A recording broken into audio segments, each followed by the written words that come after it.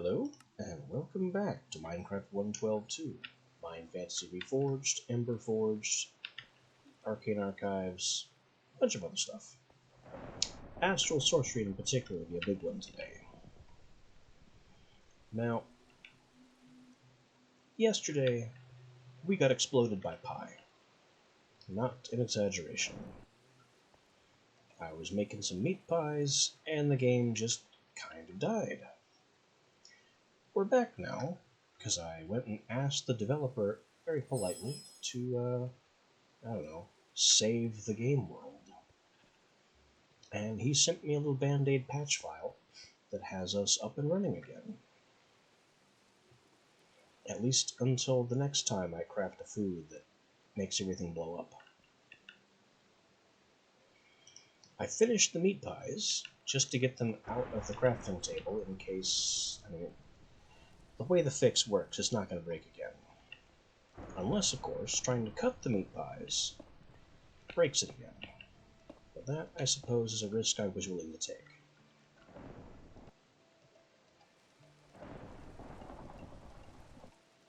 So let's see just how high meat pie stacks. Stacks of 16. Pretty nice.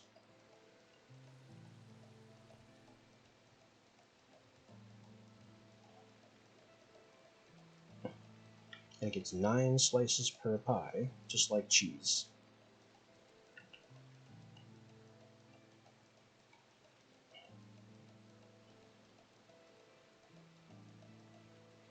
And there we go.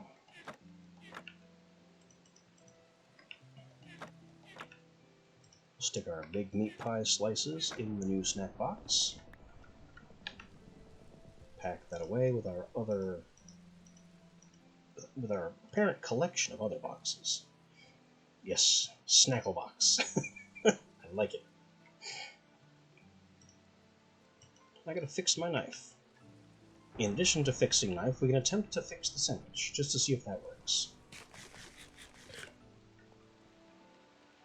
Repair? It's not making any noise. Usually there's a failure noise that sounds like wool. So no, you cannot repair sandwich.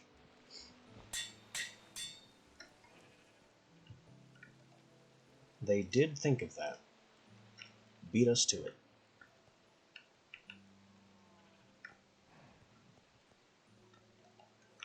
Now I believe I was just shy of getting some red steel. Or...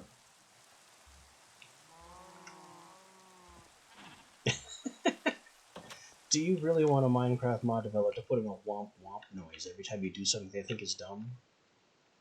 Sounds like something the Botania dev would do.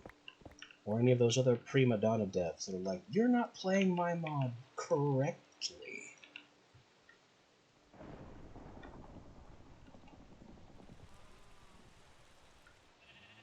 Now, I know we just made red steel. Where is it? Or did we not make the red steel yet and I'm still working on that?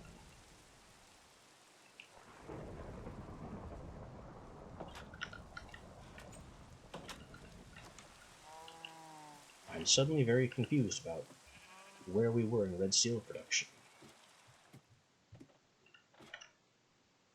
I just filled that with charcoal.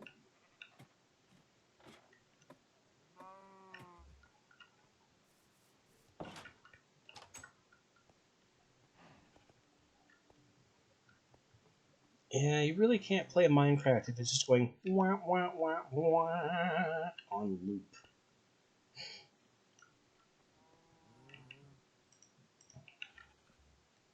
There's the red steel.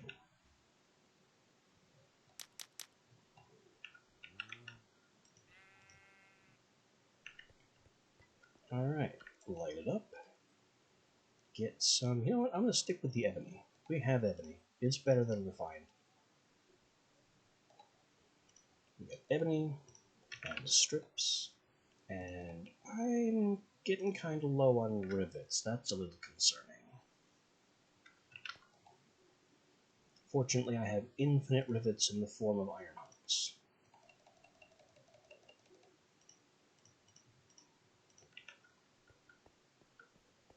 So we'll just prepare for that. This isn't workable until 2000, which the forge cannot reach on its own. That's what the bellows is for. And even with the bellows, we can't reach 3000, so there's no risk of this going unstable.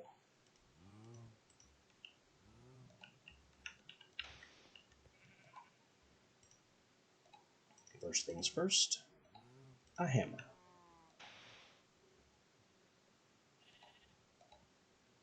Without a hammer, we won't be able to make anything else.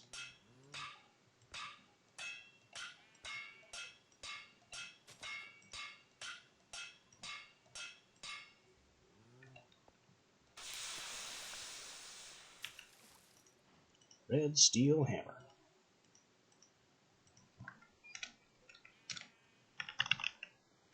Next, red steel heavy hammer to make all those special crafts.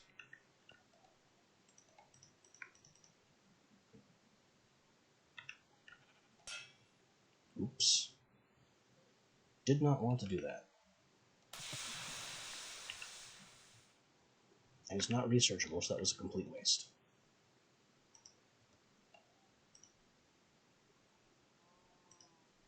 Oh well. We can just reheat it and put it back. Strip, wood, and our rivet has gone unstable. Because it's simply too hot in there.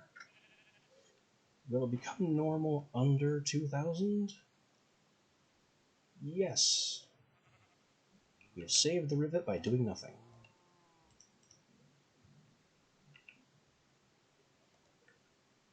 And that ingot can go back.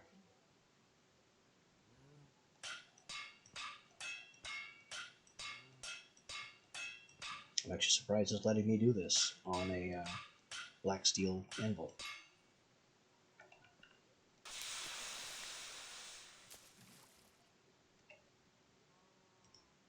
And I need the 6th ingot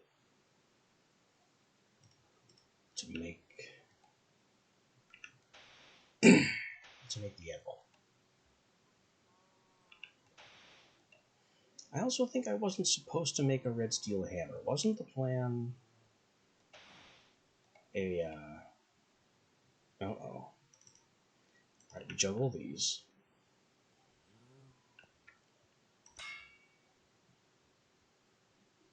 And put those back down.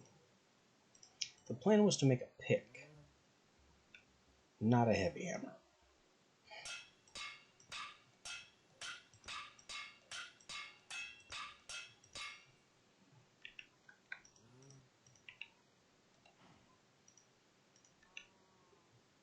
Now, don't go in fire. Good. Boom.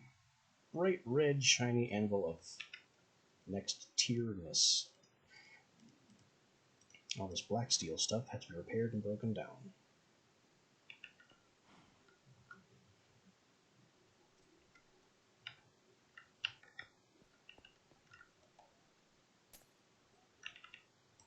I guess that will do it for smithing for now.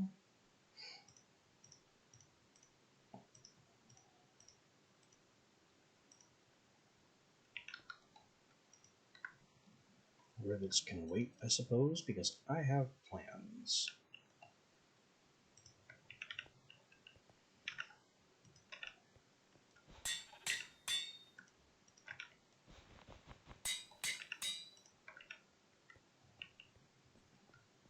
So you may recall that I chose not to fight a wither. A wise decision in and of itself. But I chose not to do that because I couldn't think of an easy way to contain it for safe farming. The thing about that is, I just remembered something. Or more accurately, I rediscovered it in my offline world. There's an item that I've been meaning to make here to get independence from torches. This illumination wand. What I just rediscovered is that it has a second function. So the illumination wand on itself, or in and of itself, places light sources. That's just what it does.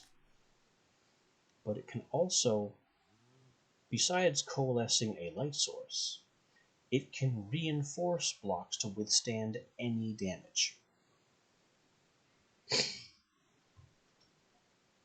The illumination wand is, in some small part, an extension of Thaumcraft's warding wand.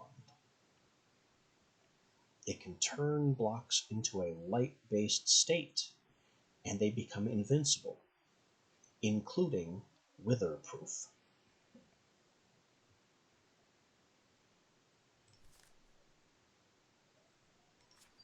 So if we make one of these, we can make a witherproof box. The only thing I think I might be lacking for that is enough rock crystals.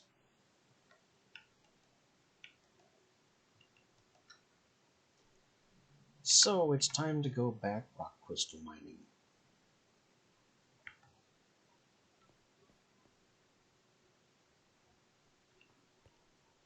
Which is going to be awful.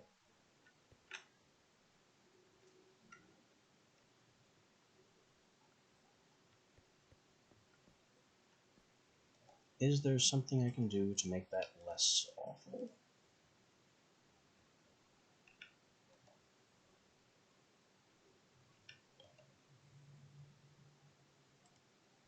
There may well be.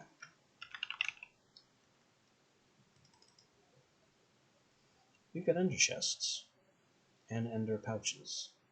So I can have an item that sends things home.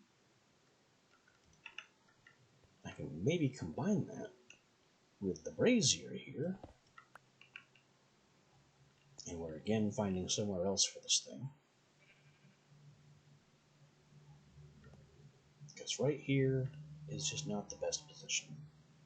Actually, if I move the manifest, it could be right here just fine. I can take out this chest and this block and probably address some of this other stuff going on here.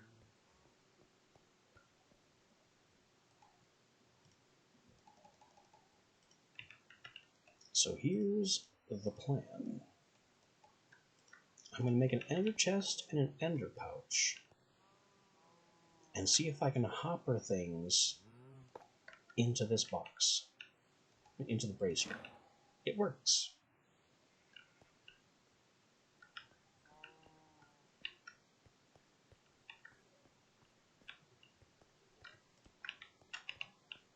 So if I can hopper things into this brazier,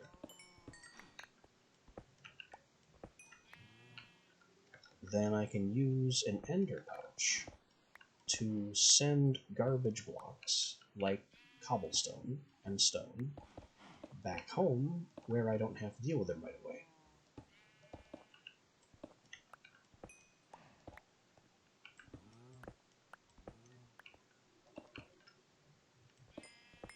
And they can just pop right back into storage and be fine.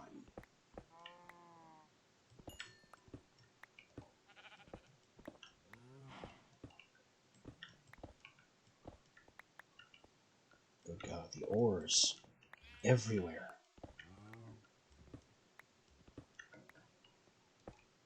This perk is becoming like a Fey curse.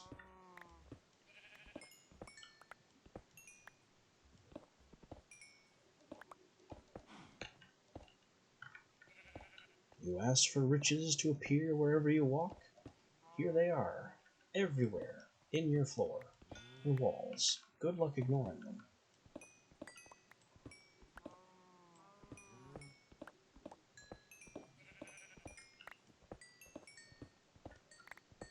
Exactly. I feel like a square Midas.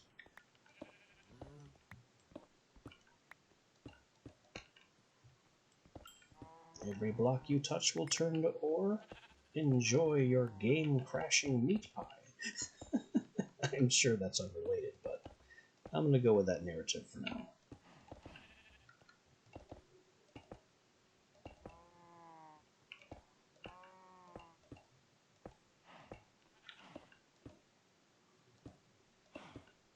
Yes, that was the problem. My meat pie turned into diamond ore or something.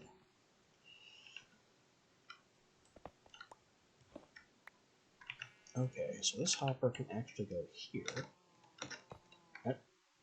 No. I want it to attach from the side. Does that work? Yes, perfectly.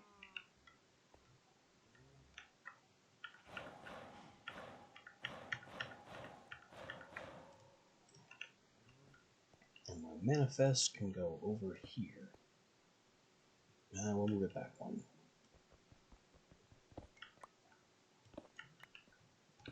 Right there, so it doesn't interfere with me sleeping.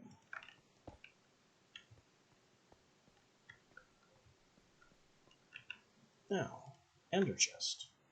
Chest, 4 blaze rods, 2 obsidian, wool, ender pearl.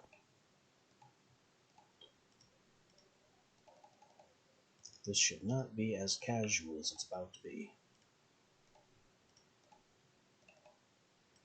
But we just have everything.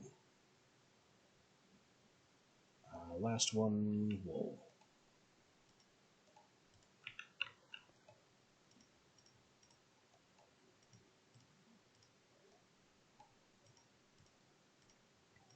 And to pair with that, we also want an ender pouch. 4 blaze powder, 3 leather, pearl, wool.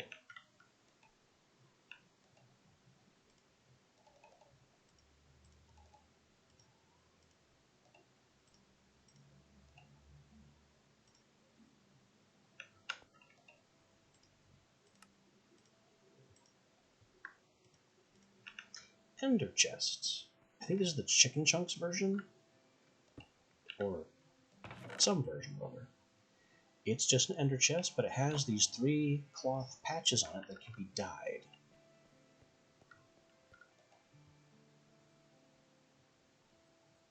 Conveniently, I happen to have 3 dyes, but I don't want to use those colors in particular. I mean, purple is just a color I use all the time. Other than that, how about some basic gray?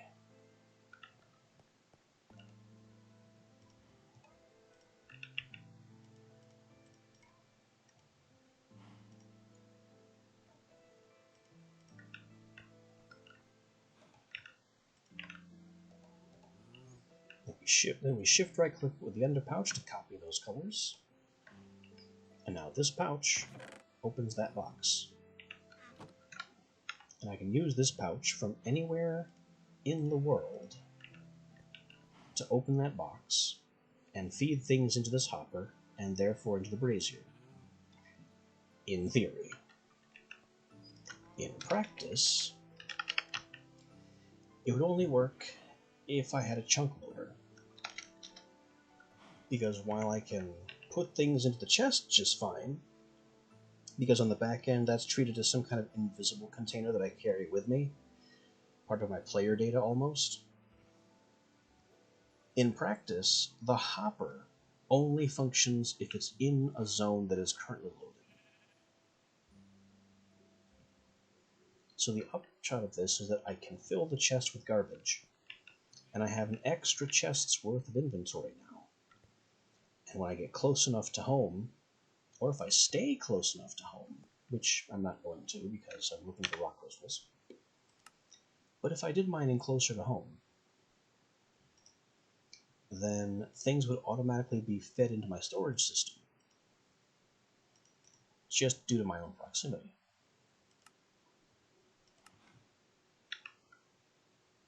I don't have the Astral Wand, which I might need. So much of my inventory space here is taken up by just tools I want to have on hand. Alright, rock crystals that way, rock crystals that way.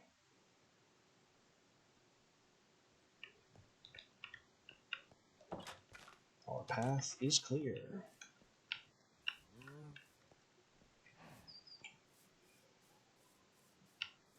So today's task list: collect some rock crystals, build an illumination wand, construct an invincible box to contain the wither, kill the wither a few times, and use those nether stars, ideally, to craft some skill books to max out our Mind Fantasy skills.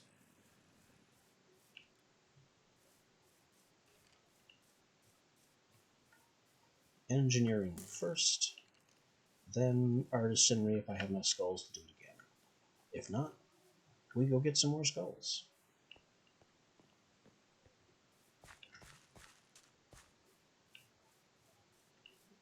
I have a marked rock crystal spot here.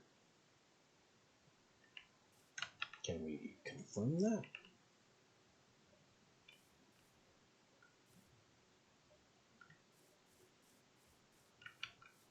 No. We mined this one.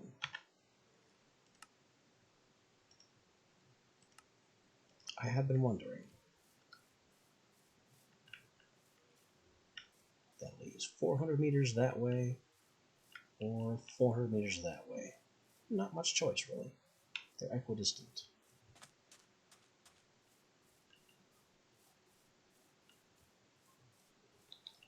Hello, creepers. Have a nice day. I have to get Smoke Bomb up and running. Because I don't want to deal with these guys. Well, he exploded anyway. I guess he's welcome to have done so. I don't tell him how to live his life.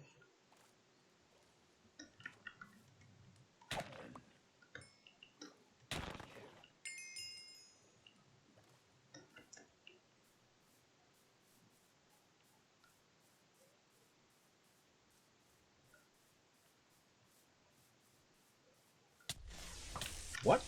What? Oh boy, that's a strong wizard. He's Palpatine. And now he's dead. Never actually did any damage. Just kind of, I'm not going to use the pun, just kind of surprised me by suddenly throwing lightning. The pun was beneath me.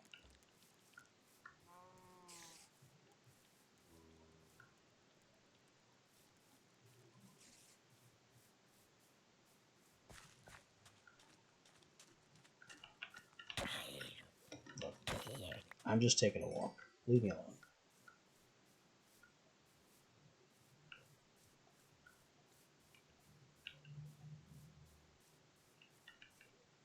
Alright. So we have a couple of rock crystal spots. One right here. Two more. Looks like a bit, yeah, definitely far too distant to tunnel to from here. So I guess we're going straight down. And then coming back up, then moving on with our lives. Shovel.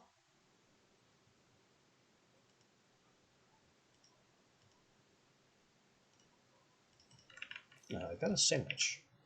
This jerky can go back in the Snapple box.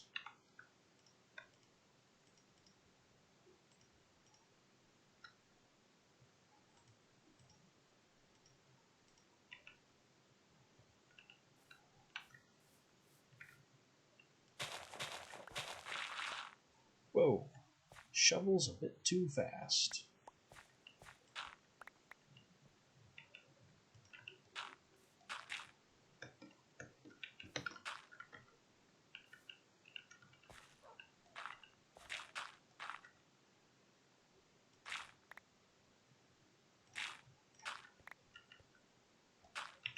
What is that? Efficiency isn't even on. It's just a crazy fast shovel because it's black steel. I made it black steel for the durability, not for the speed.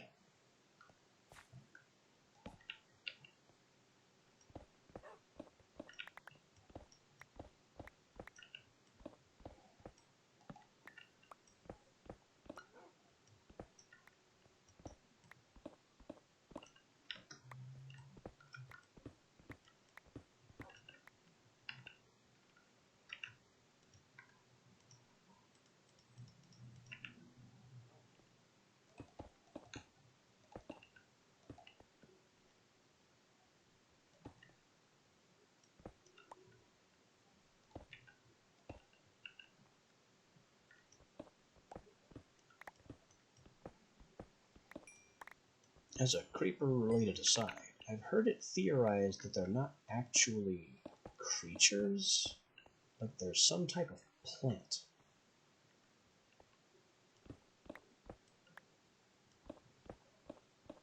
There's apparently precedent for this. A few plants whose survival strategy involves ejecting their seeds at extreme speeds. I think they were a type of peat moss. Could be grass too, I'm not sure. But that's just a theory. I don't miss my pet. I don't know, maybe I shouldn't be throwing shade like that as a Minecrafter. Where do I get off, huh?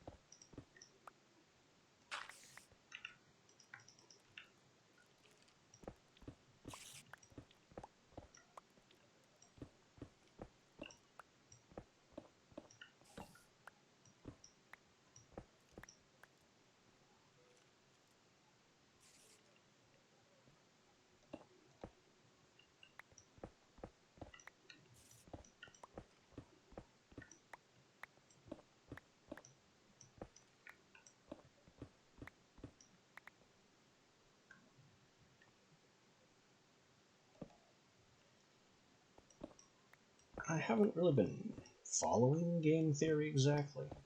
I was just always turned off by MatPat's extreme theatrics, and so it was like he was trying to be grating on purpose as the bit. Made him very hard to listen to. So, copying his style is, I wouldn't exactly call it a wise choice.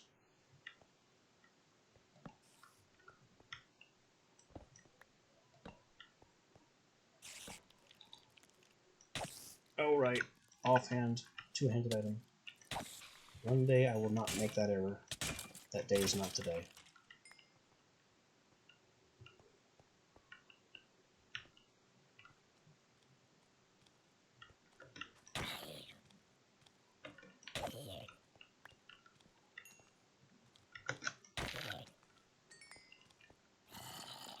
More zombie. Enough zombie.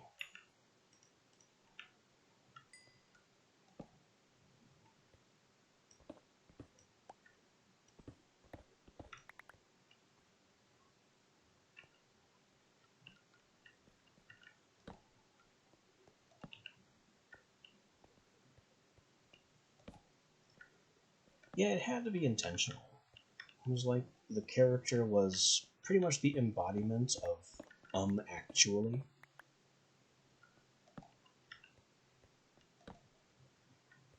And I don't know how he couldn't have gotten the message that doing that was not exactly something people enjoyed listening to. Maybe because it kept him, kept the channel going. I don't know. This is speculation I should not be engaging in because it is decidedly impolite.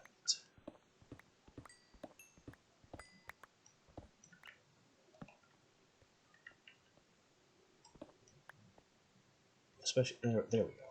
I was about to say especially since I misplaced my drill shaft, but we just found it again. Hello. Offhand again. I need to stop doing that.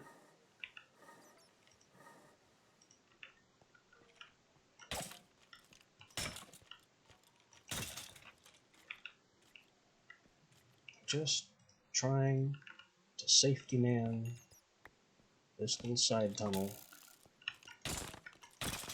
so nobody thinks that playing in my drill shaft is a good idea.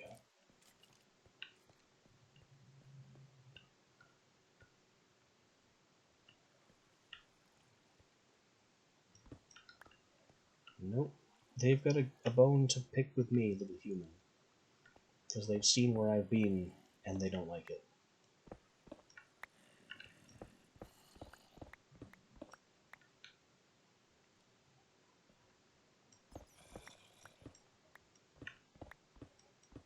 Dan Bull's music is fantastic.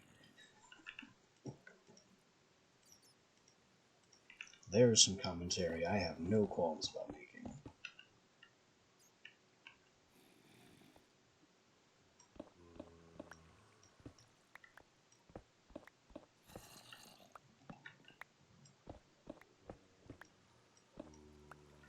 We're still on target.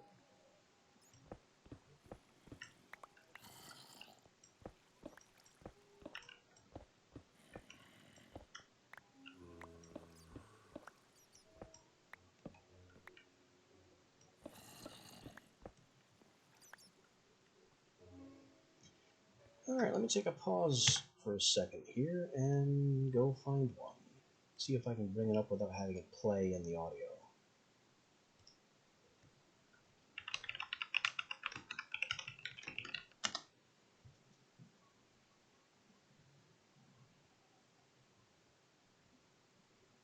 Oh, better than everything.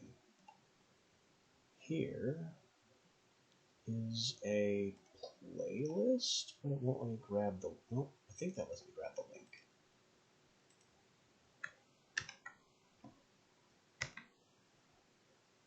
There we go. I just searched Minecraft Creeper Rap and ended up with Minecraft songs by Dan Bull, the playlist. They're great. I cannot recommend enough.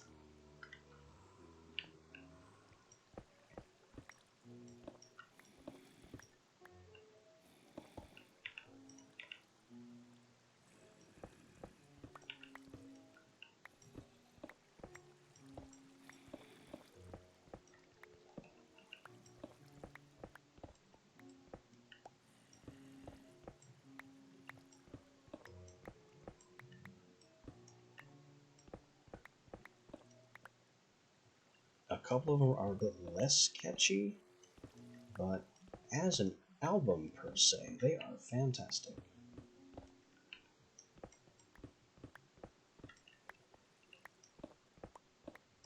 Oops. Broke my pattern there.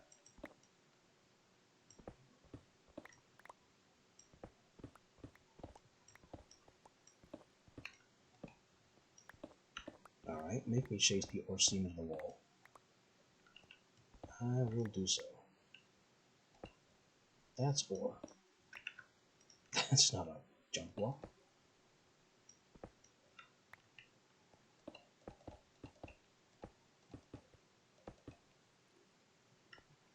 Okay. Oh, I must have generated that one. That wasn't there a second ago.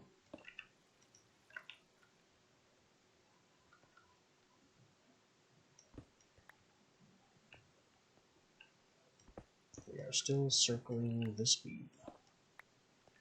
Oh, there it is. Not yet bedrock level. And we hit it. Nope, never mind. This is bedrock level.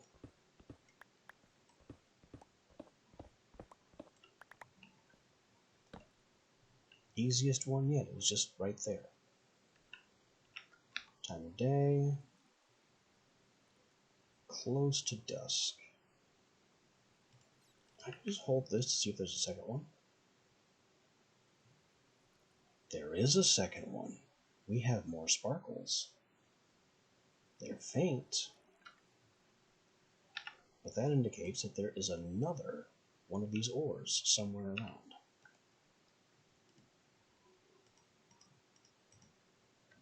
Oh, and the hopper is working. So I'll just pack all this stuff away.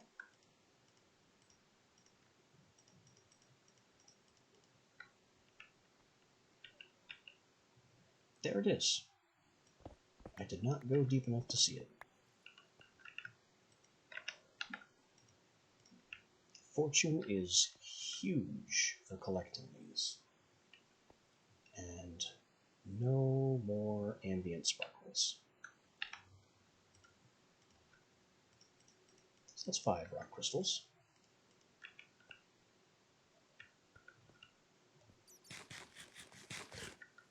Another chomp off the hoagie, and back up we go.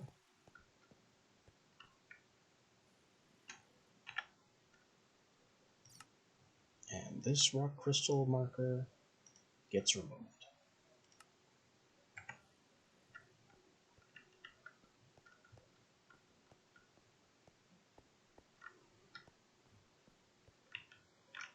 I mean, that was... where is it? That was 5 right there. That's a pretty decent stock from just one... What? Excuse me, I am monologuing.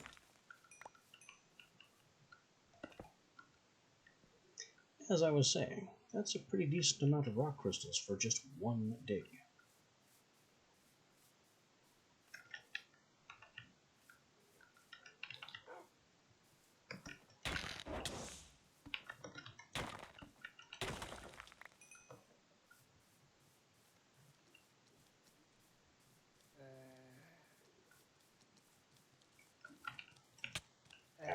Baby zombie.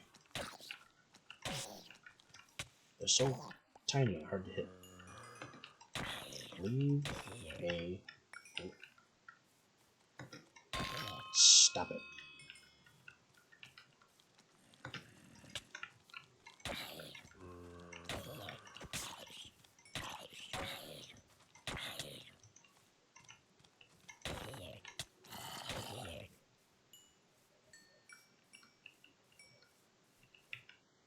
I mean, I have obsidian plate armor. Obsidian scale armor. Their meager iron weapons are not getting through.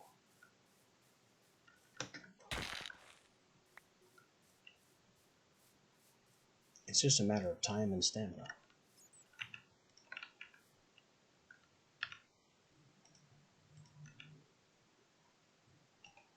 Going up. I just remembered I could do that.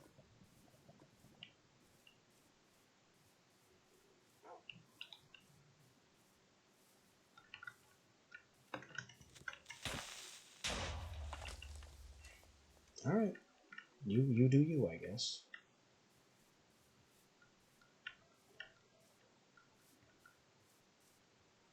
With these rock crystal points, and this labyrinth in between them, that I know I've conquered, maybe we could see how far down the labyrinth goes, and then try and drill to the rock crystals from the bottommost level of the labyrinth.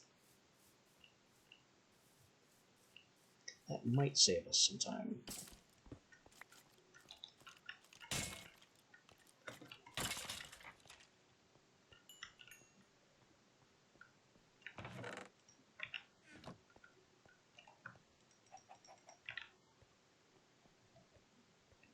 And our pouch storage strategy working very well. Yeah, they are lovely places. With so many side rooms. Like, you could just walk in here and use this as a personal bedroom. Put up some signs. Just really take the place over.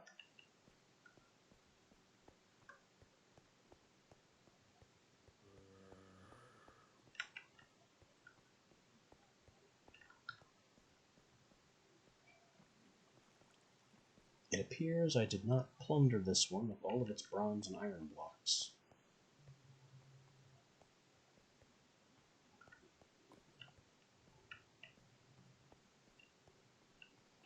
Yeah, if they're all adjacent. Which happens sometimes. Oh, look. Paper and books that I left behind. Don't we know a villager that wants all this stuff?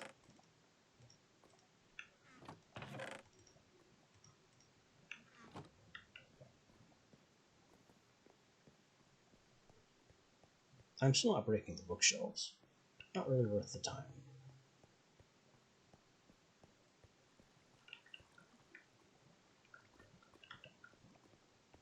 Alright, I think this is as low as I'm going to get. But I am way too far off horizontally.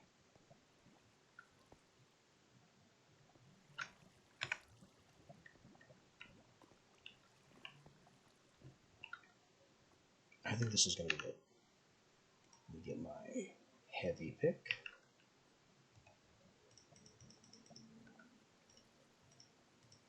And prepare to perform some absolute nonsense.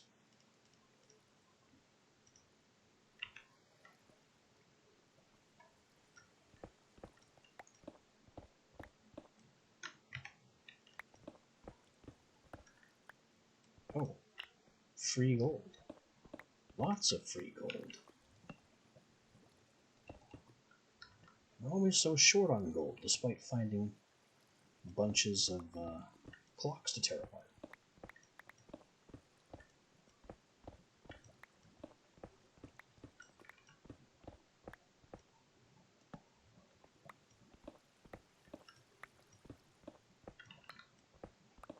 Silver, not a very big deal, but a nice find. Bedrock, perfect.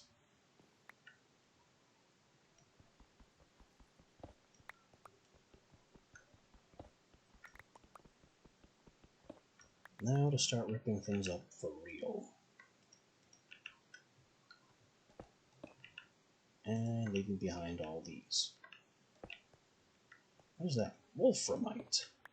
It does exist. In more than single block pockets.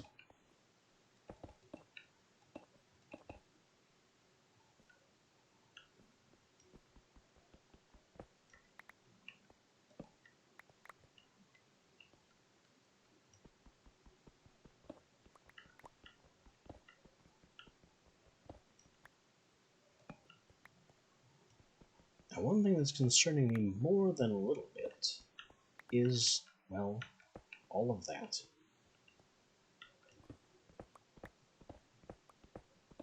There's lots of lava on the map.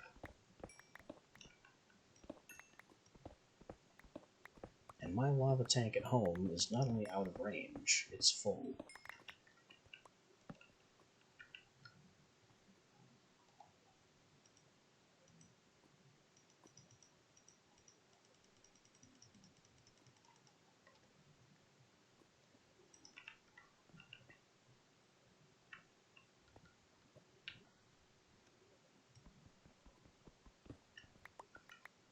Yeah, a fair assessment, and they're not that expensive. I just don't wanna. I mean, we upgraded the existing one to maximum size. The only thing I could do now is... Wait, there is a solution. I could make a devouring charm and put that on. So this devouring charm, as an optional upgrade, adds voiding to tanks and troves. So it would allow me to continue to take lava, even though the tank is full, and therefore destroy the excess lava. And that's all it costs. 2 obsidian, a flint and steel, and a golden ingot.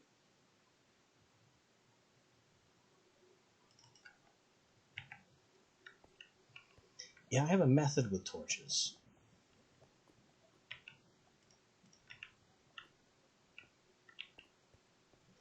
That's why I always install a light level overlay.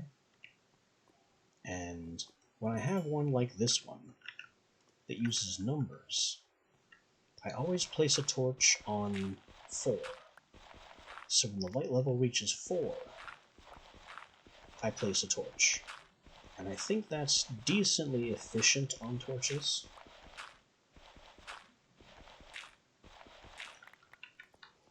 I actually prefer the light level overlay mod that just does colored X's in yellow and red, signifying, when enemies can spawn and when they can't. But this one is more detailed, which is why I put up with it.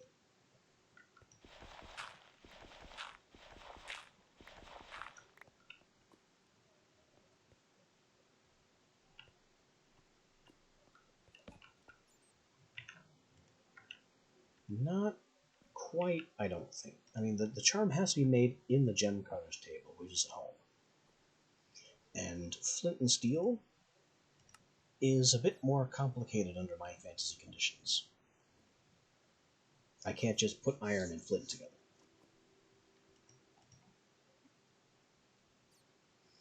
And it would have to be installed on the lava tank back home. So it's not a solution right now, but it is a solution for the very near future.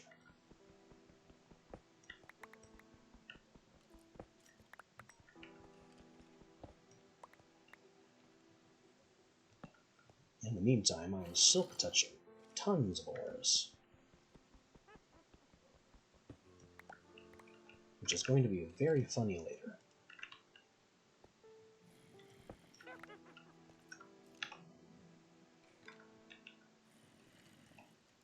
Right now, though, it's a little bit annoying. Also, I put all my torch materials in here. Oops.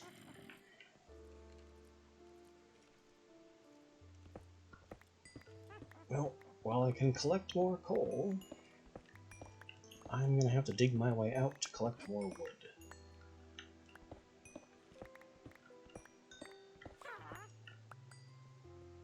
Also, there's definitely somewhere over there where there are monsters. So much witch noise. Ah. I'm just here for the iron, not the gravel.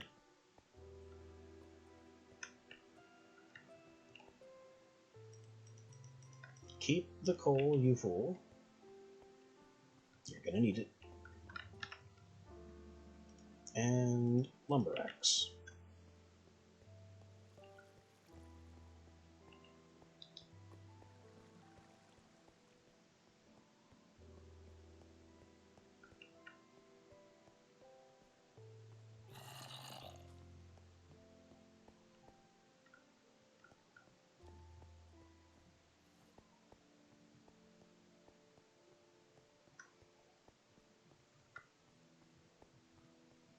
This is why I place torches with a specific code in mind. I didn't even have to think about which way was out. I just followed the torch trail.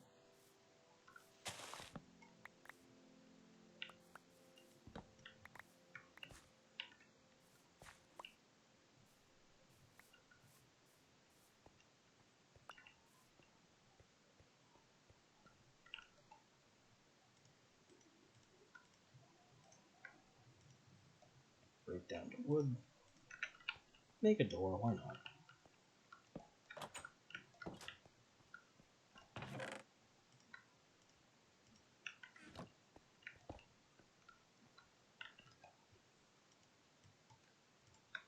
Then we get down to timbers. And from timbers, sticks. And from sticks, torches.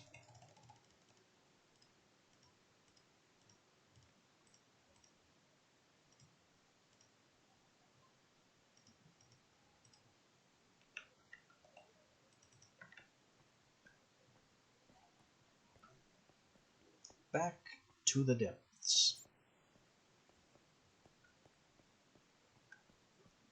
Going this way I do kind of have to remember.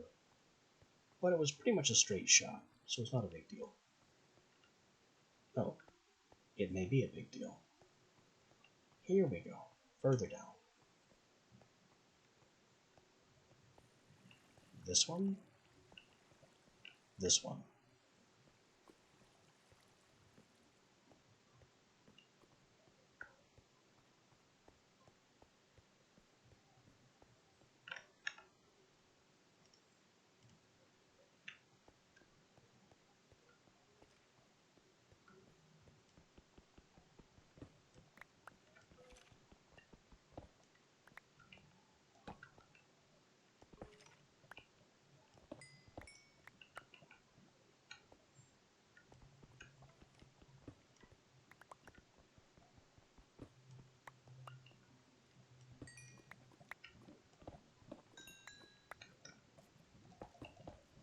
With the power of our remote storage solution, I really can collect everything of value.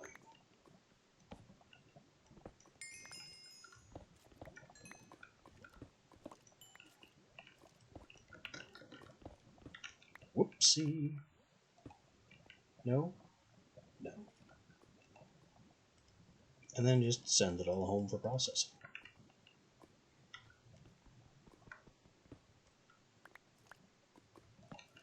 Turning organization into a problem for future me.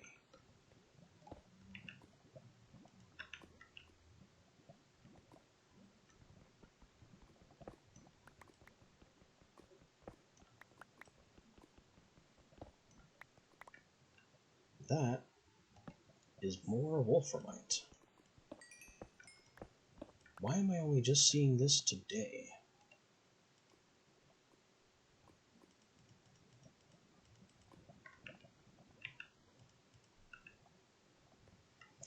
How many rock crystals have I previously collected? By digging exactly like this and not finding any wolframite, to the point where I question whether it even existed.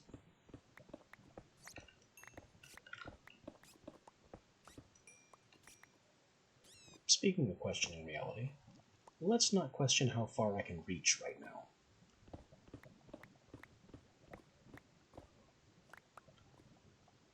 I mean, just did that from the floor, and I can block it off from here.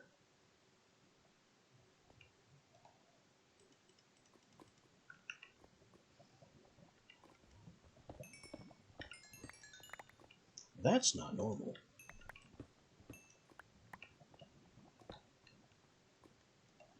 That is astral sorcery perks at work.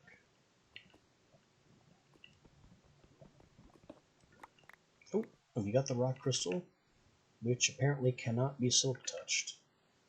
So, we did not fortune it.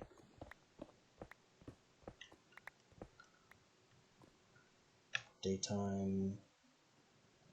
It's not close enough to night to hang around and look for a second one.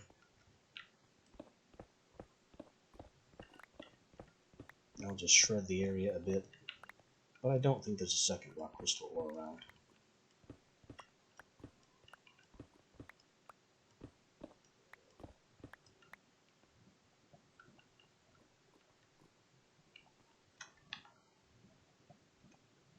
Yeah, I know it's right on the basically the edge of night, but it's still not worth my time to just kind of hang around.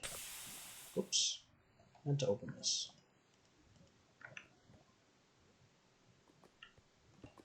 So instead of hanging around, we go onwards. I have another rock crystal site to drill to. Through and around all the lava.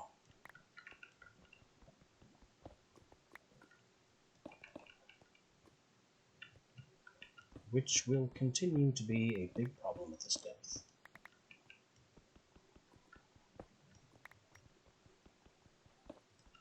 Whoa! That is one of the biggest problems of lava I've had in a while.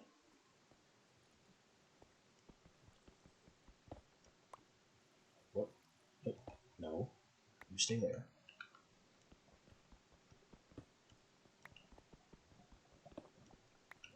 Just trying to delicately go around the lava pockets. That's not going around a lava pocket at all.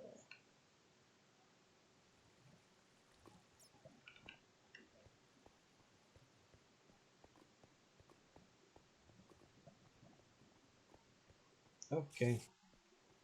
New plan. Where is that other RC? It is up there. So we'll just go back into the labyrinth, into the nobles' quarters area. And we'll dig to it from there, instead of trying to go through all of this lava.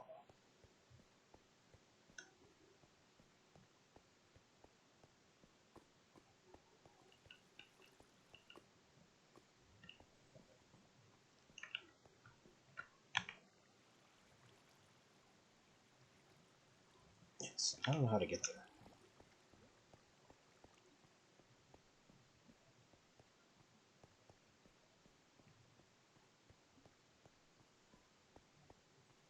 This looks likely. Down here, maybe? And if we left some obsidian behind, I can grab that too.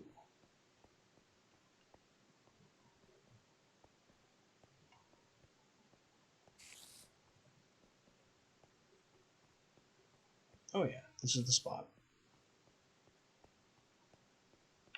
And there's obsidian, which we started to take and then gave up on, because it was being slow. How much faster to just use the wand?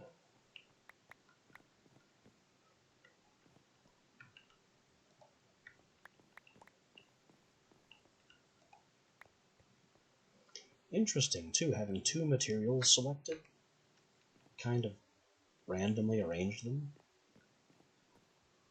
That's an interesting trick that this wand definitely couldn't do before.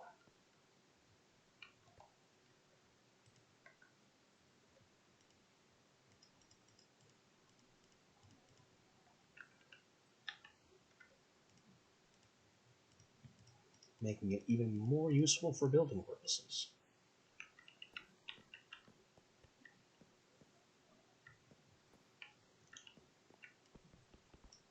Wrong pick. This one.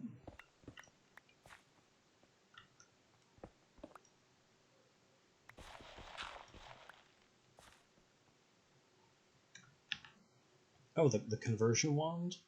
The wand that lets you trade one type of block for another? You can select more than one material type. So I currently have cobblestone and stone selected.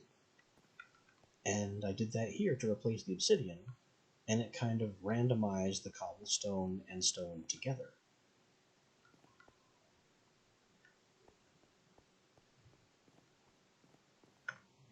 Which I definitely know people that would be happy about that for semi-randomized castle walls and things.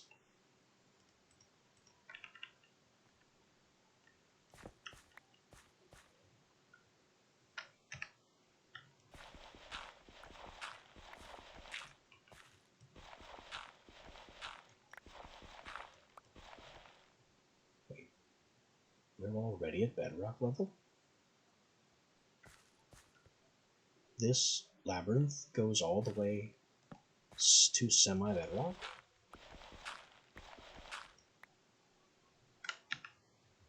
Well then, where's the rock crystal?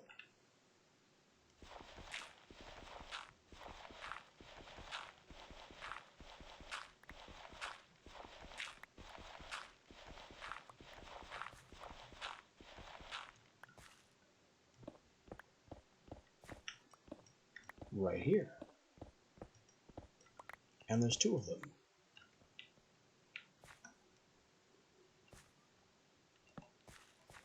Yep, the gravel wasn't high enough for torch trick. It's only 2 or 3 blocks.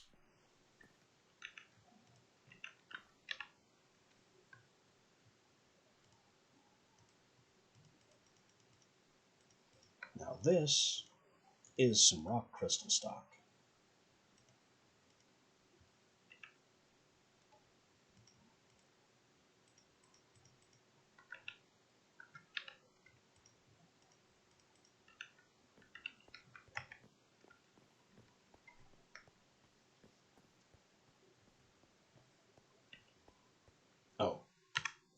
I should turn off that waypoint. Both waypoints, actually.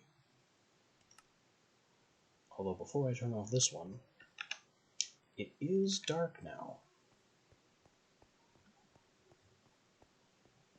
So I can kind of rush over there and confirm that there isn't a second rock crystal ore.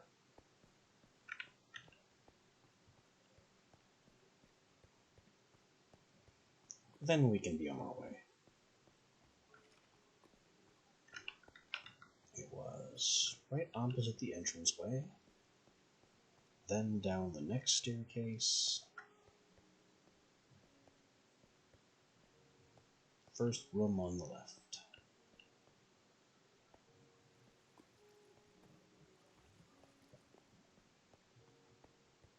And straight on till lava.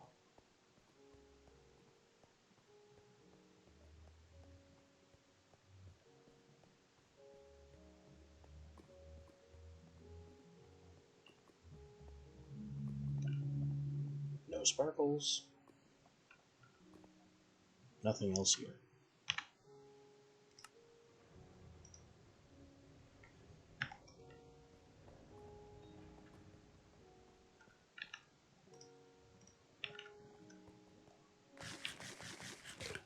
That was created by my perk. No way was that there a second ago.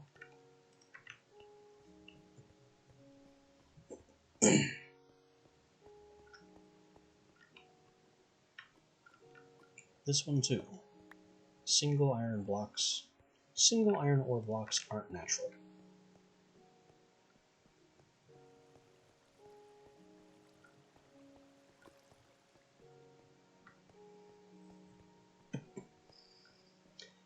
Yeah, I gotta keep my eyes sharp.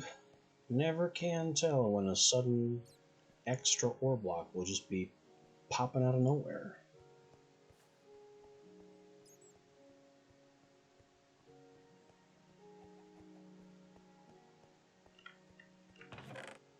Nothing I need to take with me. That door can stay put. It's not going to hurt anything.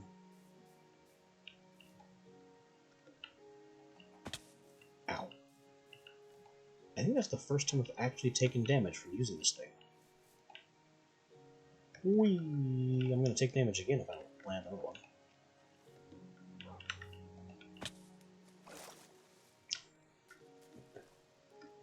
Oh, I love this thing.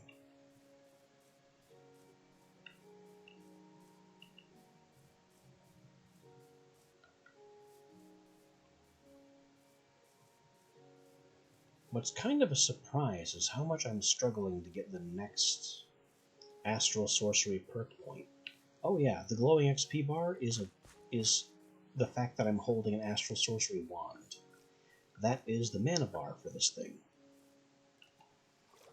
It goes down when I use it, and then refills very quickly because I'm under the open sky. The mod calls it Alignment Charge, which is a very nonsensical name for it, but that's what it is. It's the rechargeable mana bar for all Astral Sorcery wands. The Builder's Wand and Conversion Wand function on that too.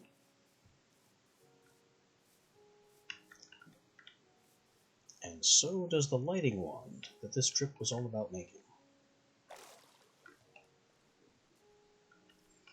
Whoa! We're fine? Fine, but in a hole. Grapple 1, grapple 2, whoop, grapple, grapple, grapple tree. We're out. Oh, that was mad.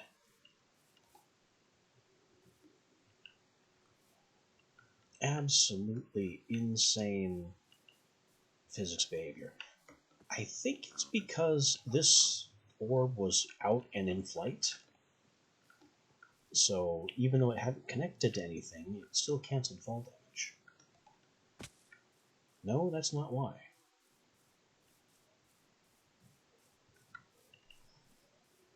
So I don't know why or how the rod saved our life, but it did.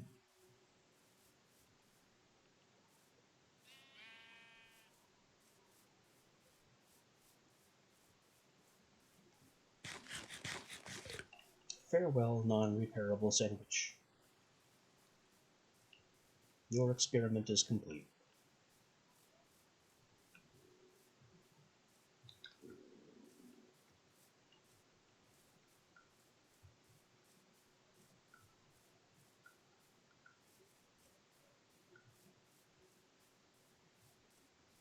Speaking of new and interesting and experimental provisioning foods, after that scare with the meat pie, I don't think I'm going to be making any new foods until they are first tested safe in my non-stream world.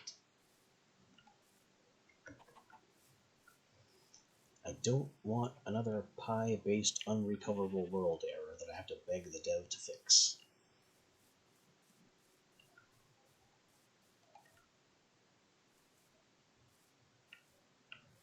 Which I'm sure is entirely reasonable.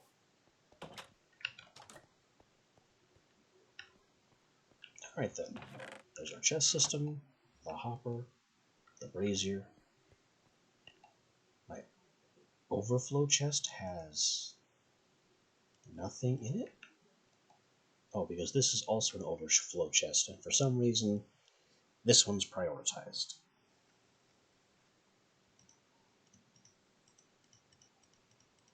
So we got some ores.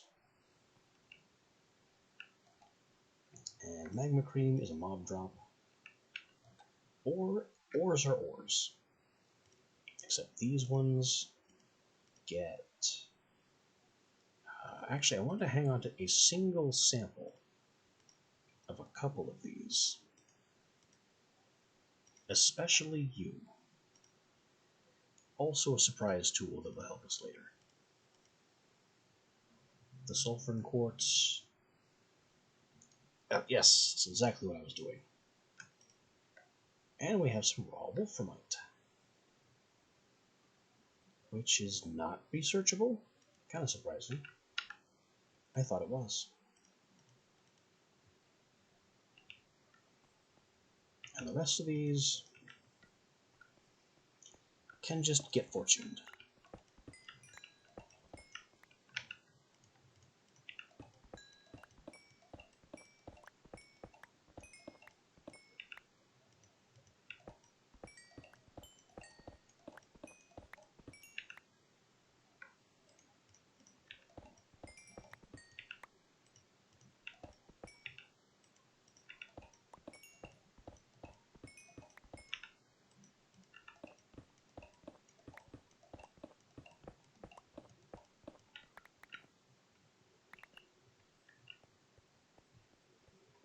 And all this stuff goes in the box.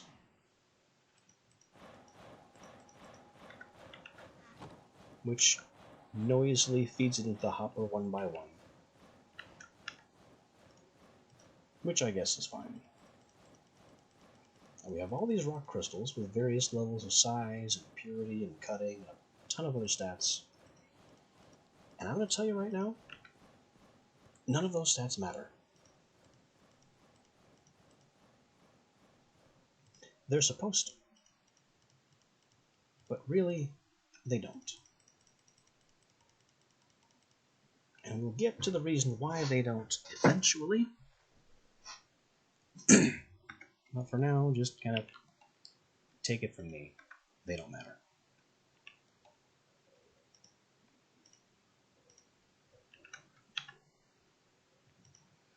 Now let me get my book. And the key to Torch Independence is 2 crystals, 2 stardust, 1 resogem. It's just what I call those for short. 2 stardust, 1 illumination powder, 2 wound, and 2 rock crystals. Is that the full list? That is the full list. Resogems still require you to have this on hand, because it could consume a bucket of starlight, and I'll have to replace it.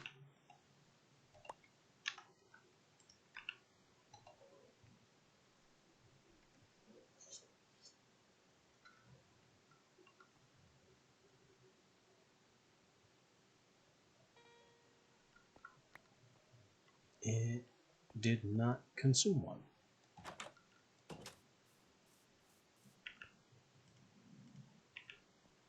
Now I just have to hang around with the stuff in my hotbar until night falls.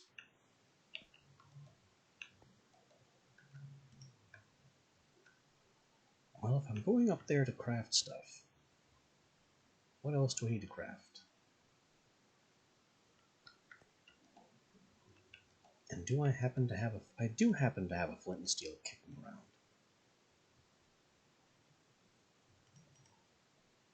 Oh, 1 gold, 2 obsidian.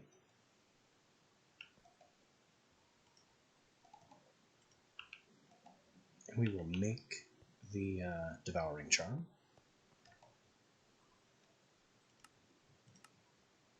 Oh, it makes 4 of them. Okay.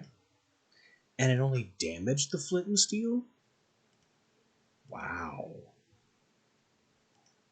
So I guess what it actually did is...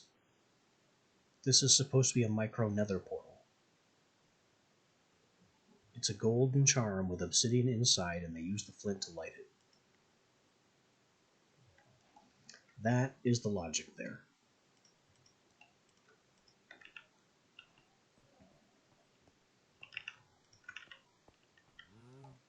Now Lava Tank gets Devouring Charm. And now my Lava Amphora can consume an infinite amount of lava.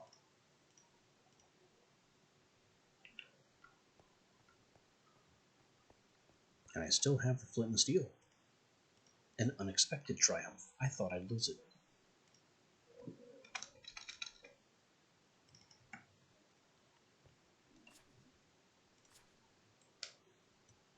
What else can we do? There's a lot of stuff here. Surely there is something.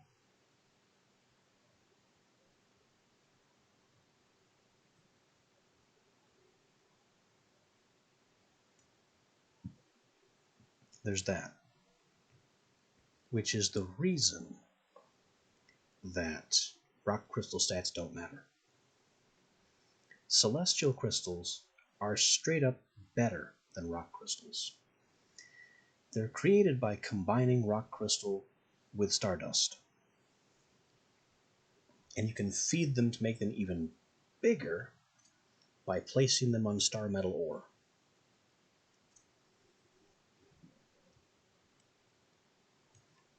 That becomes a bit of an issue because they consume the star metal from the ore and turn it into iron again. So to grow the best celestial crystals, and it doesn't say so here. I don't remember where it says so. It could be in the next chapter. But to grow the best celestial crystals, you have to focus starlight on them and on the iron ore that they're sitting on, so it can continually be turned into star metal ore for the celestial crystals to consume. And I don't know what the upshot of that is, but surely it's something good.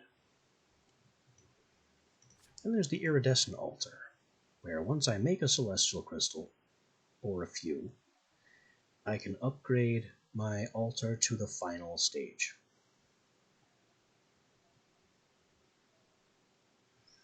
And get access to the biggest, which this is just a very small upgrade. This is our existing altar plus a semi-ring of bricks. That's it. This is the simplest upgrade ever, aside from this part of it.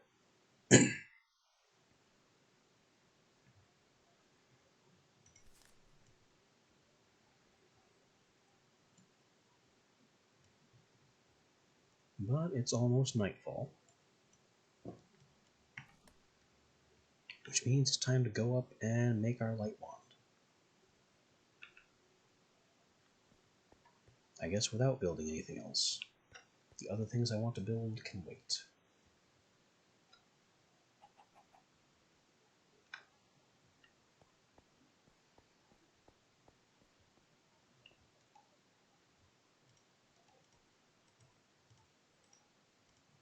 Reso gem, rock crystals, stardust.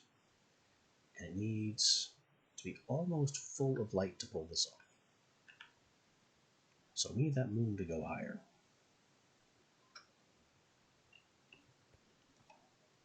While I'm waiting, any new... This is an empty patch. This is an empty patch. Also empty. So there are no undiscovered constellations waiting around.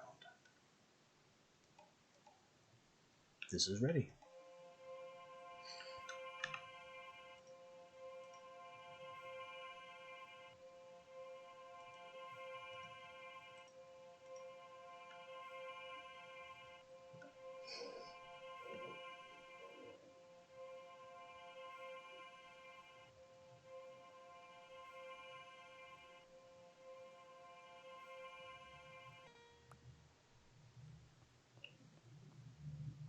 Illumination Wand. We have achieved torch independence.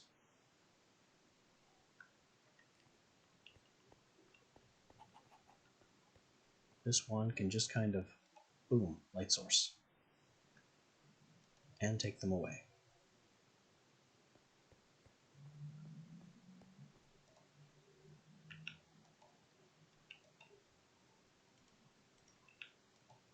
And what I'm going to do, of course, is make it my color.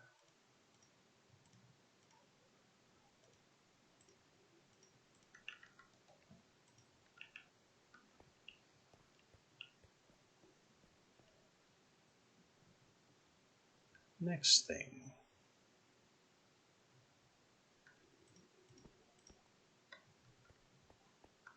I guess we grab a bunch of cobble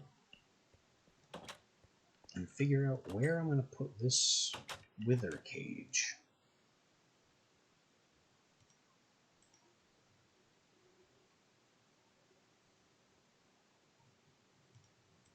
I thought I had more skulls than that.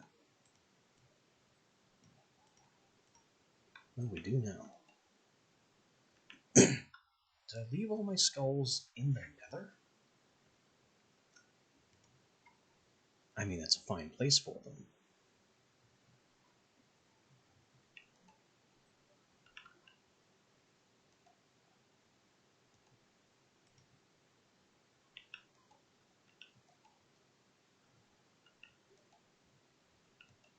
It's not like they were found anywhere else. Alright then, to the nether. And we'll build our wither cage there.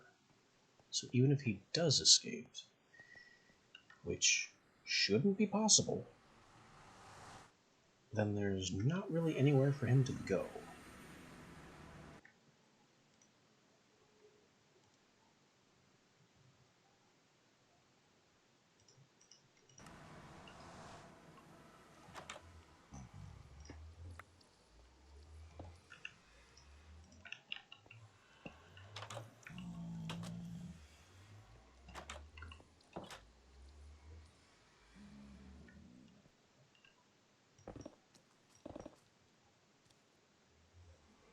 Sprinting pigmen always make me take notice.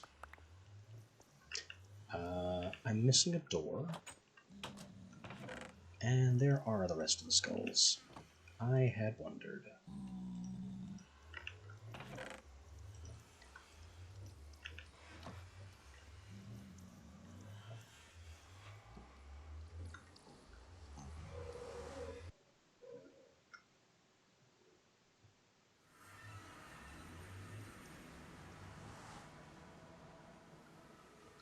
Funny, I left those two doors in the labyrinth thinking they were useless.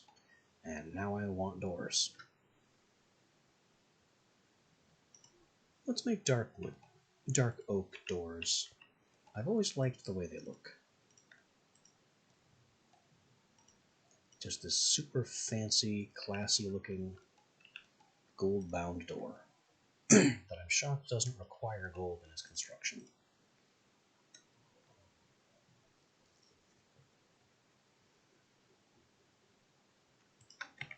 Might actually need more cobble than this. Because the design I'm planning is needlessly dense, but it's a small sacrifice for security.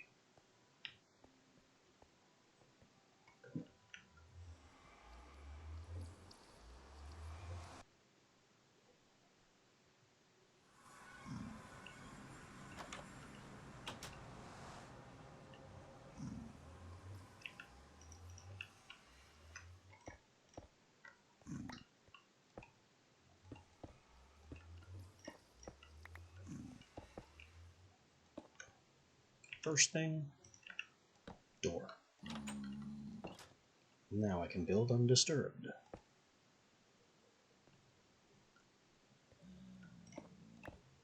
Second thing, I need to make a somewhat winding path with a wall in the way.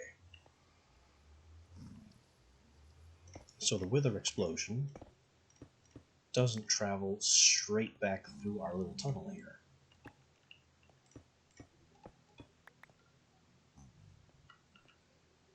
So we're going to take a sharp left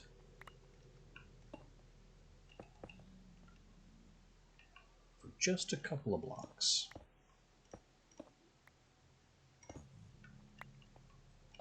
Then resume going forward. Return right for just as many blocks.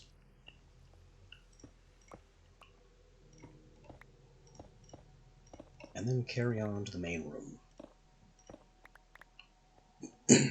which will be right here.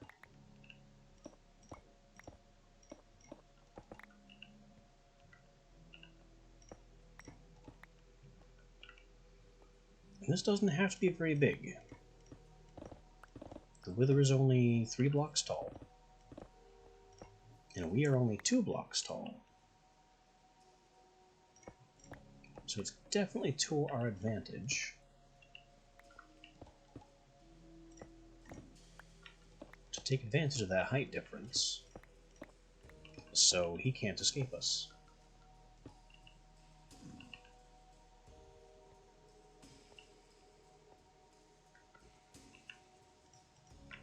And our main trick is this wand.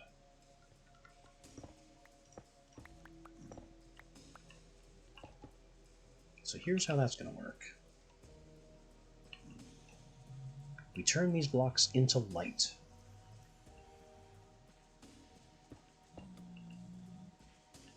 Which is very ugly, and slow, and costs a lot of wand charge to do for each one. But it makes the block unbreakable.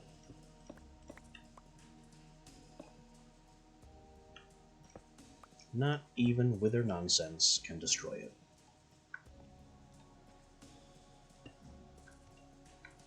And I'm just going to keep doing this to reinforce the whole area.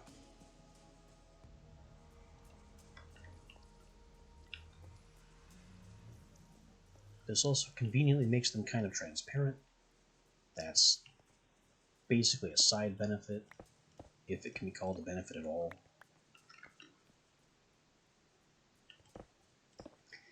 And what I want is a containment unit that is 2 blocks thick in basically every dimension.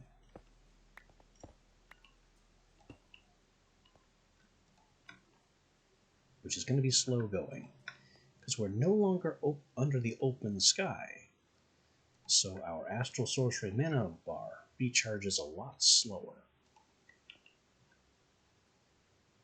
It still does so at a pretty decent pace, but not a pace that could be called fast by any means.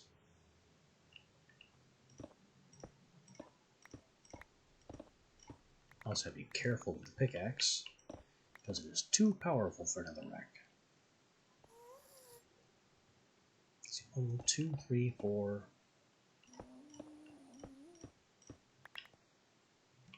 5.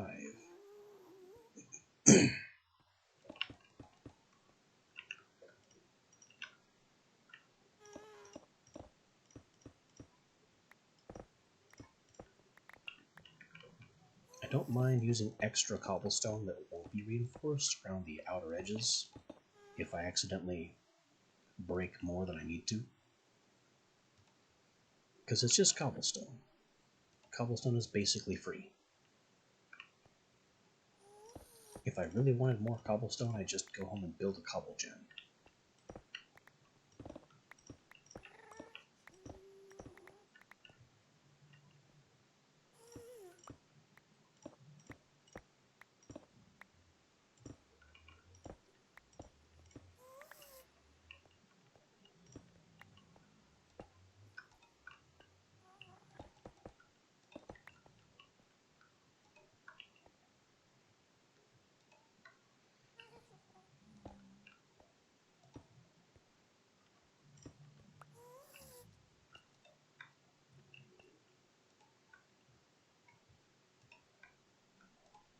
Oh, that's suddenly recharging faster for no reason.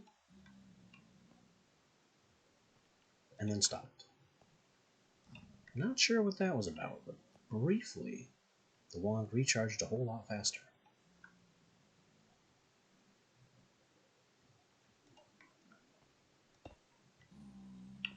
Definitely would have liked that to continue.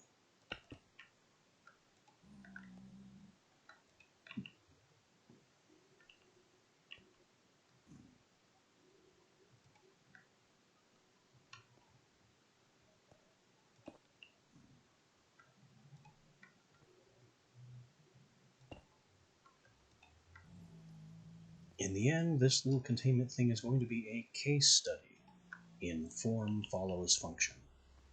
It's gonna be absolutely hideous, but it'll work. And that's all I need it to be. Functional.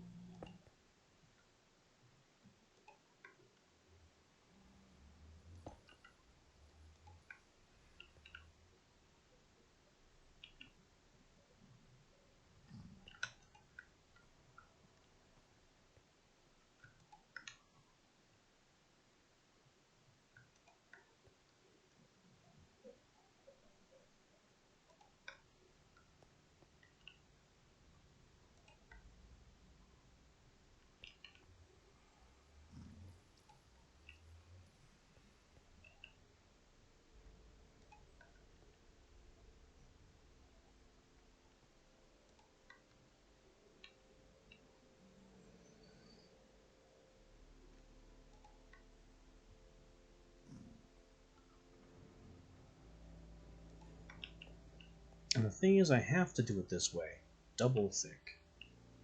Because if I just made a containment like that, then the wither explosion can actually pass through the corner of these blocks and begin cutting huge lines, just diagonal lines, straight through the map.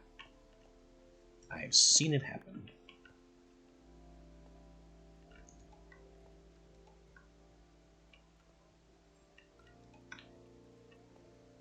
So that is the reason for the SCP levels of security here.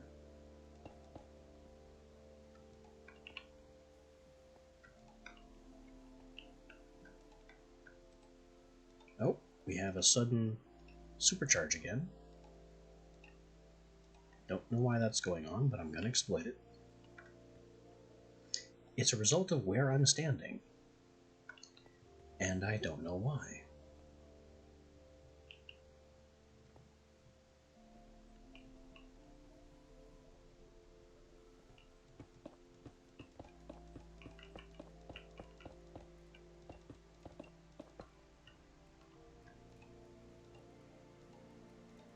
Alright, let's take advantage of this supercharged space.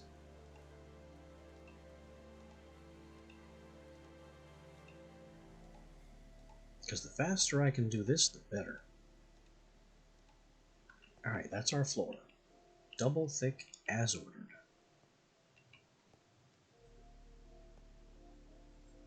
We have a corner here where the thing I just explained could end up being illustrated.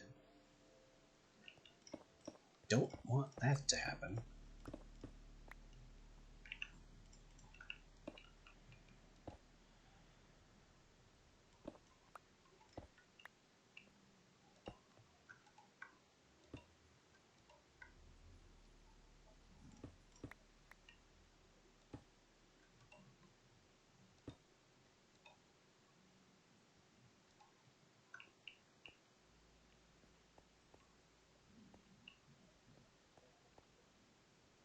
Alright, now I can work on making the wall double thick.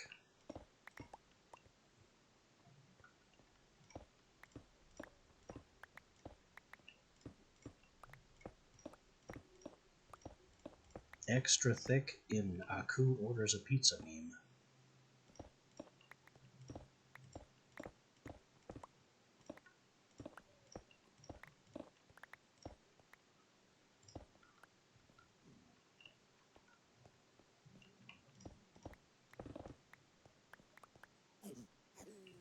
Oh, a Minotaur has angered the pigmen.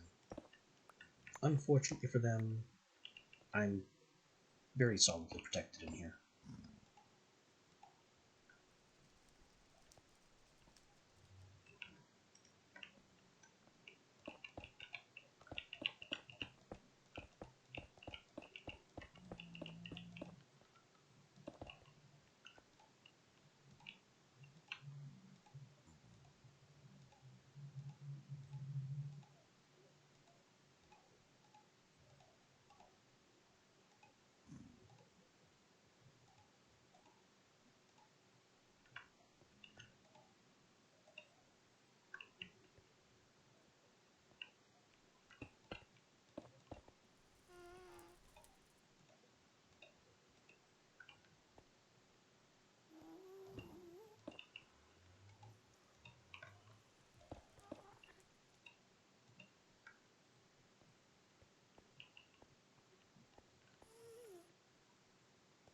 Okay, kind of losing track of where the walls are supposed to be, because everything here is so bright.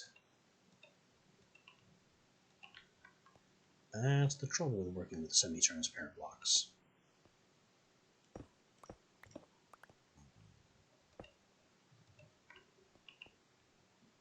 Positioning ends up being very unclear.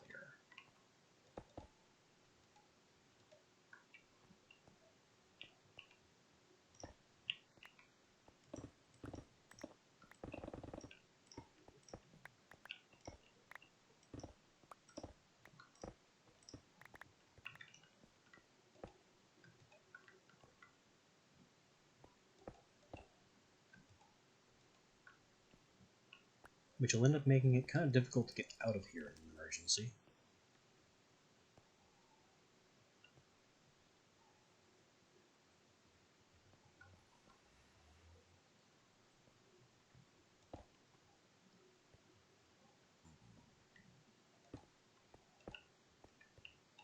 But that is going to be our our wither point. Wither is going to be right there.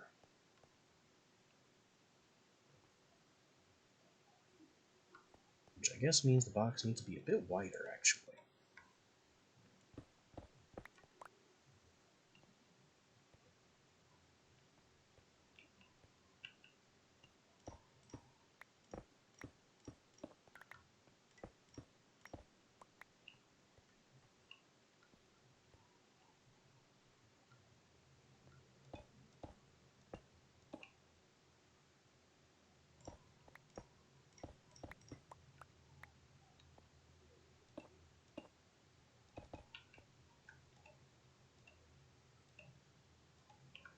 Yeah, that's what this was always going to be. A wither box.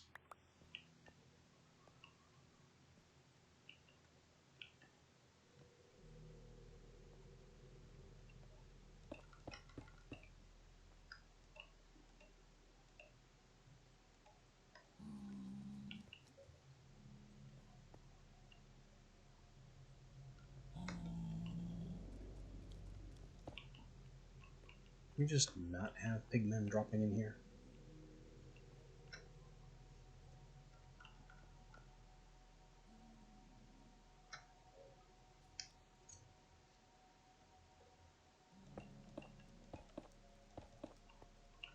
That is fair. My brain works a little differently, if and when it deigns fit to work at all.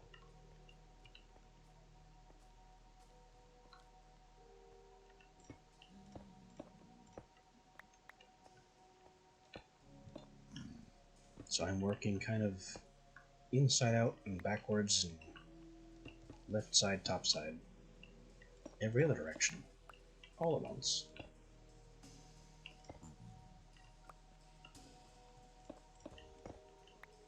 The short version, I have no idea what I'm doing.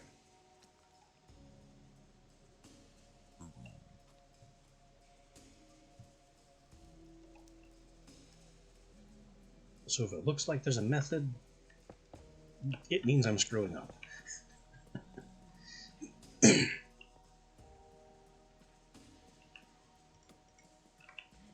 Because in all honesty, this idea is evolving as I go, and I'm revising it in my own head just as quickly.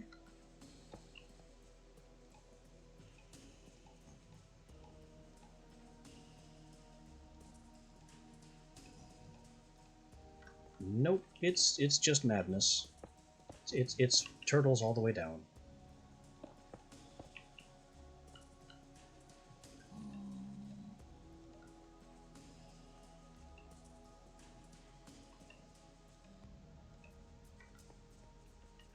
Any resemblance to method, real or imagined, is in fact imagined.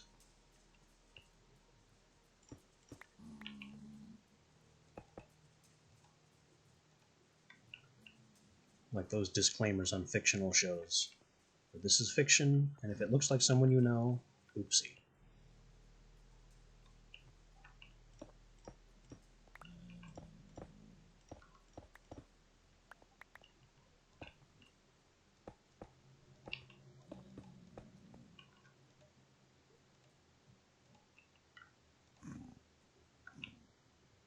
Why did I not knock out the bottom blocks there?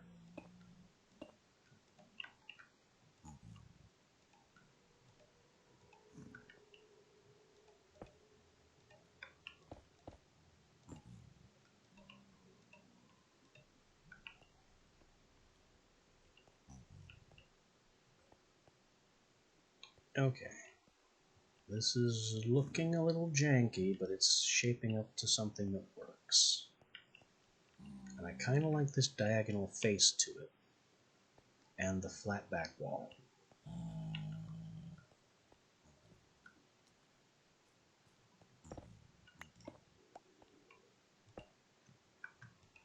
The whole point of making it double thick was always to protect my outpost and bridge in that direction.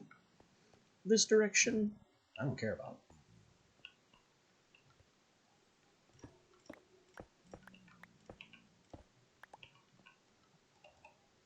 If his blasts can crack through the barricade and cause damage this way, I don't care.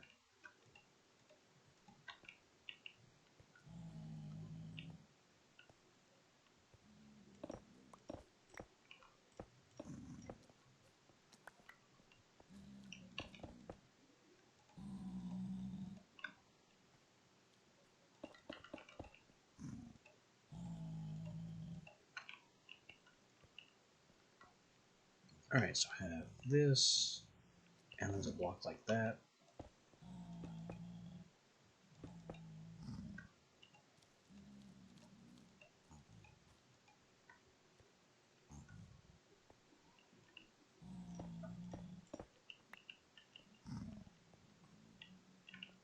And then it's...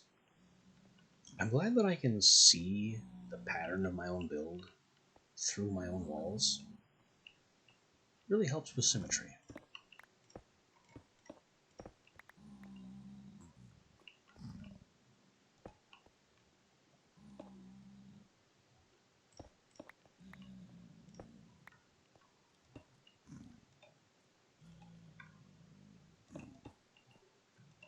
So we have an advantage of semi-colored or semi-transparent cobblestone turned to glass.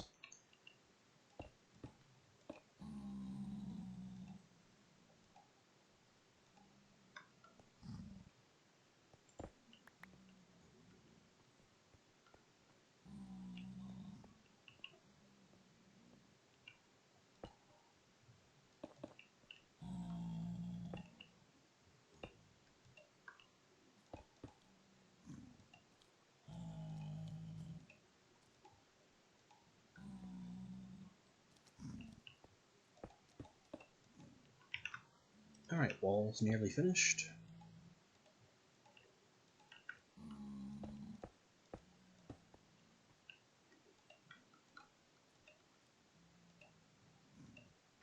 Then I'll have to go outside and put the ceiling on.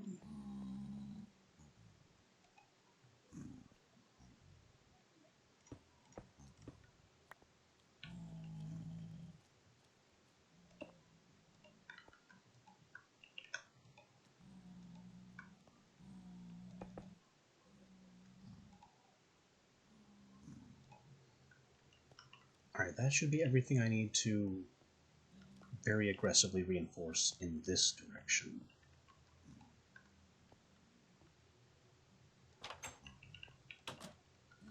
Does it look horrible? Yes. It always was. It was always going to.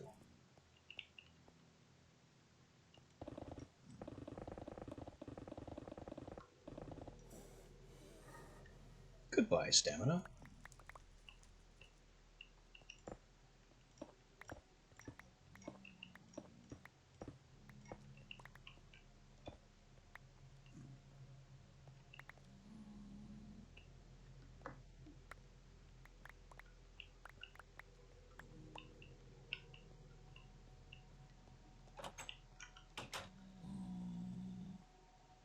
That is a pigman in full armor, meaning he has a loot bag. And their numbers are growing. It honestly looks like they're planning an offensive.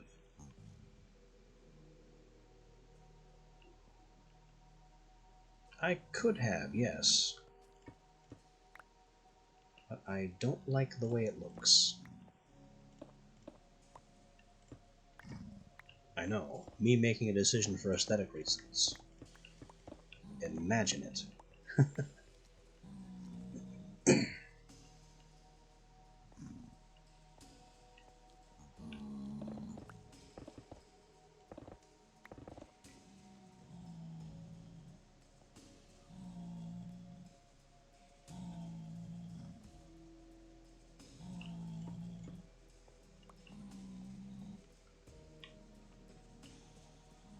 I think I messed up the symmetry here a little bit. A little bit.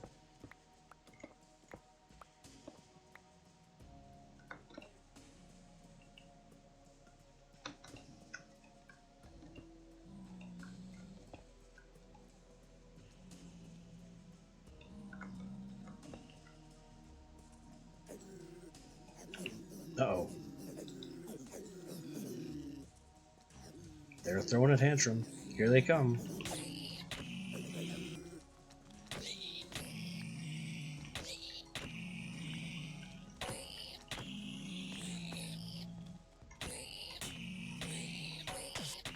Unfortunately for them, I have a spear.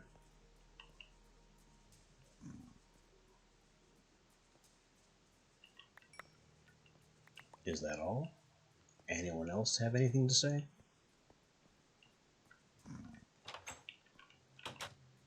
Because I still have a spear and a dream. There's the Minotaurs that started the fight.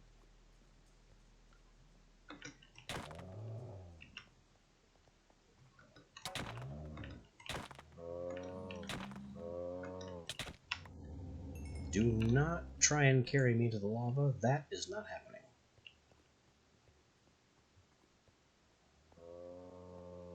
You. Okay, you go play in the lava. I know you're immune to it, but you don't have a way back up.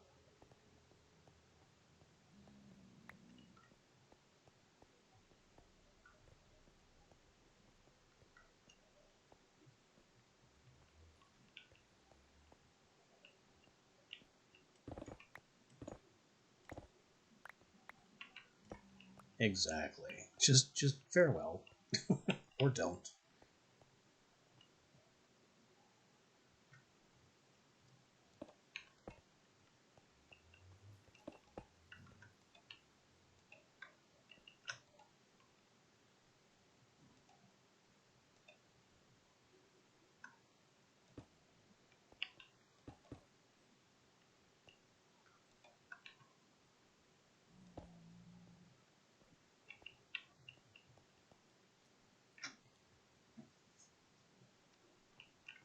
think the roof is another case where I almost don't care if the wither goes ballistic and destroys things. But more importantly than not caring, I don't want him to be able to break out. And in the case of the whole bedrock end portal exploit thing, I've seen him phase through a single layer of indestructible blocks. Now, granted, I summoned him partially clipping into those blocks at the time, so it's not entirely a fair question. But I'm still going to make the ceiling double thick.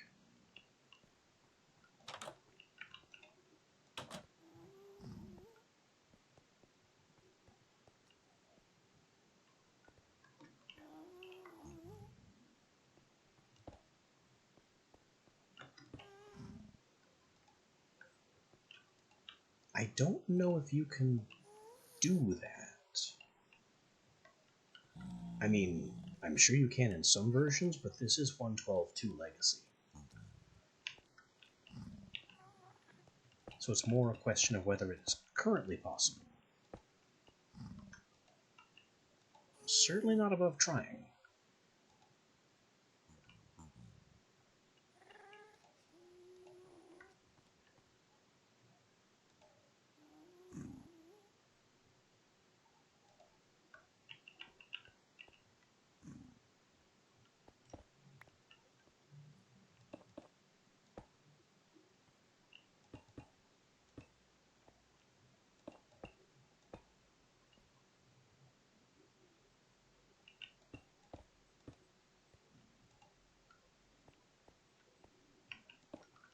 I'm just making a temporary staircase. I'm sick of going outside.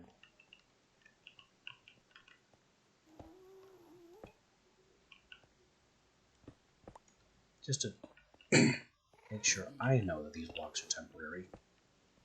There'll be another rack. Oh, and we have another temper tantrum.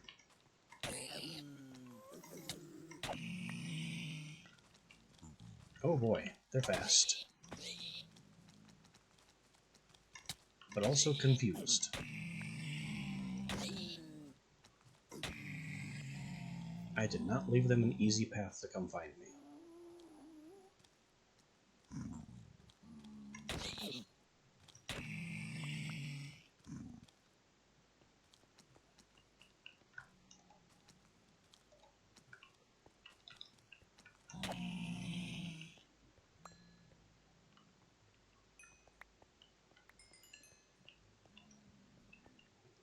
At least we're getting XP while we build.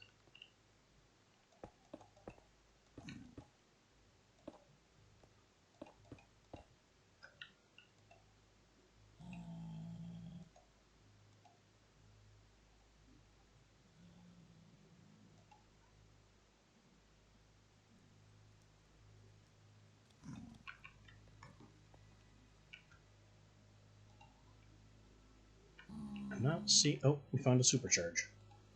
Found the supercharge spot.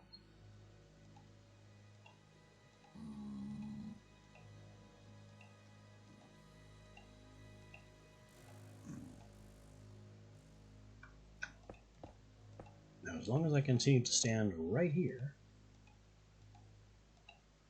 we can build and enchant rapidly.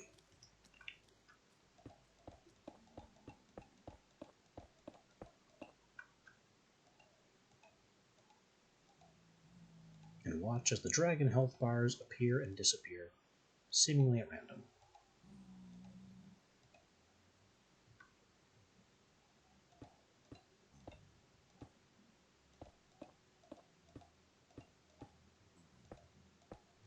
Take advantage of my incredible extended reach thanks to Astral Sorcery.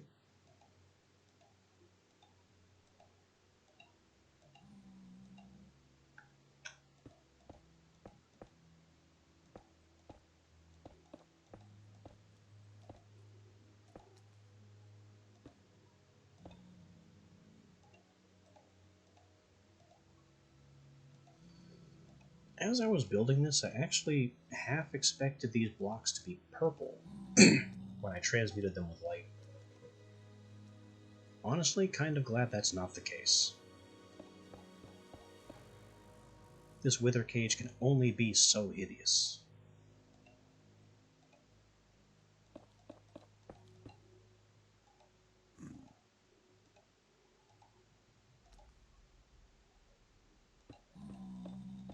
I know. There are a lot of sacrifices being made in the name of security, and visual appeal is one of them.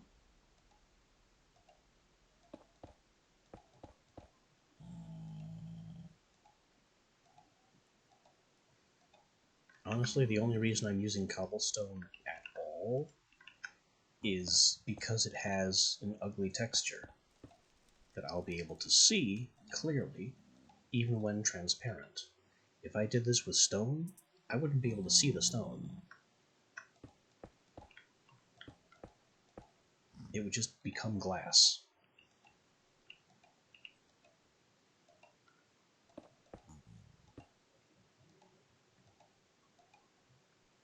All the sparkles also very unwelcome.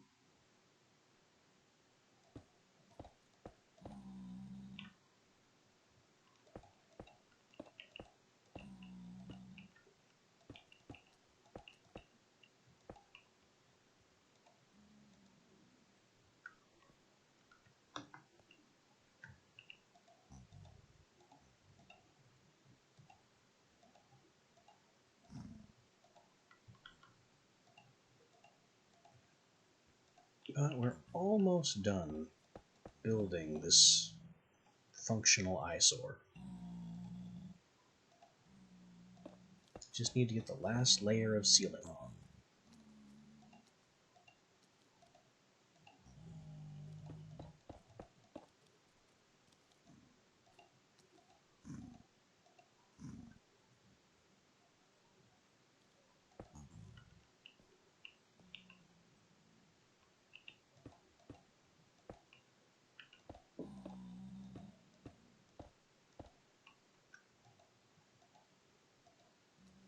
And that's it.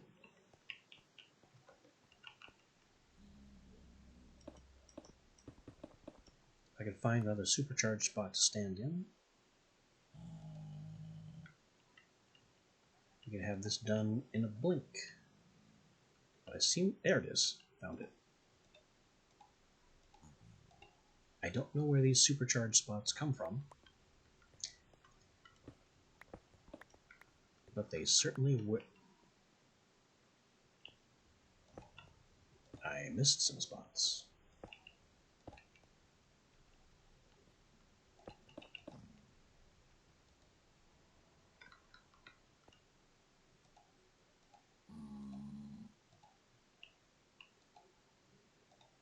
There.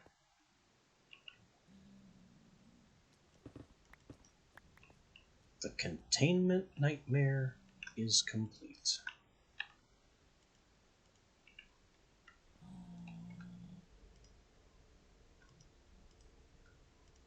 We are not on our correct dimension, so the hopper won't function.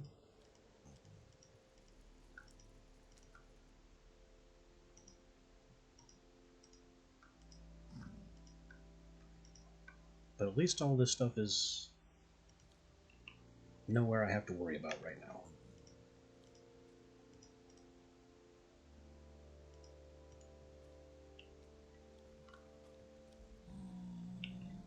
Yeah, it's the Nether. That's kind of par for the course. If I had Chisel installed, there are some things I could do to Netherrack that would make it even worse.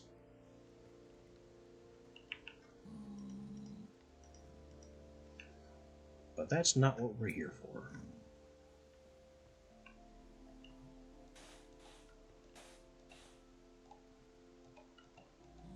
It does work sideways. I'll just hide back here.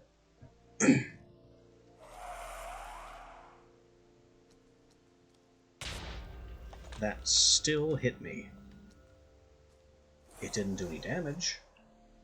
and none of the blocks are damaged.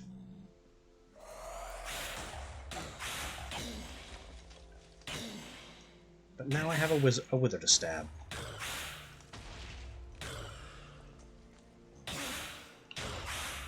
If it would just quit dancing around.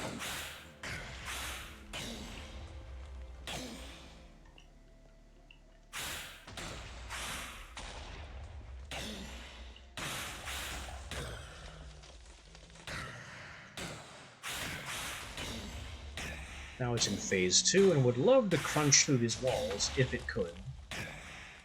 But it can't. It's also a lot faster than I remember. But the important thing is, first star.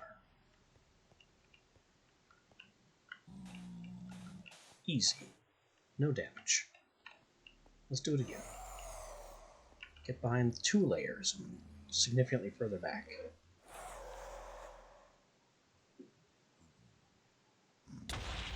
The explosions still hit us. Didn't hurt though.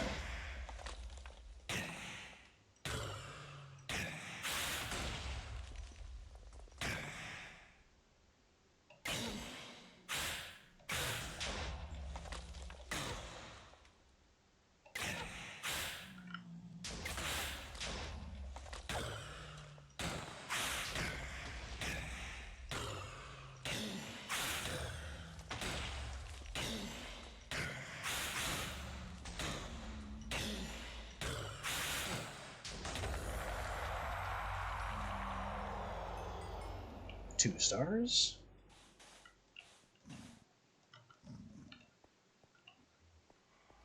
And approaching our 3rd star.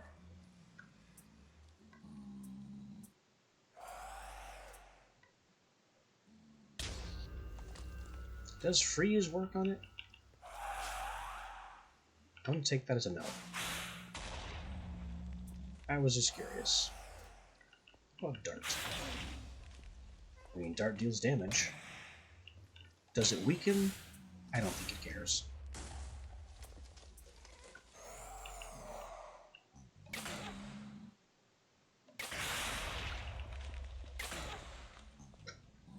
Two. 1. Last arrow.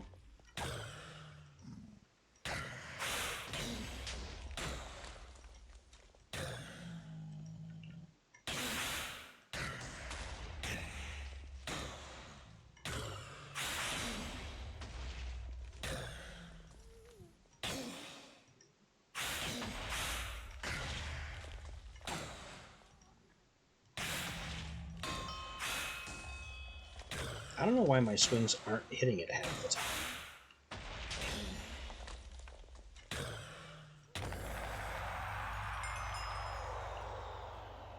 But the important thing is we killed it 3 times, and we now have a room to continue farming it with. Hi. What are you doing in here?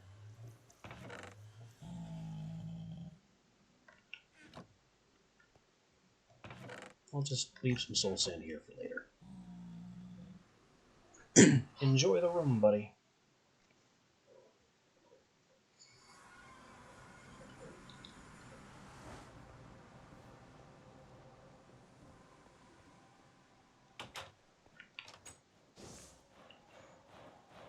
Our nether materials are now processing. We have 3 nether stars and a duplicate book I'm going to need to sell. 2 bags of loot. The stuff in here is truly very common. And a single minotaur hide.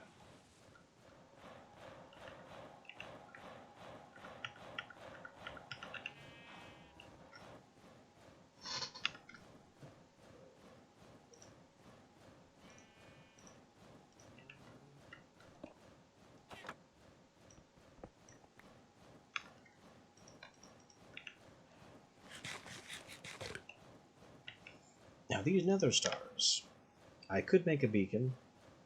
I could make an immolation blade for farming wither skulls even faster. I don't think that's necessary, because our dusk powder wither skeleton farm is adequate. Spiritual trade, don't care, this mod has been written off. Dawnstone Anvil. All it's good for is repairing things, like the 2 swords made of nether stars. No thank you. So it's time to use these nether stars to upgrade some lesser knowledge talismans, only requiring tier 1 anvil and tools. The gold and diamonds should be daunting, but we've collected so much loot that it really doesn't matter.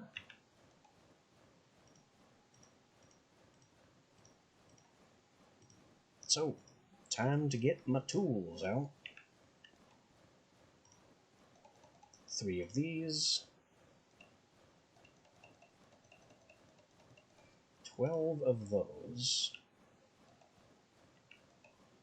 And 9 of these.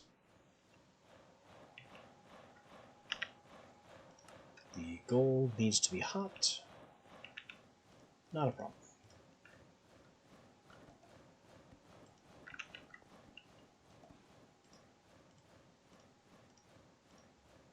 The rest of the craft just looks like that.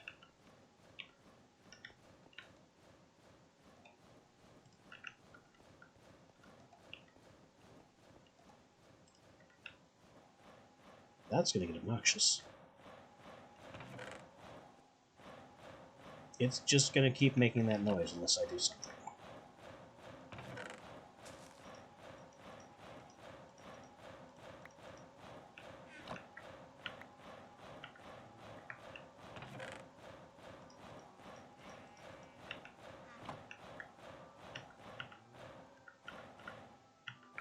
There. Now it's quiet.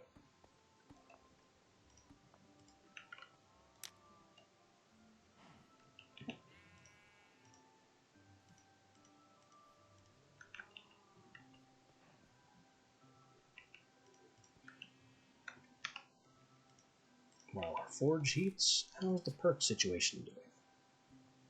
I have no new perk points, and I'm on my way to another one.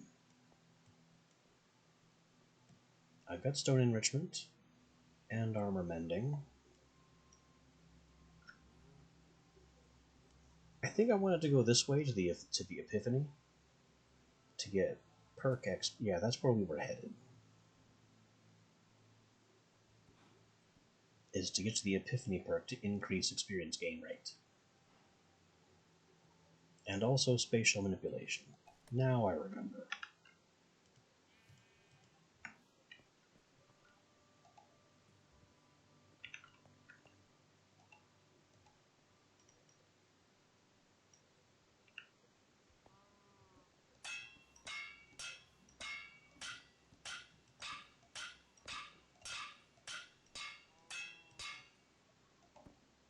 They do come out hot.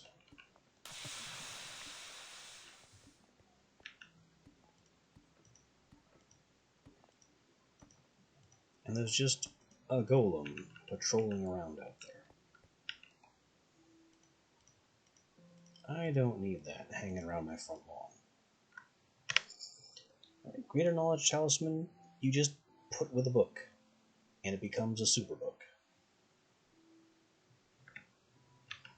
That's why I never let my book stacks go down to minimum. So engineering, artisanry, and then construction is nothing, weaponry is not super important, provisioning.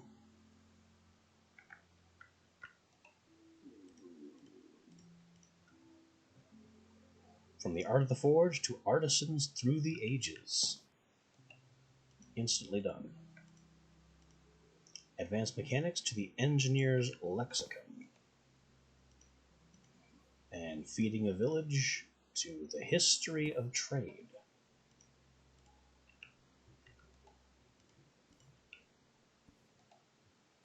Artisanry, construction, Artisanry, provisioning, engineering. All 50s and 60s. Now, they're all 100.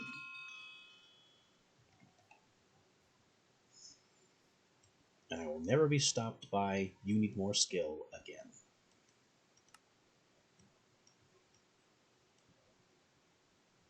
Time to finally research the things that have been stymieing us. Like these jewels. And the berries. Everything, really. Everything.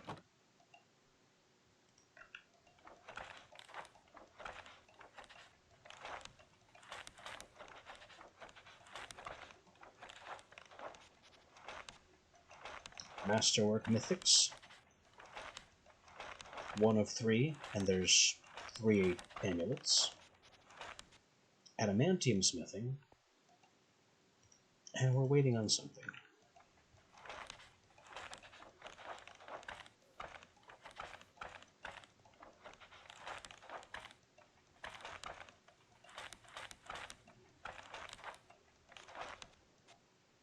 Masterwork Mythics and nothing further.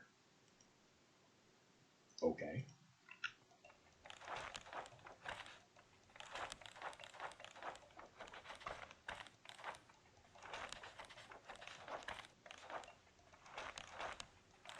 Masterwork Mythics finished. Mithril Smithing and nothing further. And now this jewel is ready for its final secret.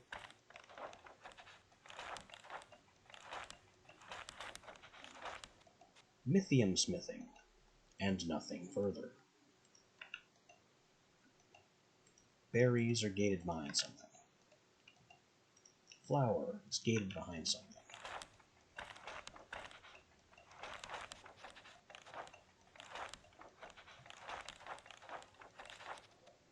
Shepherd's Pie and eclairs, and it's done.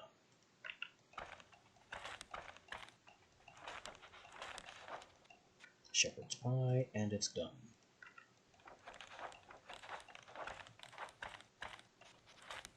Eclairs, and more somewhere.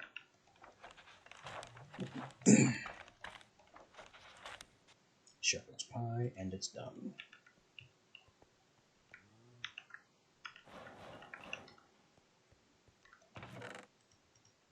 Now, there's a reason I'm holding on to these jewels, despite them being done research-wise. And again, it's because I did every research in a sub-game, just to see when I was frustrated about what I was missing for crossbows.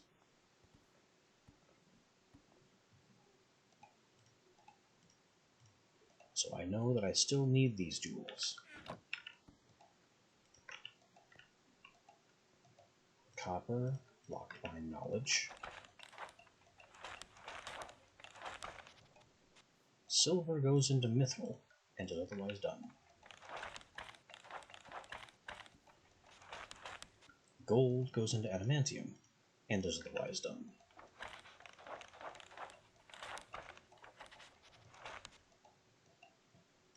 Diamond goes into Mythium, and is done. Ignotomite. I'm gonna pretend I know what that means. Enderforge.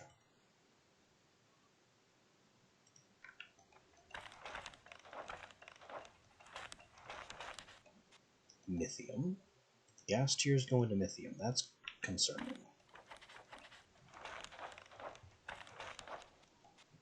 Fiery explosions on the engineering side.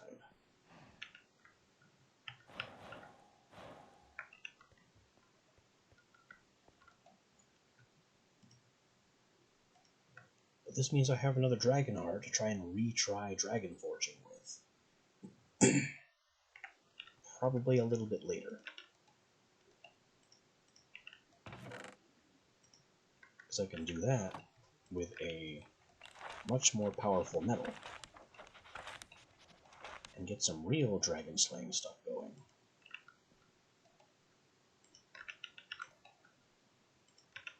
That's the wrong bench. Researching in the wrong place.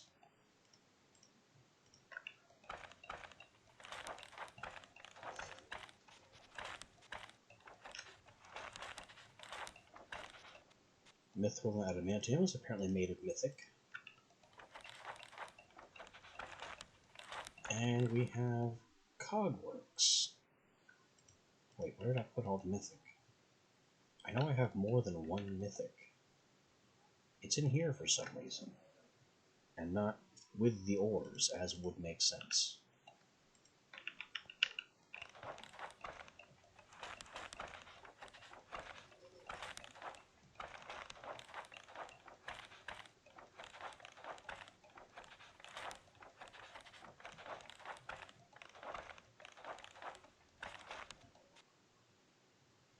One of two of Cogworks suit.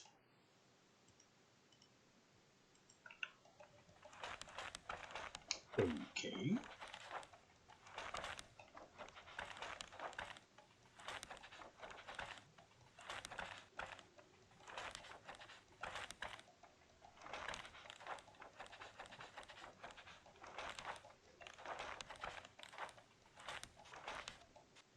Finished Cogworks suit.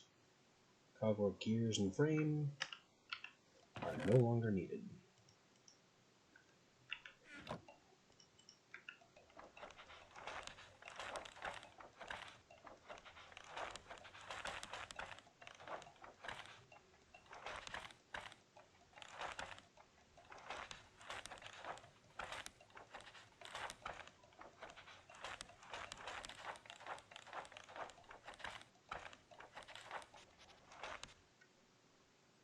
Advanced Forge. Finished and no longer needed. I have now finished reading all of the schematics in Mind Fantasy. So, what exactly have we learned?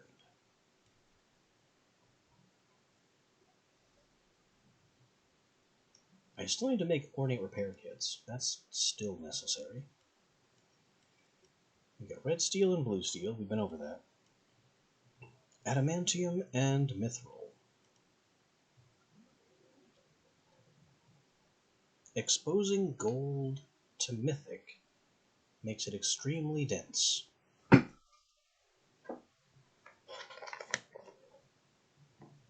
The trinkets are made, the amulets are made for the sole purpose of showing how these mythic metals work. You can use gold to force mythic into its green, heavy state. So just mythic and gold in a mythic crucible. What is a mythic crucible? Because I know what an ancient crucible is.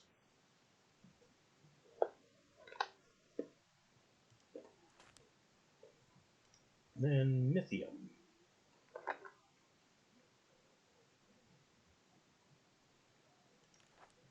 Wait, mithril first.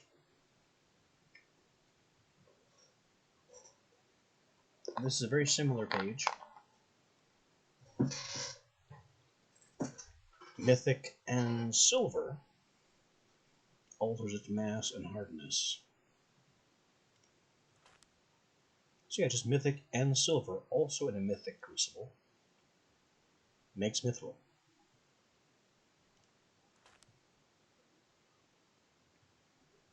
So both of these are 75 artisanry. Masterwork Mythics is 100 artisanry. What is a mythic crucible? I don't know.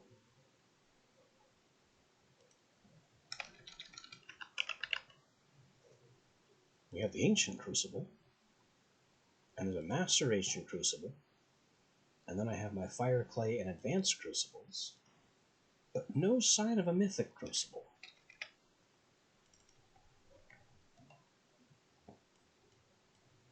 Anyway, Masterwork Mythics. The talismans are some kind of form of information storage, which, you know, could have been a book.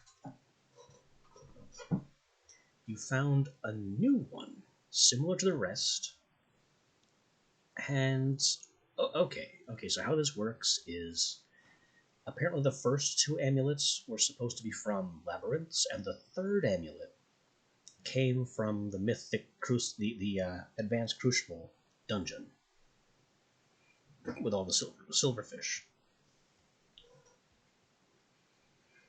There are markings on so there were two apprentice talismans, and then the master talisman. And markings on the back of the master talisman describes a combined piece being placed in a working mythic crucible, which may improve the crucible. Though the master talisman could be found anywhere, the lessers were found on geographical locations. Southern regions have the mithril workers, northern regions have the adamantium workers. This pattern reinforces the idea that mythics were formed between different cultures. This has no effect on what forges can create what materials, so the design is the same. The trilogy holds great power and comes from the master artisans from both regions. So I can combine the three jewels into the ancient trilogy, and then use it on a crucible.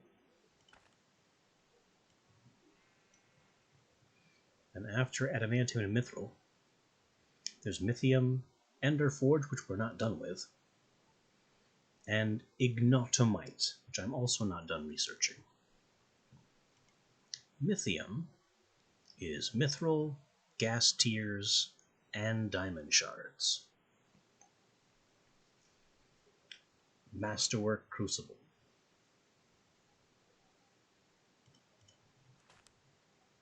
Then ignotomite and enderforge are still mysteries. That's a very vibrant green. Ignotomite is adamantium, blaze powder, emeralds, none of which are researchable, so I don't know what it's waiting on for me to research to get here.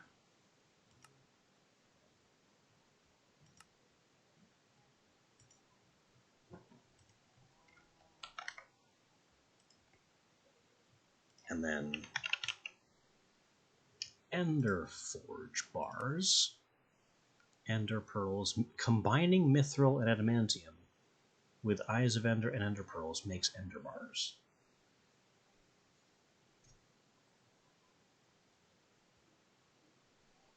So how does all of this stuff compare?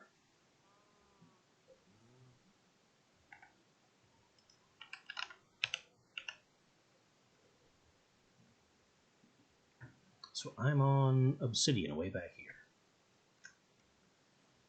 909116. Tungsten loses some blunt, gets better in other areas. Black steel. The changes are smaller, but it's pretty much the same. Blue steel and red steel we've looked at. Blue steel is more lightweight, gets some decent bonuses. Red steel gets a lot better in cutting and especially piercing, but doubles in weight. Silver, terrible. Gold, exactly as terrible. Mithril. Mithril, those numbers look a lot like red steel's numbers. No, they're a lot bigger than red steel's numbers. And at 4.8 kilograms, it's the weight of blue steel. Adamantium is the weight of red steel and gets way better on piercing. Then mithium is the same weight as mithril, despite claiming it becomes super light. And its stats almost double in terms of the straight bonuses. Ignotomite, same weight as adamantium. huge numbers. Ender is weirdly right between the two in weight, and arguably between the two in terms of numbers. Composite alloy, also a possibility, at 9.6 kilograms is a terrible possibility. Star metal, just don't do that.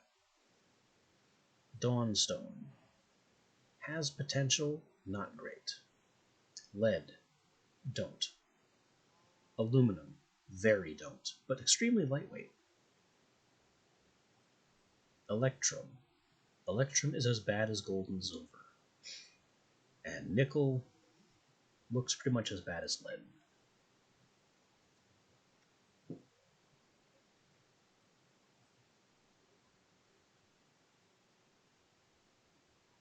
So it looks like we want to go for mithril or mithium for being powerful and lightweight.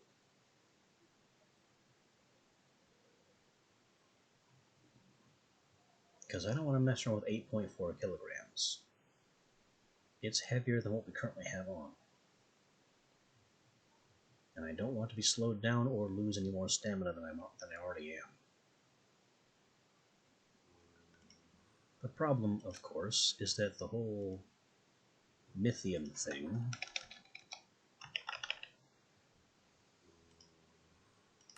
is going to require those gas tiers. Those are going to be unpleasant to farm. Very unpleasant.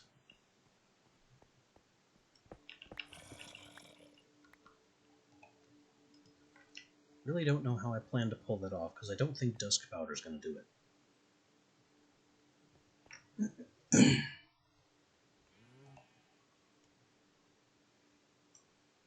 So before we go gallivanting off trying to farm gas tiers in the most hostile dragon-infested region we've ever seen, what else have we discovered? I mean, storage crates are legal. I don't remember researching that, but apparently we did.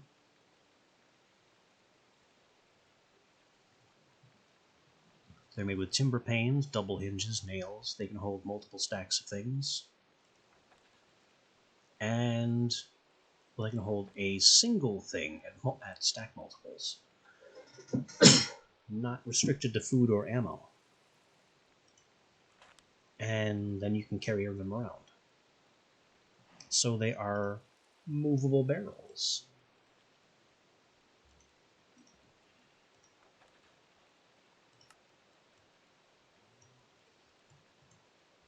We're still missing chocolate for the cake. Eclair is unfinished.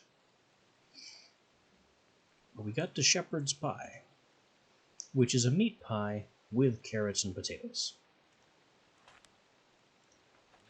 Since meat pie blew us up, I'm not going to be trying shepherd's pie anytime soon. Fiery explosions requires something else that we don't have yet. And I still need a tinker's hammer somehow. So we are still not getting into embers despite maxing out engineering. I may just have to write off embers, because at this stage, if we even get into it, it can't give us anything that we don't already have better in Mind Fantasy. It was just gated too hard, and now it would be completely useless.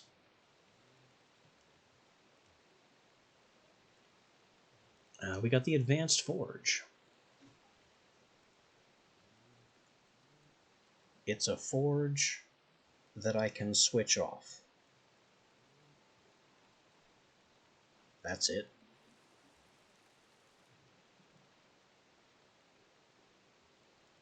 That's it.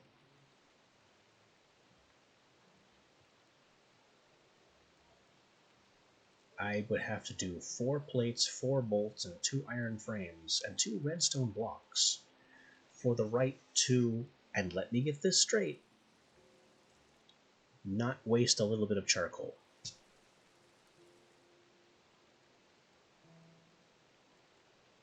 That's ridiculous.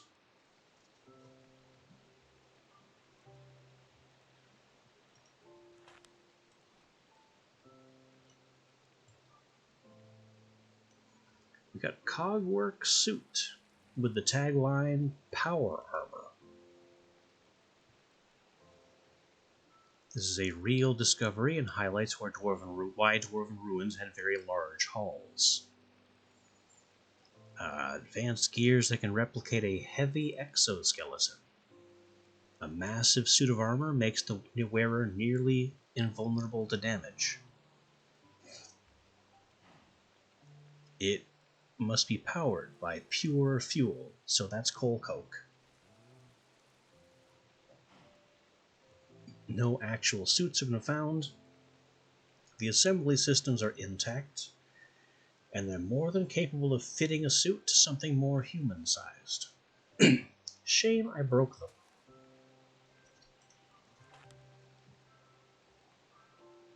Need a crafting station with a frame and pulley system. So we need the frame blocks that we tore apart. Made of iron frame. That's expensive. Glad we stole all of these. And it makes a big frame. Then I have to craft the pulley system, which is made like this and is applied with a spanner on the top center block. So that's the pulley block that we broke. And you can't get the pulley. So that's why that always broke into a normal frame block. To craft Cogwork armor, you need the 3 blocks: helmet, chest, and legs. Stack them inside the frame, and then spanner the chest. This looks like a nightmare. Cogwork shaft made of tons of bolts, struts, intricate cogs, more iron frames. The helmet is made with ender eyes, more frames, some of these shafts, tons of rivets. The chest block, a furnace, and a whole bunch of nonsense. This is looking like SevTech Ages crap. The legs aren't much better. You stack them in the frame, use the spanner on the chest block, and you need to craft a plating item. Each set costs a lot of ingots. It's recommended to use simple materials. You need 16 more bolts. I hate bolts. And tons of rivets, plates. I mean, a single plate is already 2 bars. And then it's 2 plates, so 4 bars for each huge plate.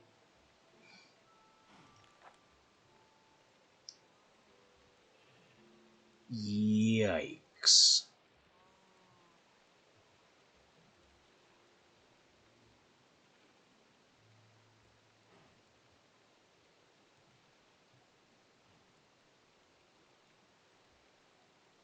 That's 36 bars of metal to make the plating. And that's not counting rivets. But hey, smoke immunity could make it useful to fight ash dragons.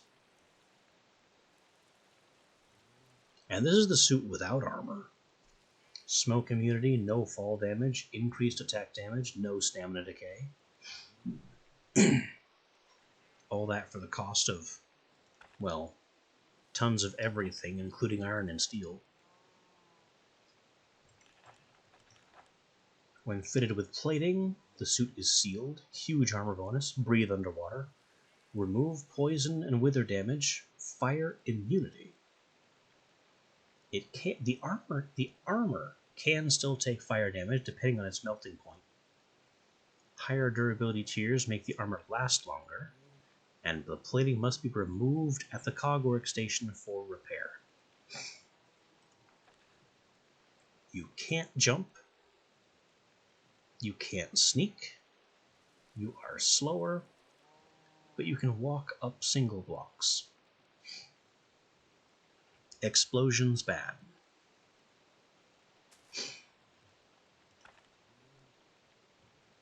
Although the plating is removed when the suit is broken, the framework is intact. And the empty, unarmored suit can be broken by hitting it with a spanner, and it can be destroyed if left in fire or lava when the plating is broken. So this is literally power armor. Very expensive, ridiculous power armor that would nevertheless be very powerful for fighting dragons.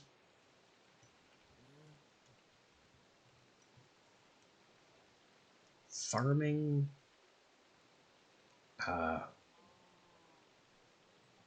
farming gas tiers would almost be easy with armor like that.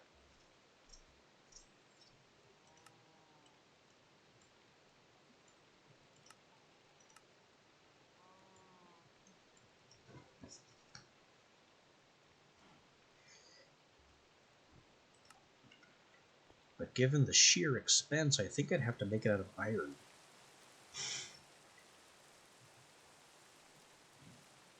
And it would cost a lot of steel just to make.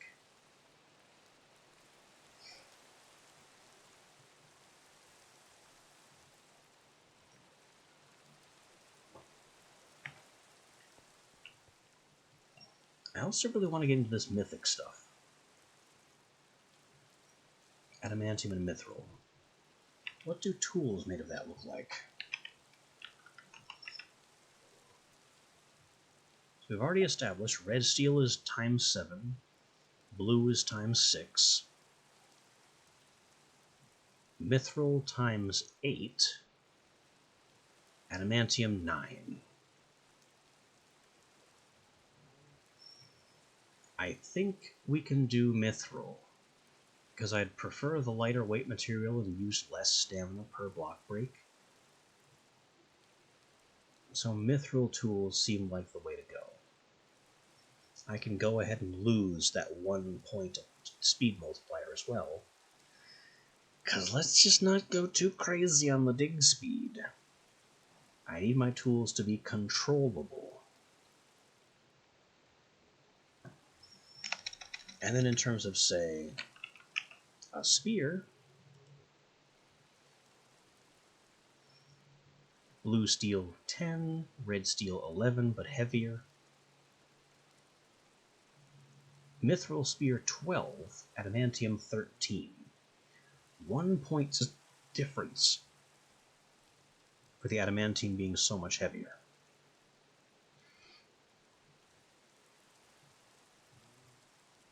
I think I need to invest in mithril.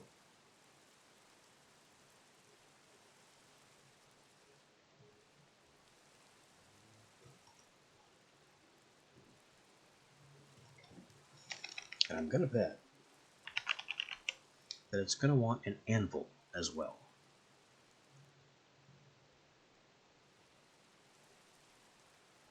Though I don't see it in the lineup here.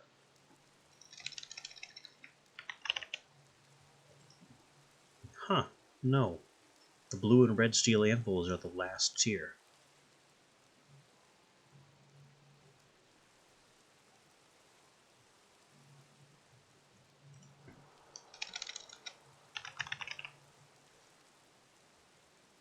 But adamantium, mithium, mithril, the hammer tiers go higher. Crafting efficiency 16, and then 18 for the Adam Hammer. Okay, so some adamantium is required, because I'm going to want the better hammer.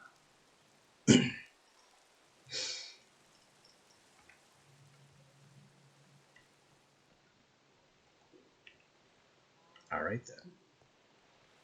We have our mission. I've got to make some adamantium hammers, and then a bunch of mithril.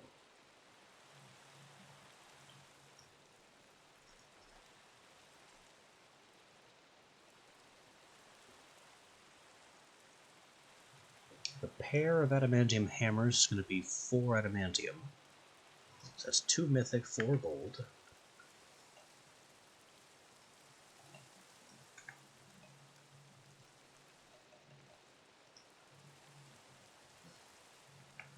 And then for mithril,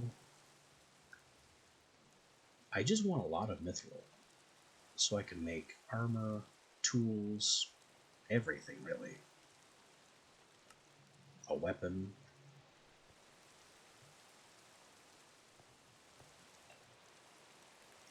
Fortunately, I have tons of silver. Do I have tons of mythic? Not really.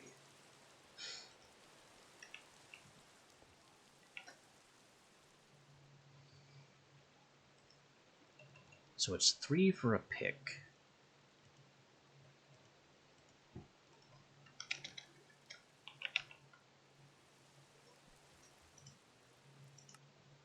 Another 3 for a spear.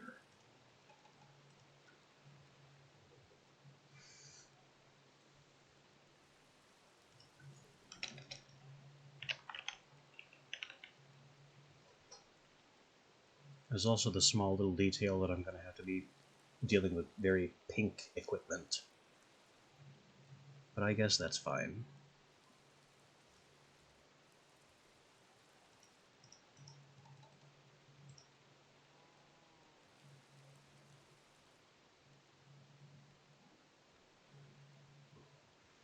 There's also making my mithril scale.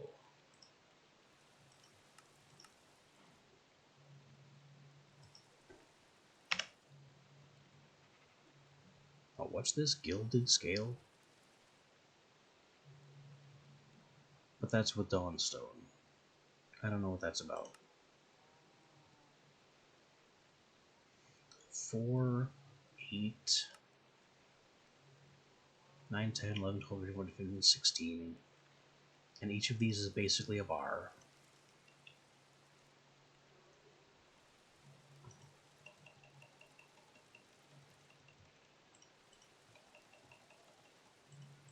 So that's the mithril for my armor.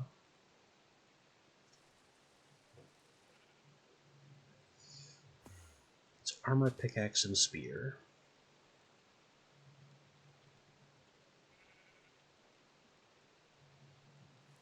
I can't think of anything else immediately necessary.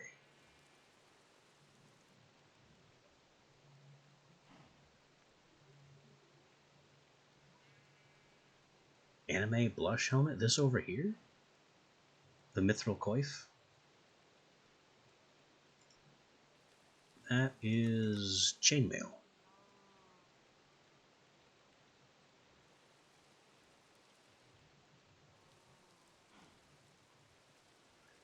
There's also, plate mail, but holy crap does that get heavy.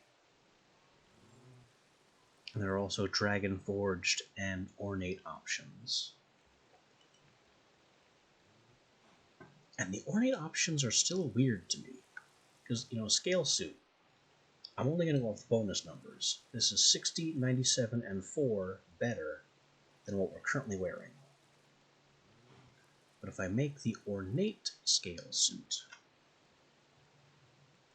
it goes down and blunt gets worse. And this is somehow supposed to be better than undead, but how is not very clear.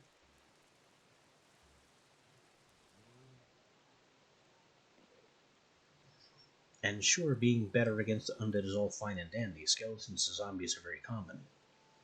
But they are not the only threats, and not even the most dangerous threats on the map. Dragonforged, on the other hand, would be superior. But I don't have enough dragon hearts, and I haven't mastered the technique anyway.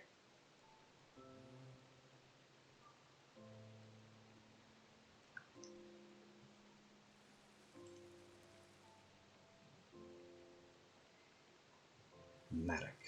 I don't remember what a mattock is. I think it was a digging tool that doesn't care whether it's stone or dirt.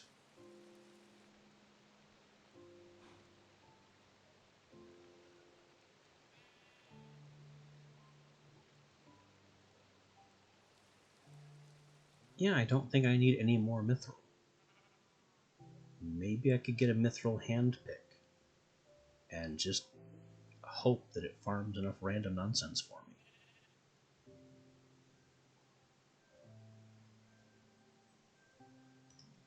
Maybe I will mithril handpick for another 2.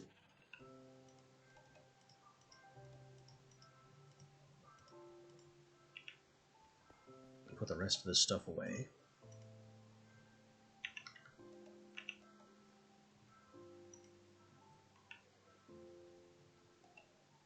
And now I'm going to grab 8 of these and not explain why. So there.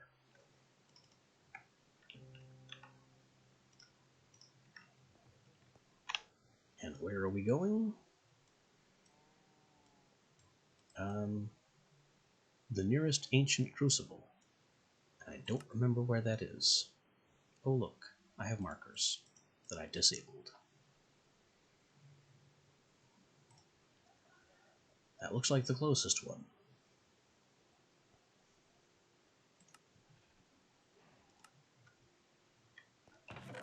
Maybe I could also make the thing happen with these 3 jewels.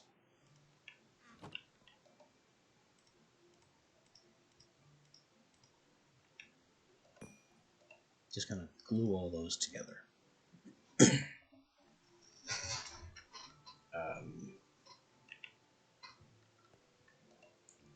These might also be helpful. I'm not sure if I'll need them, but it's worth a shot. And we also have this crossbow kicking around, and I do want to make an advanced one, and we'll get to that. But right now I'm much more interested in remembering there.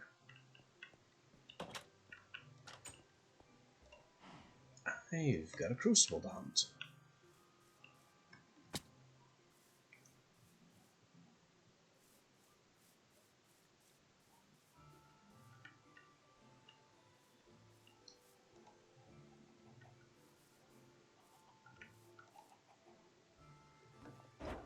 Goodbye. Uh-oh. Stuck.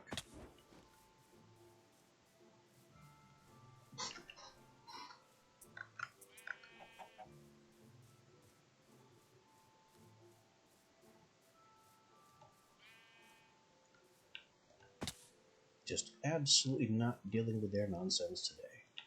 We have places to go, things to exploit.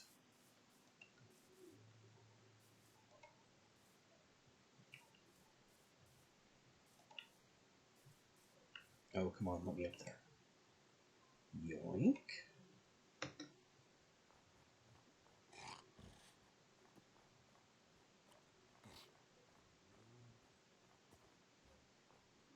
I know I've spoken to this wizard, but I don't remember his value.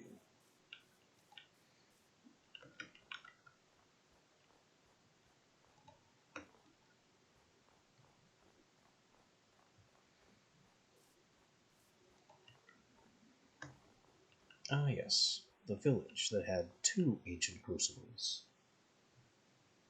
There's one over there, in the rock wall. And then this one is somewhere else. I really should have marked the entrance, and not where the crucible itself was.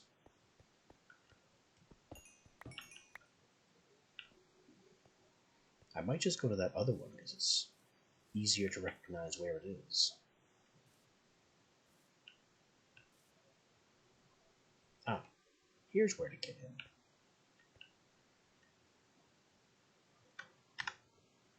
Let me just go ahead and move this marker.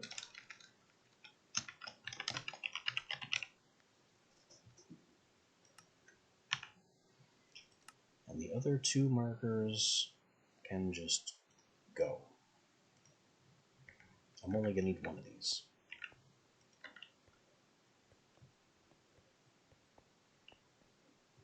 You know I prefer the old textures. Now we have here the ancient crucible.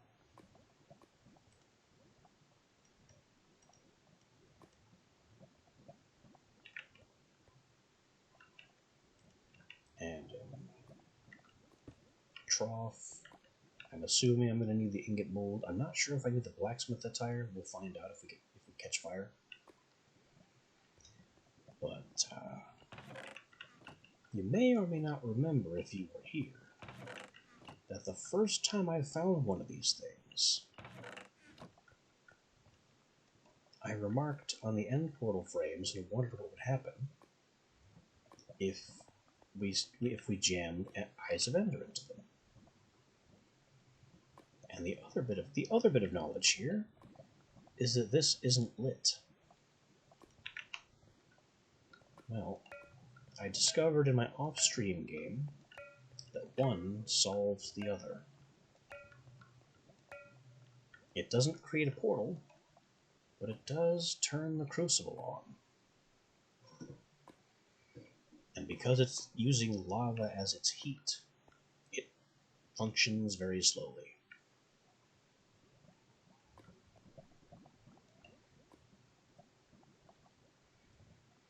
Very slowly, apparently.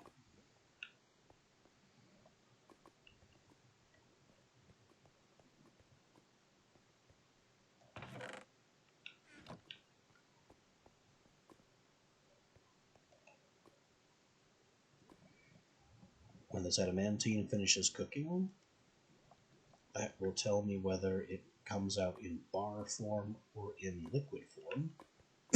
And as a liquid, I need to use the ingot mold and cool the ingots. But I'm not needing the blacksmith attire so far. Otherwise, I'd be on fire. So hooray for that not being necessary.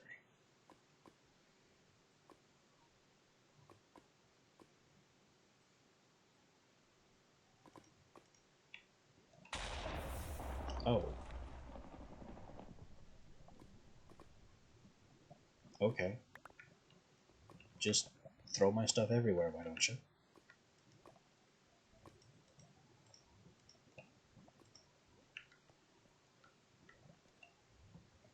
I didn't expect it to throw my materials all over the place.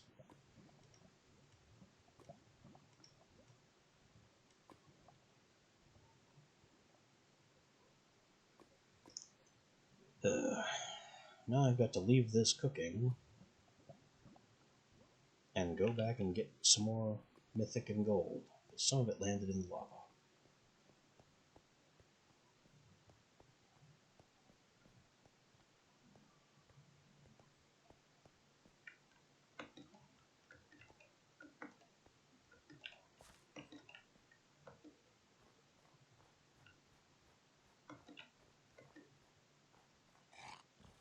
But hey, we upgraded the crucible.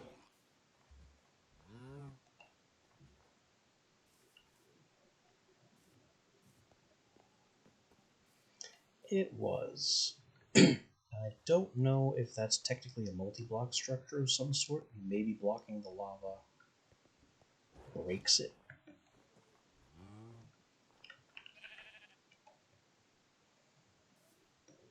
Whee!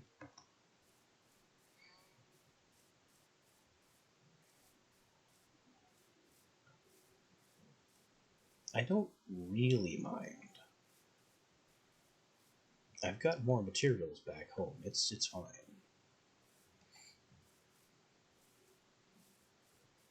Slabs are a good idea.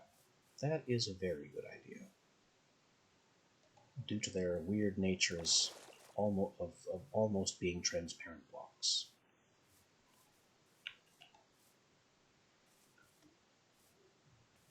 if any block will count close enough to being air to not screw up a multi-block, it would be a slab.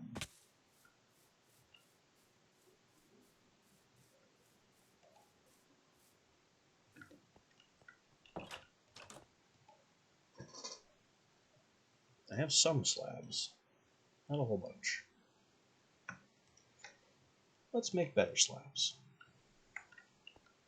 And better than slabs, put stone in the trove. All of my full stone needs to get out of this chest.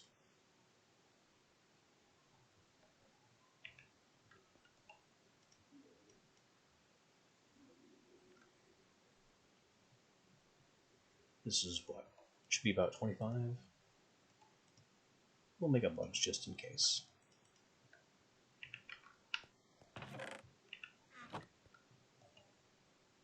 And then one more mythic, 2 more gold. That'll make the adamantine iron. Put the attire back. And, well, I still don't know if taking the ingot mold sets me on fire.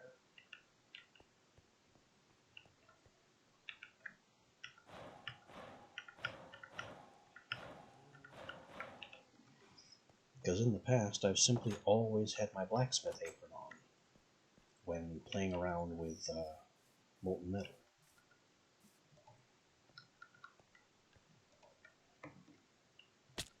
Ow. That was a failed grapple. Whee!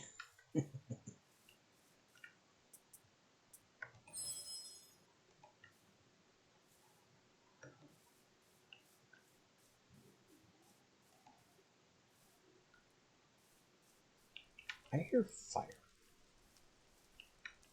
I don't know why I hear fire. But there's definitely fire over here somewhere. What the?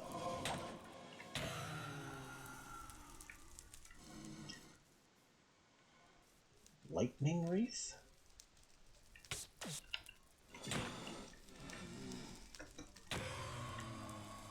Those definitely should not exist independently of a wizard. Wizards can summon those, but they're not supposed to just happen naturally.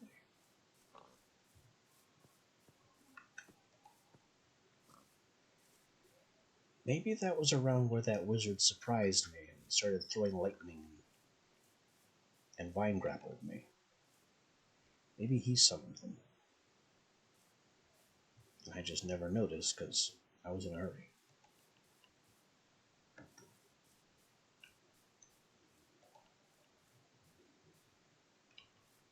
Trees, excuse me. I have somewhere to be.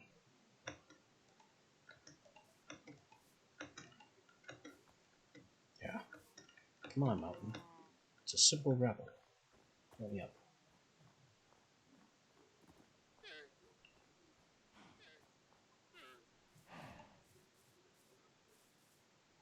I'm on your roof, mocking your spells.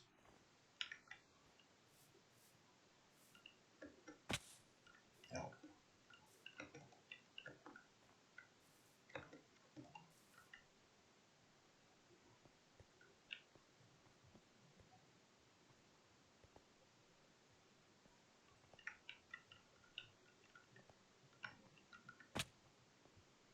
Back into the marked entrance. Get the slabs ready. And actually have a look inside the crucible before I start throwing slabs down. Oh, they come out as full bars. No ingot or attire needed.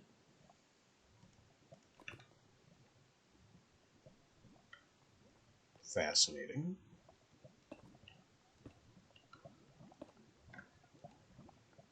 And it's still running with these slabs placed.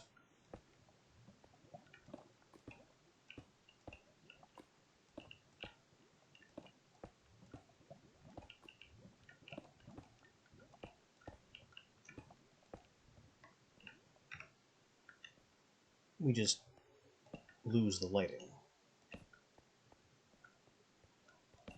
but that's fine. Ka-chunk? Oh, that's the noise it makes when it finishes one. And makes a crazy particle show about it. Of all the noises it could have been, that's probably the noise I expected least.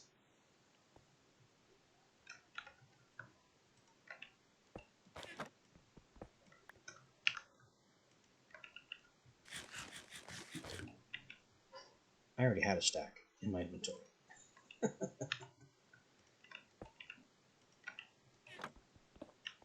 I did not see the jerky stack sitting in the corner.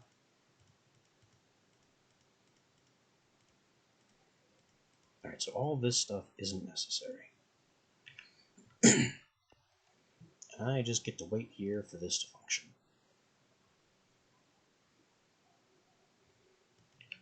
I don't even know if a bellows would speed it up. It's not like I brought one. It's not like I even know where I put one. I can't bellows a lava block. That's ridiculous.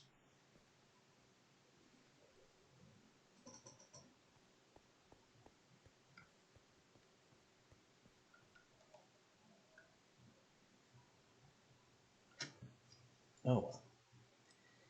Hanging around here waiting is not the worst thing I could be doing with my time.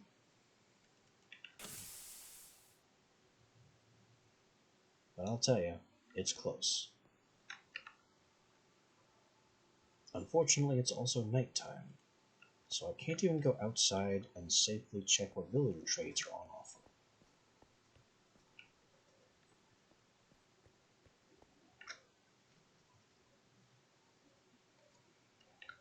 So we're just hanging out here while our metal cooks.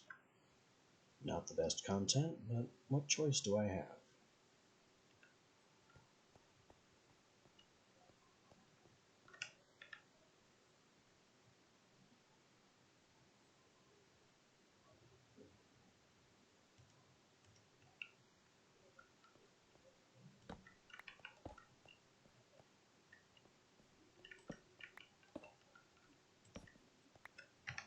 Let me just remodel the lighting situation a bit.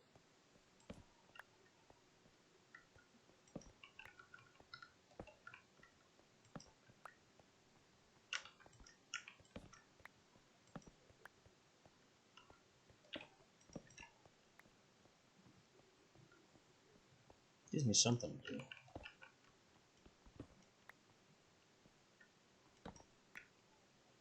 Okay, we do need the corner lights.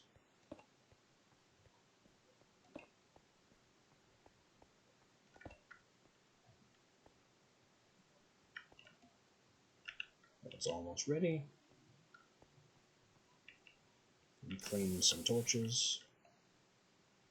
Mithril ready. Mythic. Or adamantine. And that'll finish things off.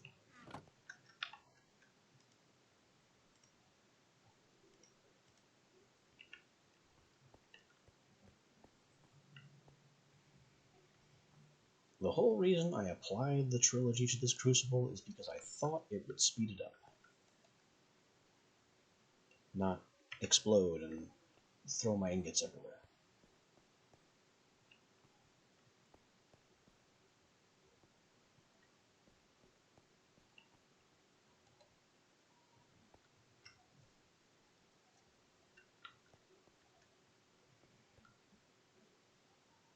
It's also very telling that I simply cannot take the ancient crucible with me, because this is a very big, involved, and specific setup involving end portals that can't be claimed.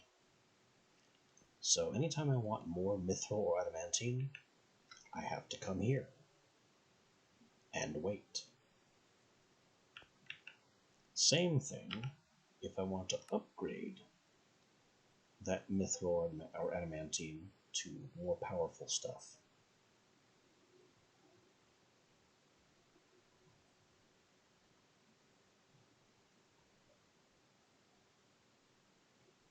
Oh no.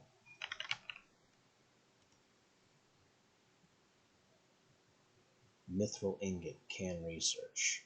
Adamantium ingot, can research. Oh no. So I'm gonna have to bang some of these into ingots just to research them again. Composite alloy. I haven't made any yet, but this can also be researched. That's probably what's keeping me from the Ember's Tinkerhammer.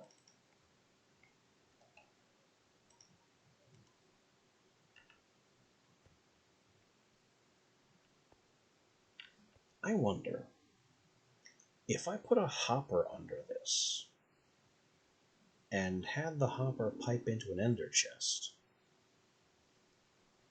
could I place stuff in here, go home, and then have the advanced bars automatically piped home? Or would this stop working when I left the region, as it would be no longer loaded?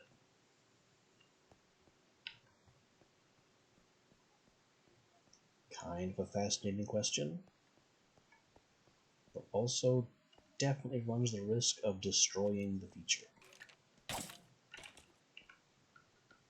Placing the slabs didn't break it, but removing some of the obsidian still might.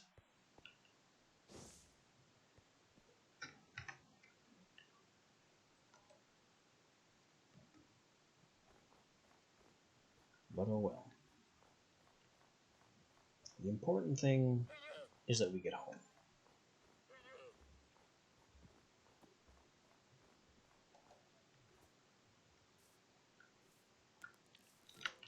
Excuse me. Spider, please.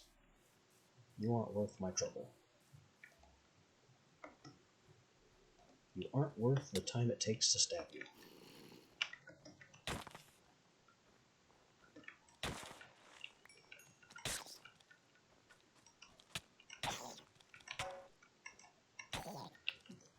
That was an auto parry. It triggered the automatic parry from my perk.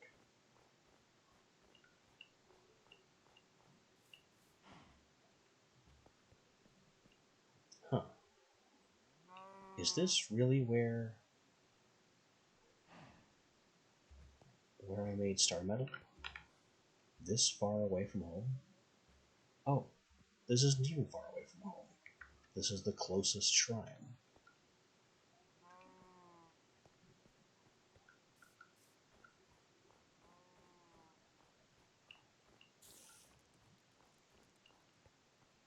I thought I built a teleporter here, but no, it was just to Wizard Village. 400 meters, not really worth teleporting, unless it's extremely slow, like a ladder going straight up. Ow, that grapple did not work at all.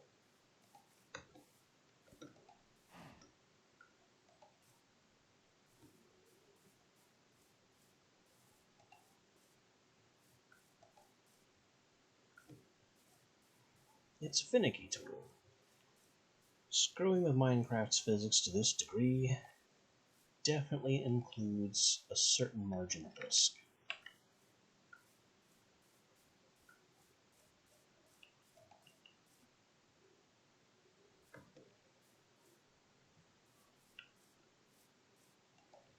But as risk-averse as I can be, the benefit certainly outweighs the risk in this case. Because speed.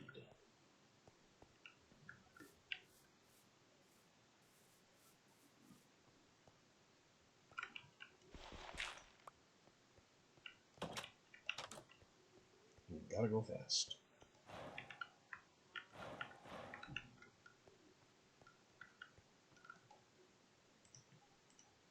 Actually, no, I am gonna need this now.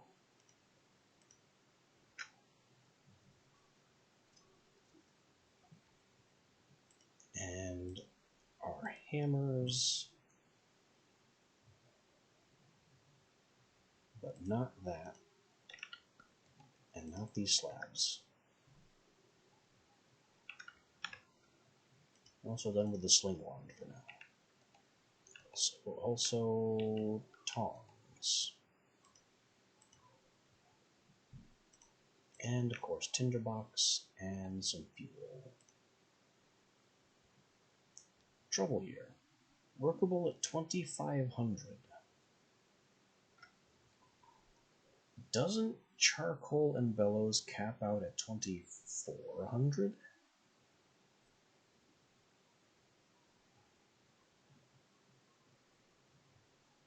I may need coal coke.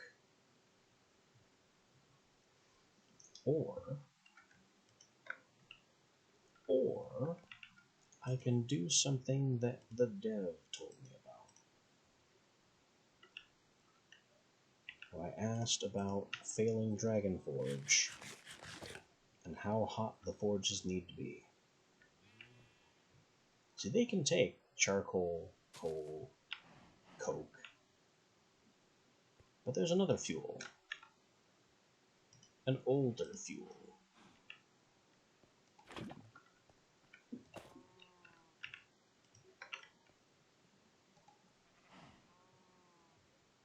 A fuel that maxes out the temperature potential.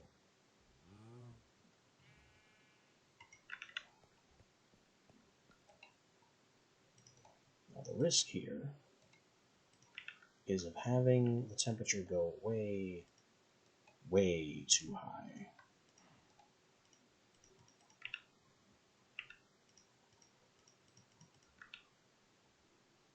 So I've got to watch it for when it hits workable and not let it get past that point. Also going to need some rivets to make that heavy hammer.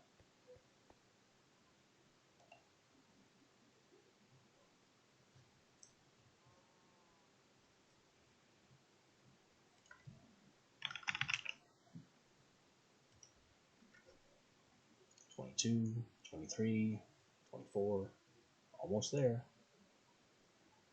$25. It can go up to $37.50. That's a pretty big margin. I'm not sure at what point it gives up. I don't know how high lava can take it. But that's not really something I need to worry about right now. So I have my Atom Hammer taking my crafting tier from 5 to 6.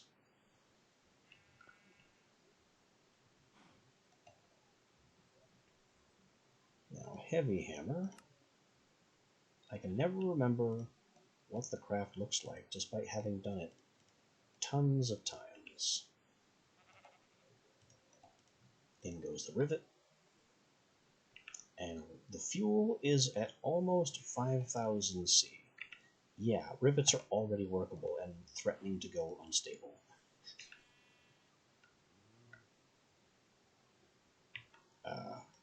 And yes, we need the Atom Hammer to make the heavy Atom Hammer. I expected that.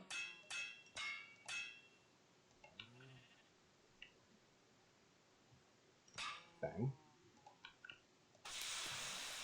Done.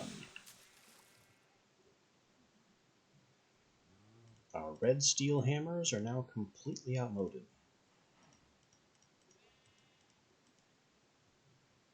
Next thing. Armor.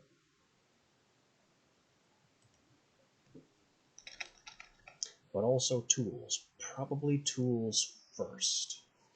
Armor is going to require at least as many rivets. So I think it's time to finally restock on rivets.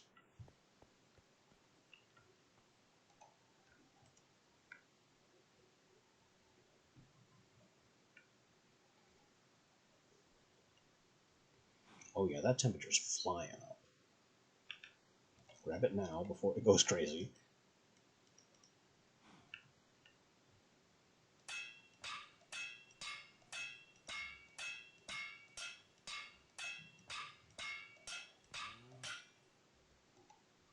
And as much as I want these rivets hot so I can make my armor with them, I'm going to go ahead and cool them. And we'll heat them up again later.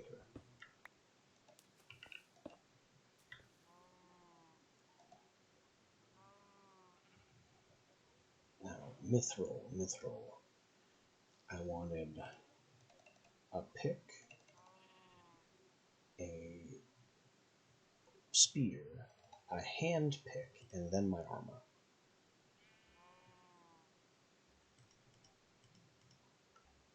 So we're going to heat these 8 first.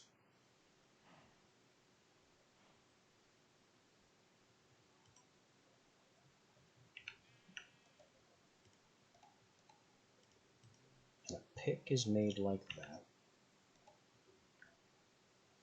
We're already at workable. Using lava for fuel is brilliant.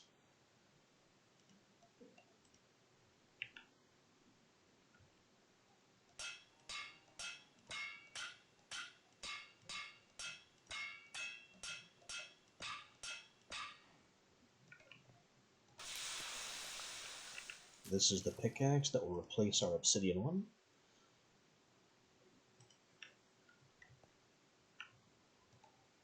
Spear, I believe, is a bit longer.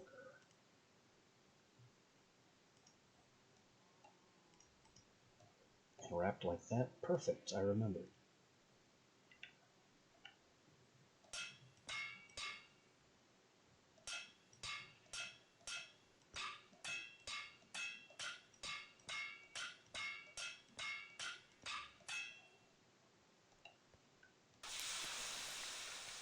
And this will replace our obsidians, our black steel, from 12 damage to 12 damage. But this one's enchanted, and the mithril spear is not, yet.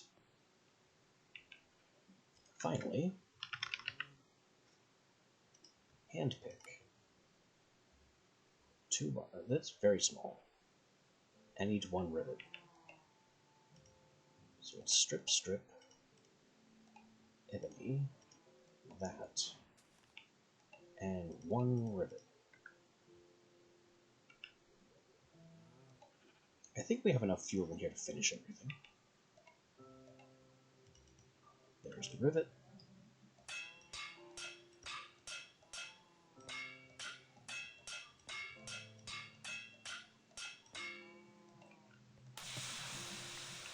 And if I could get some fortune on this hand pick, we can maybe pull a whole bunch of funky ores out of the ground with them. Next step.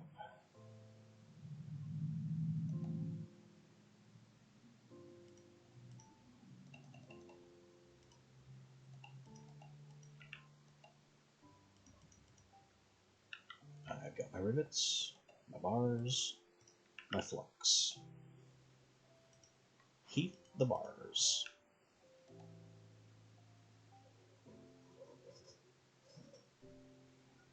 Because it's time to get our armor pounded out.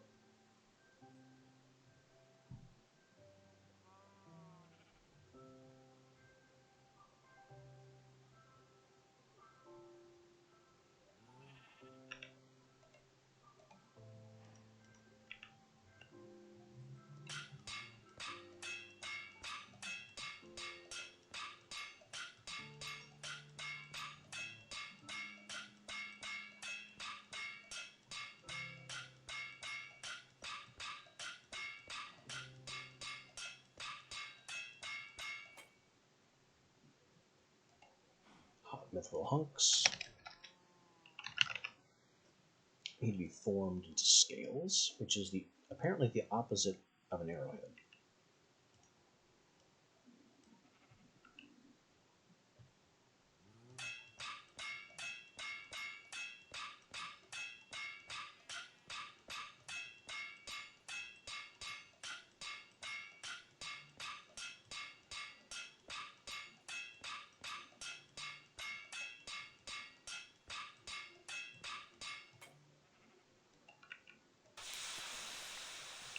The scale has to be cool. And the last thing I'm missing is the armor base that I need to rivet this onto.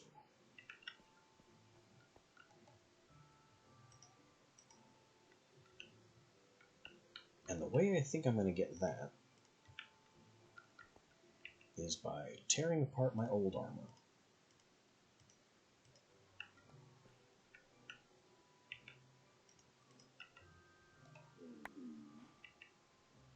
There's the reinforced leggings.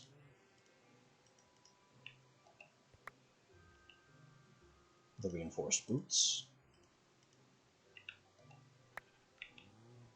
The reinforced helmet.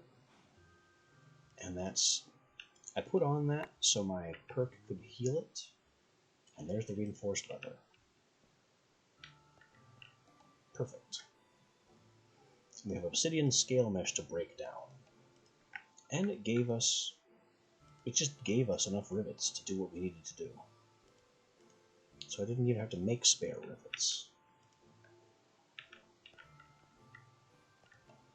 The old mesh and our old tools can go in the trash box.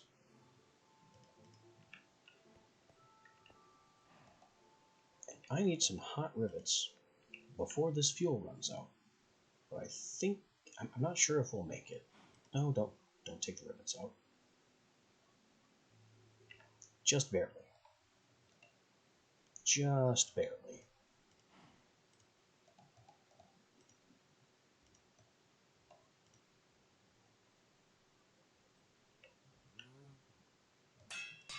Our next challenge is finishing this armor before the rivets cool.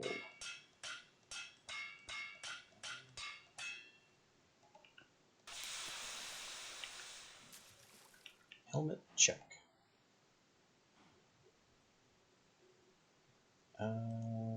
Body.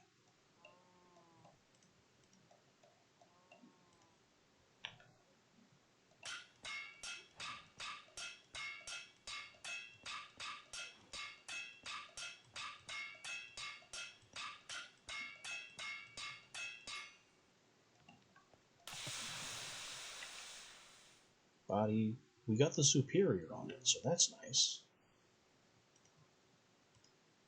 Boots.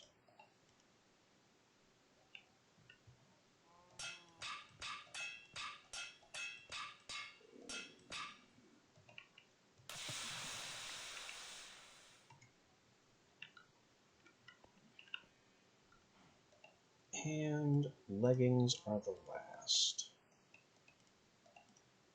I almost remembered every single recipe.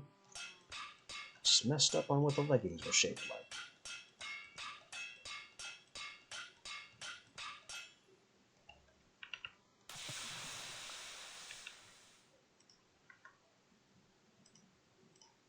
The power of the pinky purpley fairy armor compels you.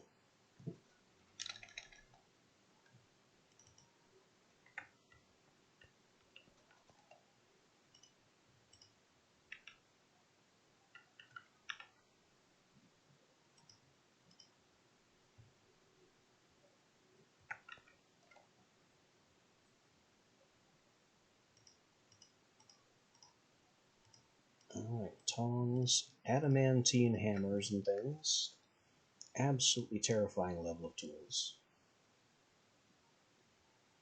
Now, if only I had the XP to enchant everything I need to enchant. Because we have got some enchantment work to do. And no XP farm to do it with.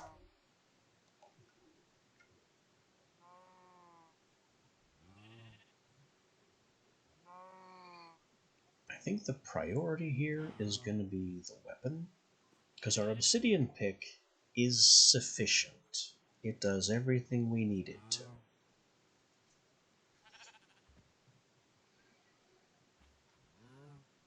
But raising our damage here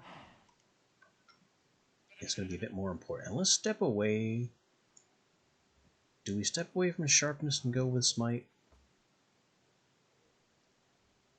No, because smite won't apply to wizards. It won't apply to golems. It's only for zombies and skeletons and the wither, which we don't need it for.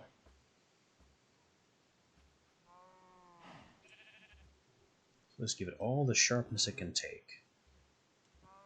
Looting is much more expensive. I don't think I can fit more than one looting. And unbreaking, we can fit quite a bit of. I can't get to looting 2 yet, or to Unbreaking 3, so I did that just right. And now it's at 15 damage, up from 12. With a better wood heft. This one's only refined wood, this one's ebony. So that's going to have higher durability above and beyond its new material.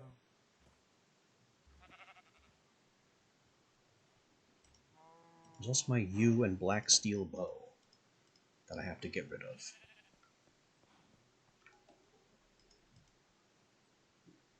Which was a lovely thought, but turned out to be not especially effective. Mostly since we found boxes and boxes and boxes of crossbow bolts. What the?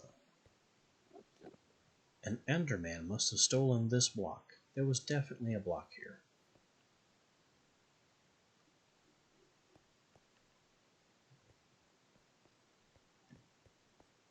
Darn Enderman, it's stealing my walls.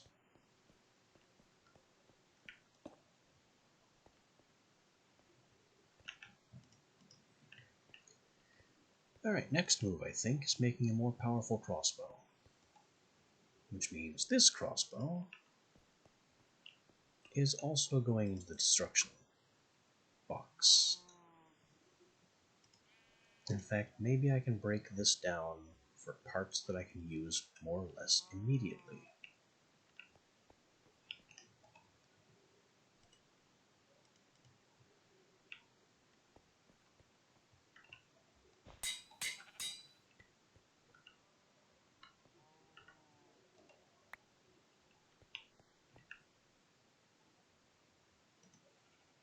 It had an iron quarrel in it.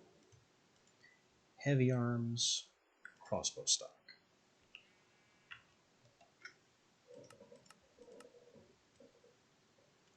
So advanced crossbow arms are made from regular arms, not heavy arms. And then advanced crossbow stock is made from crossbow stock. But look at all this cogworks and bolts and struts. This is going to be expensive. I hope it's worth it.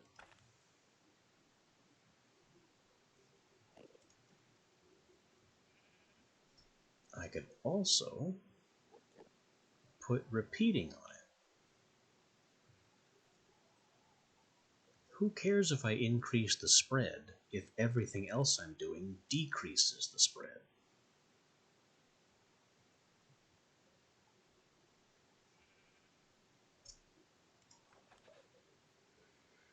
I think that's going to be the way to go. A powerful repeating crossbow rifle.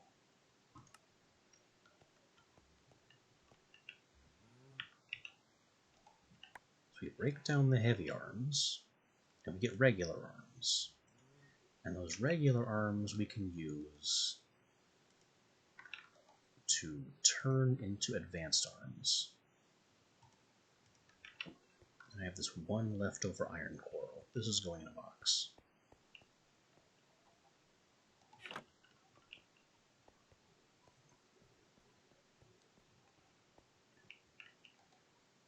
Don't need the saw anymore, nothing else to break down.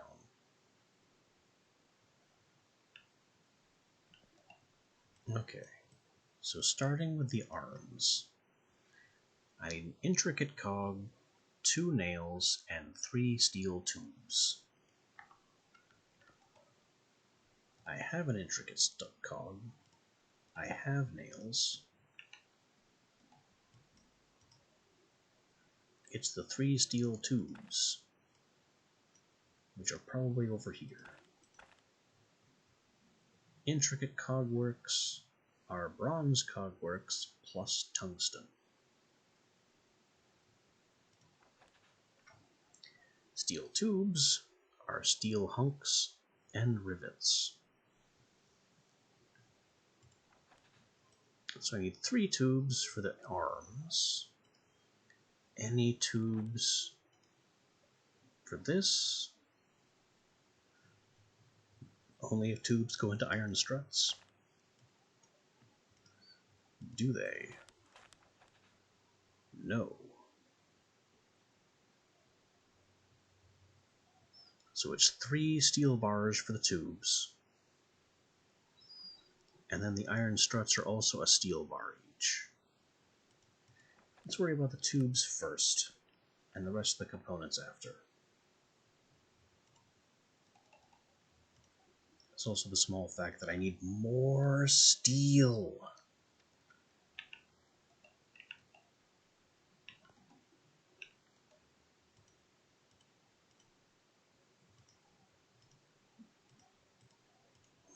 Which would be a much less significant problem if it wasn't such a pain in the neck to make.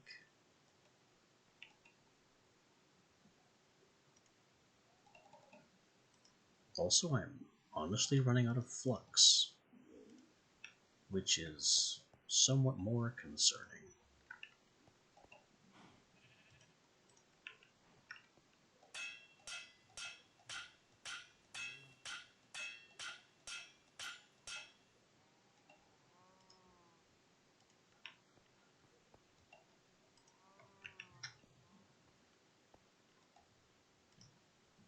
Alright, so this has to be heated so I can get the steel bar. Let's just keep using lava.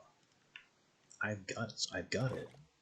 I've got 150 buckets of it.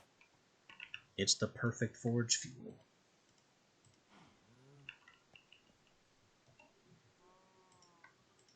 Because it actually heats stuff super fast.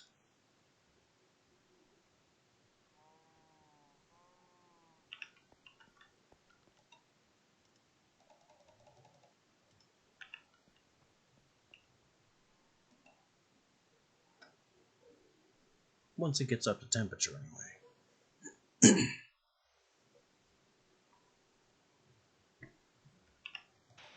Oof. Make things so much worse.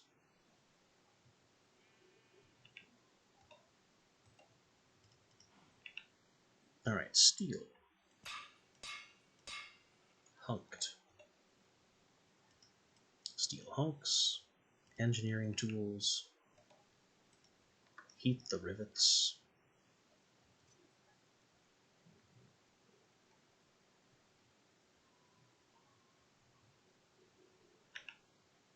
Don't let the rivets get to 2000.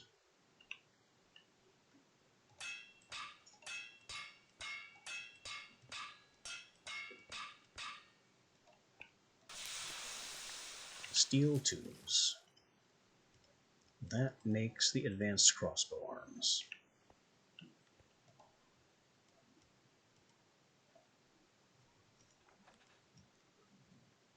The advanced crossbow stock is 4 bolts, 2 cogworks, and 3 struts. Struts are a little unpleasant. So that's 3 more steel, plus 2 iron, plus, actually that's 3 steel, 6 iron, 6 rivets.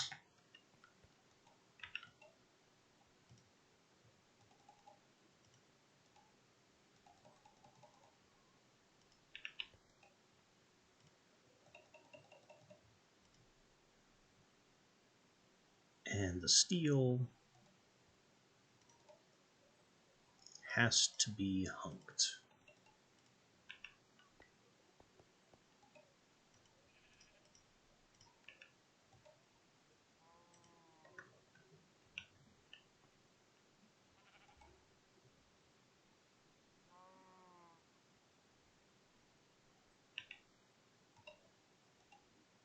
So the steel is up to temperature. While we are hunking it,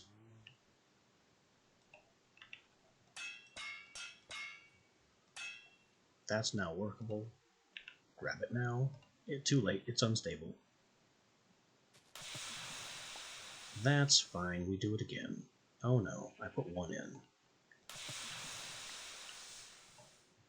It's not like I'm wasting fuel or time.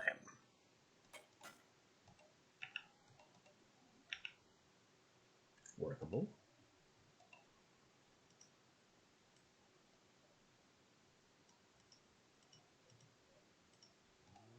It's 3 and 3. and the hot iron, and the tools, and now rivets.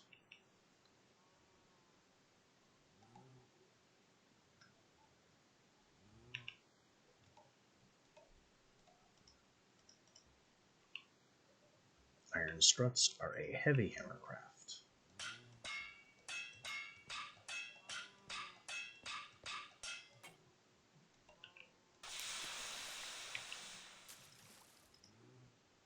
So you got the stock, which needs the struts.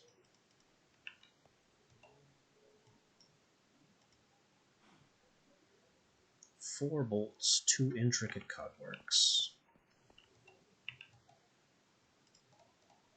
I have bolts, I have 1 intricate cogworks. That's a problem.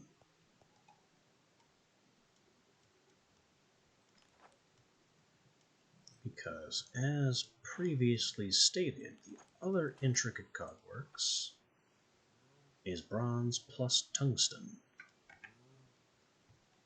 Do I have tungsten? Yes, a little bit.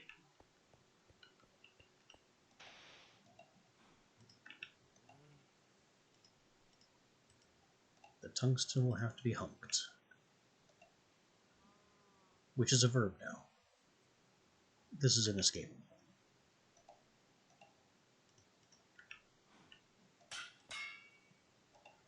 Tungsten hunks around bronze cogworks with the engineering tools.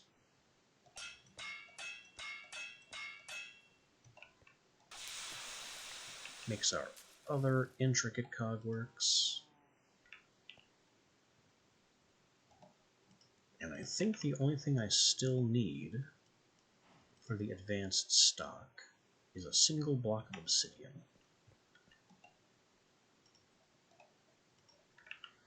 And then, final part.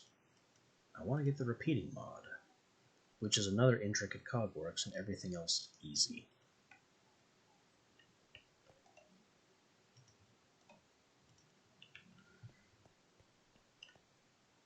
So all I have to do is heat and hunk another tungsten.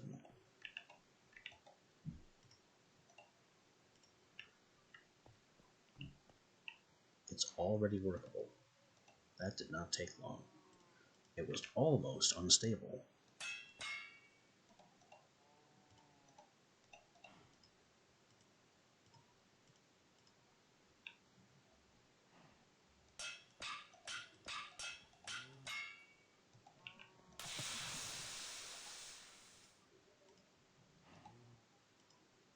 And that's it.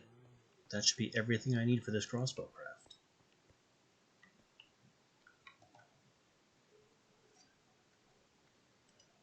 I've got my arms, the steel tubes, the cogworks, the nails. This is not the correct shape, is it? What did that look like again? Oh, I got that all backwards. The nails are right, but these are flipped, and these are flipped too. Kind of surprised the crossbow arms are made with hammer.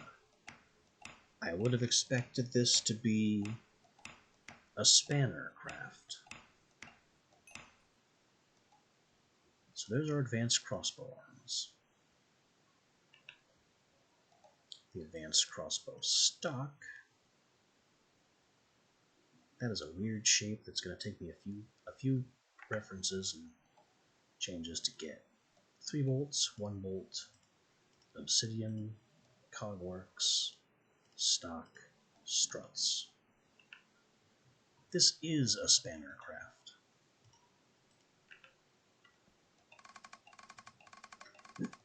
Fortunately, my black steel is sufficient.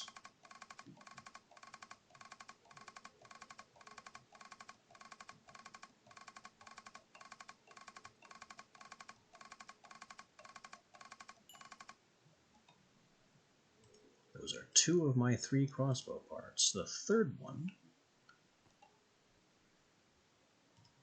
is really 3 nails and any wood. If crossbow parts cared about wood quality, I would care about wood quality. But they don't.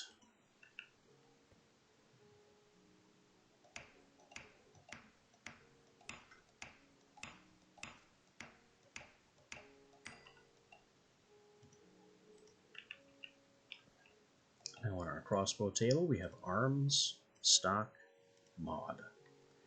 And I could put a bayonet on it, but why?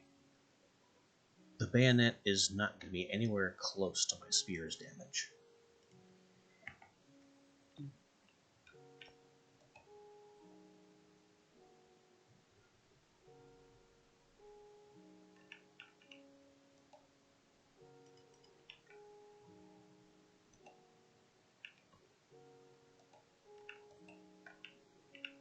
Now I should be able to just... There we go, I had to shift. I don't know why I had to shift. I didn't have to shift right-click with any previous crossbow assembly.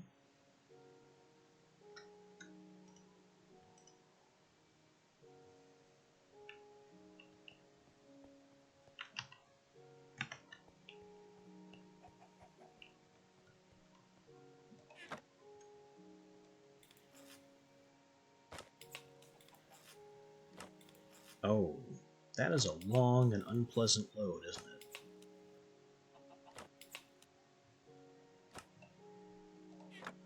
I'm glad this thing has a clip. Now I can plug out 6 shots before I have to load. And loading may take forever, but hopefully the fight is over by then.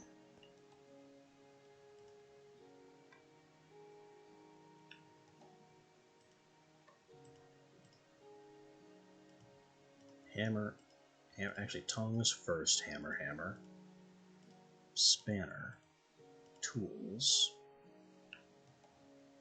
all this flux. I'm going to need more flux.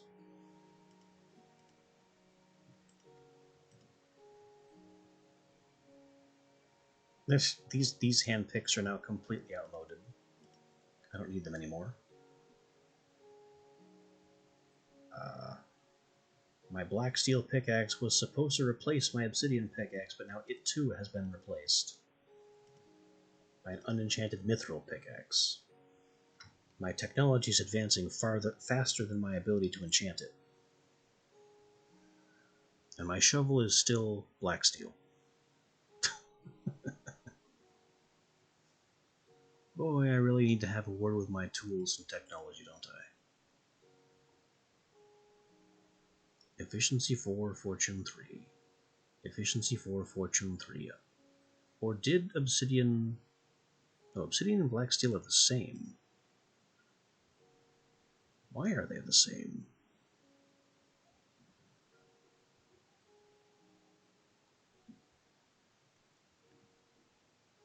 Isn't black steel a more powerful material?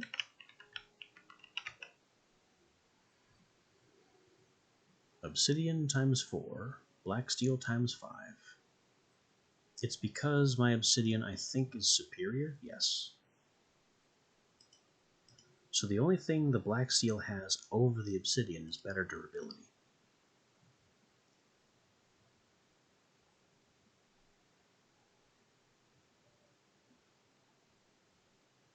I really wish there was a way to disenchant equipment, and there could be if I had the appropriate mods, but I don't.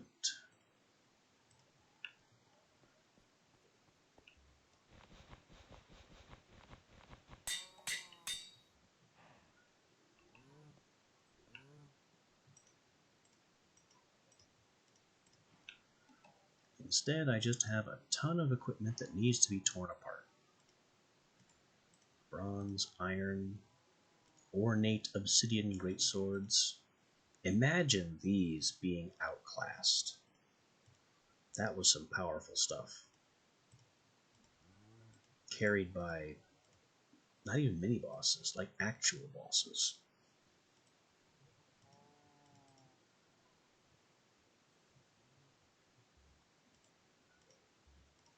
You have just bucket loads of katanas.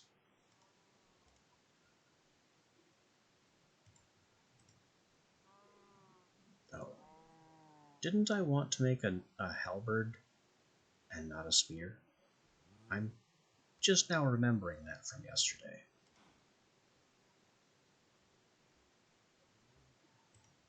Oh well. It's a spear now.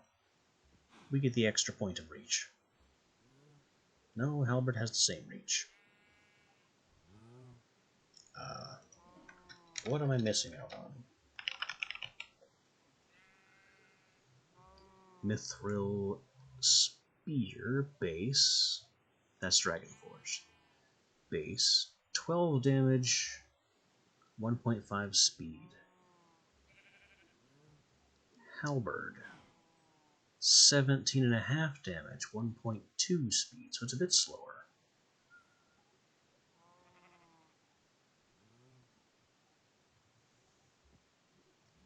I don't think I'd like the reduced speed. The very slightly reduced spear speed compared to a sword is already very noticeable.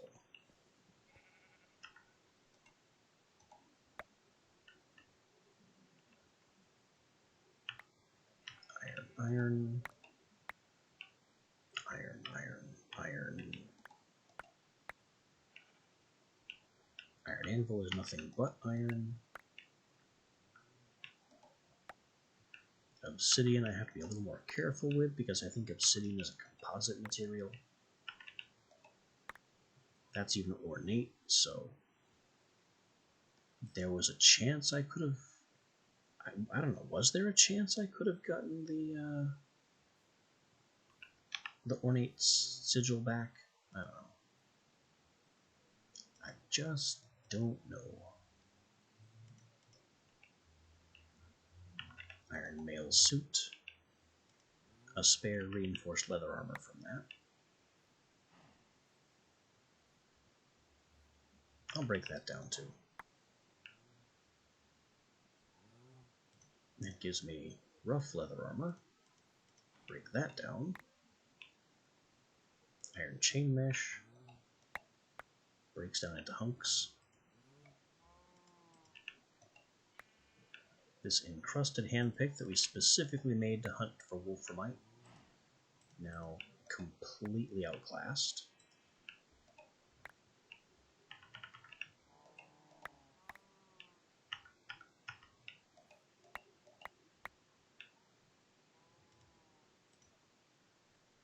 And the obsidian pickaxe.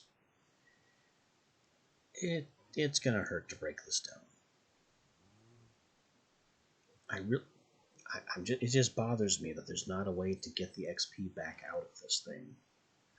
But such was older Minecraft.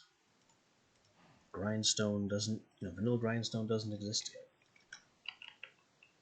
Disenchanters don't really exist.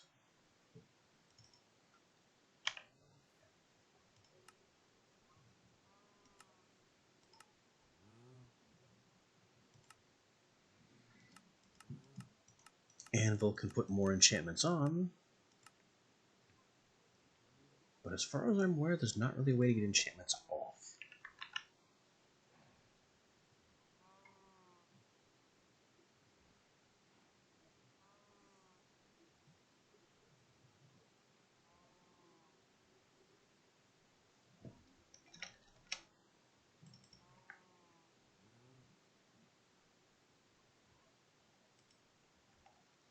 I have a weird thought.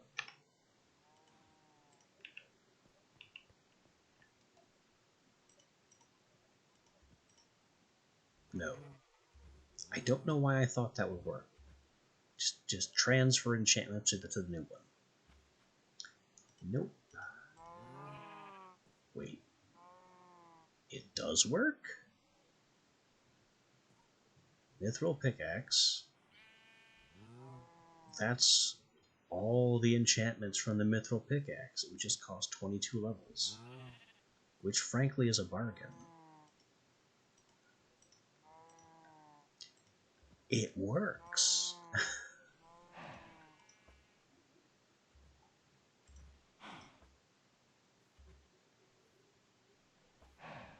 Well then.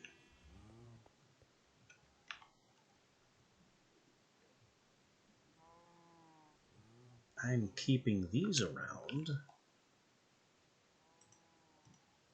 to be able to enchant. I'll still use this one. To be able to enchant these when the opportunity arises.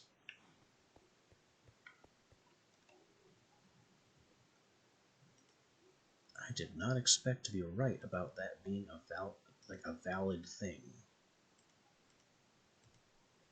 But apparently it is.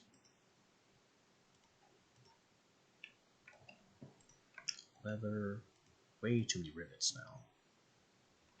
Oh, and more iron that I missed.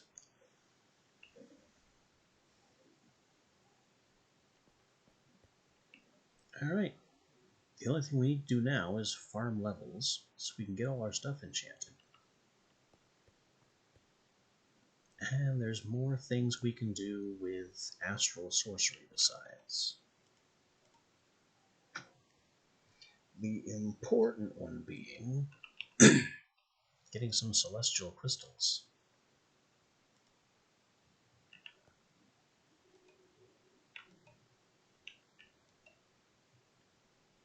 How is it that these did not have any? Well, I can see that there's no silver ingots in here, but no raw generic meat in here?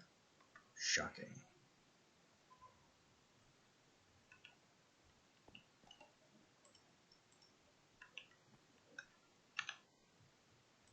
Okay.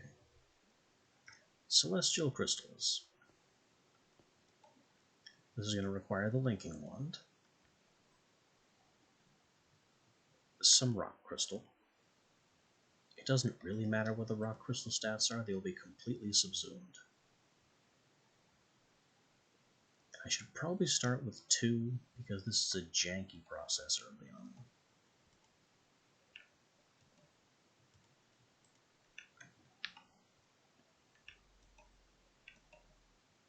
Let me get some buckets.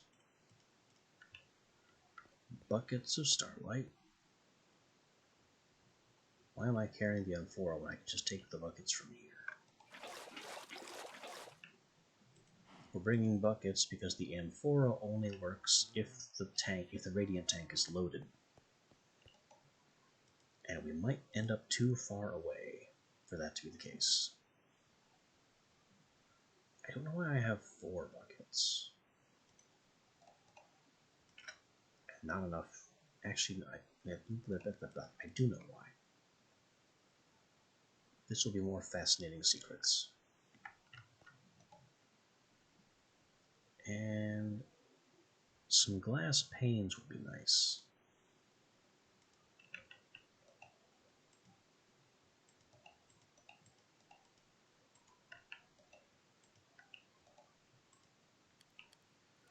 I can always use more glass. Speaking of more glass, and sand, and associateds,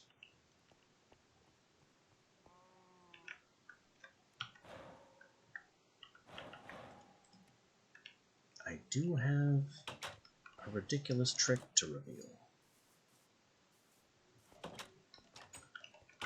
So I tried to torch trick this thing, and it didn't work, because the lava kind of flowed down and made a mockery of the whole system. There's a way to fix that, and it's not what it makes no sense. Let's just forget that it makes any sense.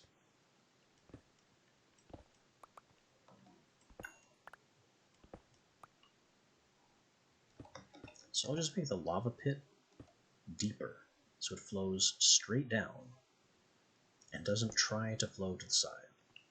And it specifically has to go past the sand.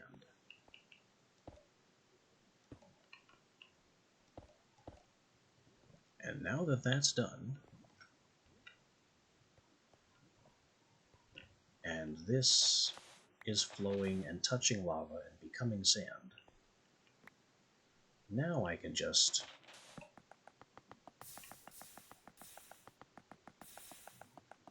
And when the lava has no incentive to flow in my direction, this just happens forever.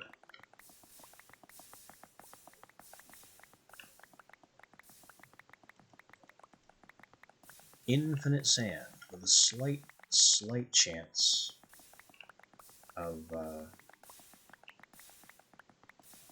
what is it, aquamarine shale. How much sand will we get before I see a single aquamarine shale? No idea. I would guess 4 stacks.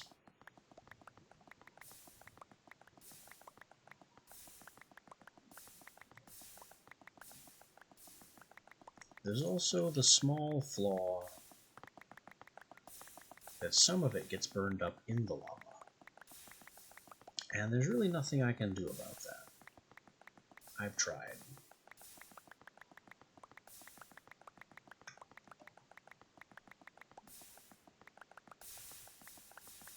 Nope, we're at 5 stacks and climbing, and still no aquamarine shale.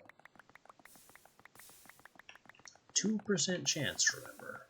2%.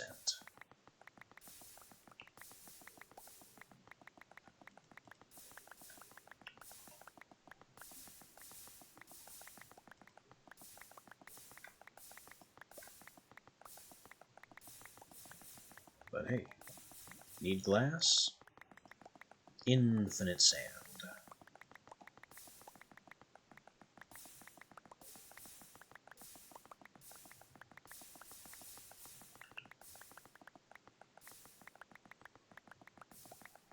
Still no aquamarine shale. Not a single one.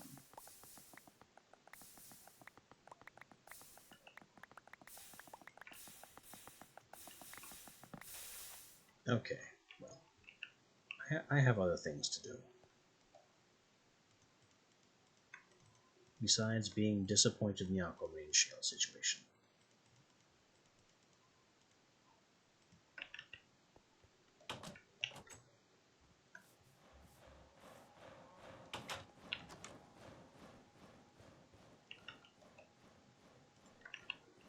Do we have an empty trove that I can set to sand? Yes.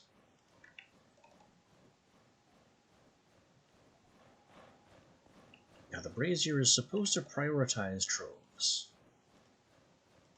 It isn't even recognizing the sand trove.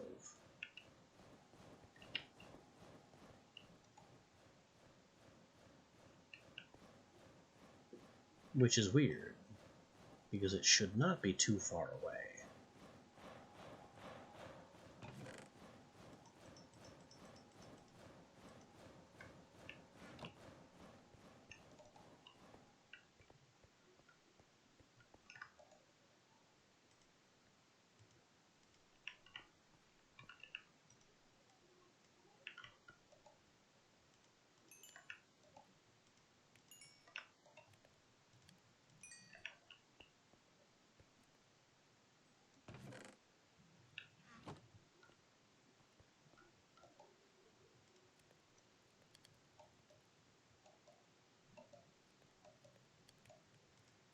Just make a bunch of pans. Store the rest. And I'll grab these walls too. They'll be helpful.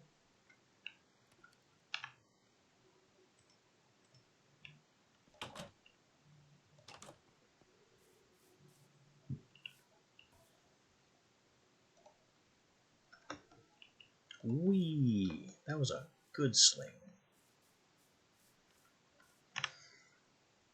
Alright, we're going north to the ancient place. Basically back toward the Crucible, but only halfway there.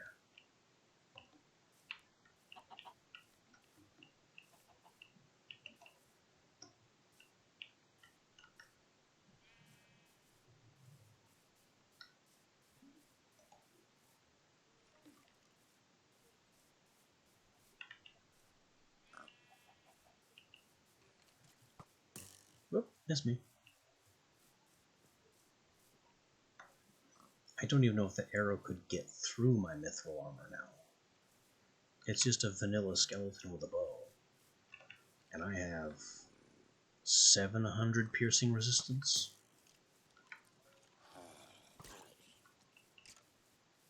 Instead, though, the skeleton is going to shoot his zombie friend and be dumb about it. So, that's not even something I have to worry about right now.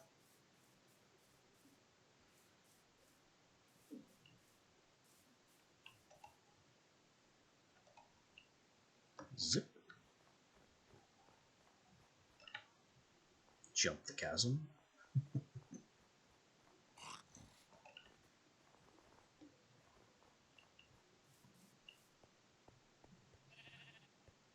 Okay. I don't know if this is going to work. Because in the past,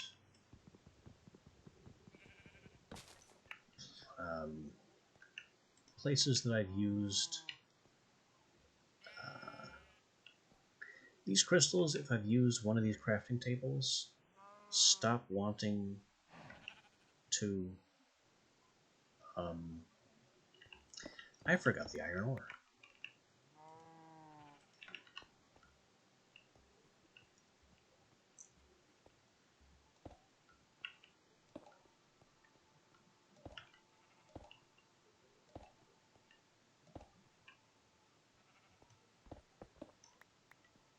Whoa. I got some crazy reach. I mean, I knew that, but it's starting to become a problem.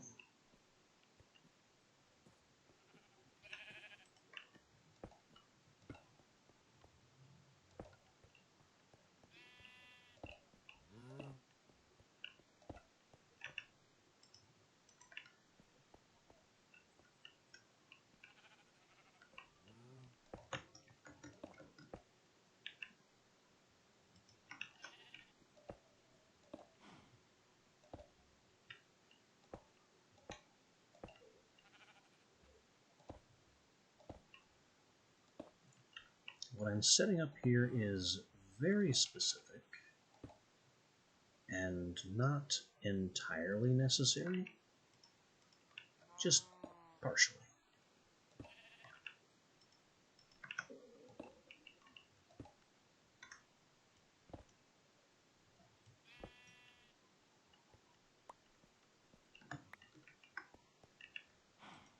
I should have done some linking while that block was there. And I'm just very irritated right now that I forgot the iron ore. So I need iron ore to turn into star metal. Would you just give it up? You're useless. Give it up and go away.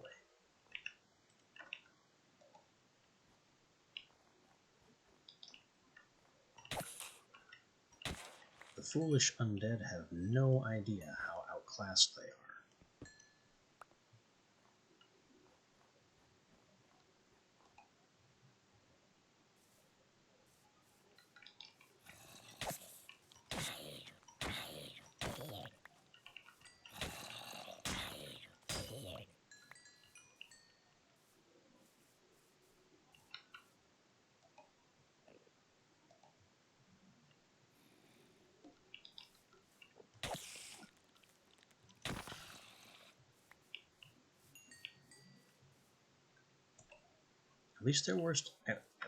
At least they're worth XP and get us closer to moving over the enchantments from our old tools.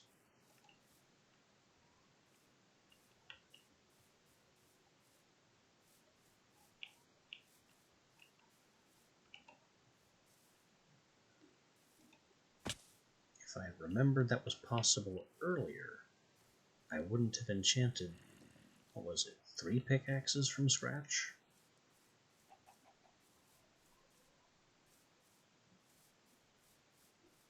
Would have been quite the XP savings.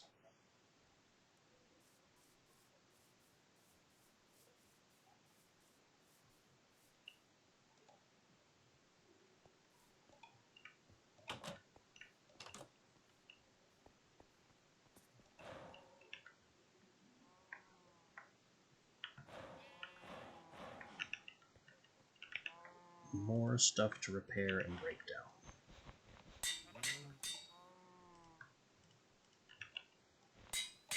The male leggings are particularly funny in that regard, since we just broke down so much armor.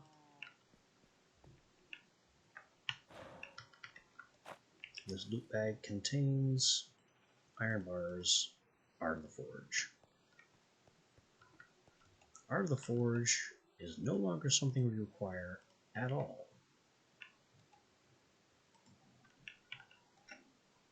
Now, iron ore 2. I think I actually have plenty of glass panes for this.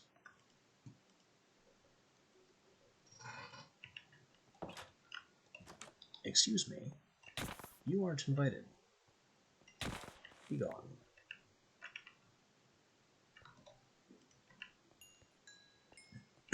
Creepers getting uppity. Alright, which way was north again?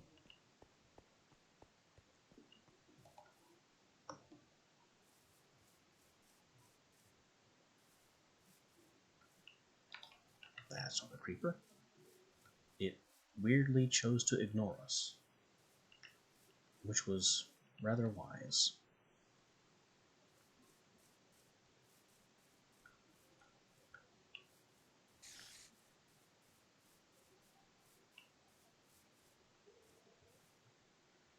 As an aside, the stone enrichment perk that we have that's constantly turning our floor into ore isn't even the only way to do that.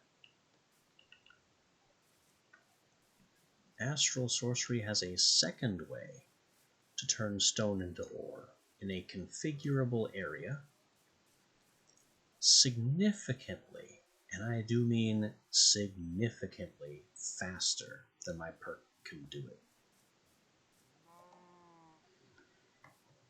It involves rituals.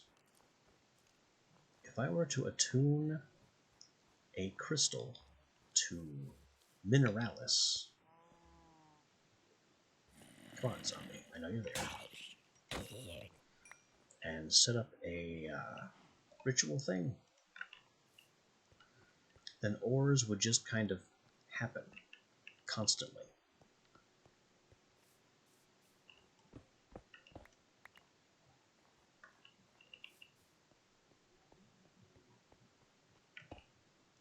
It's a hilarious and very powerful ritual, but I'm not exactly hurting on ores.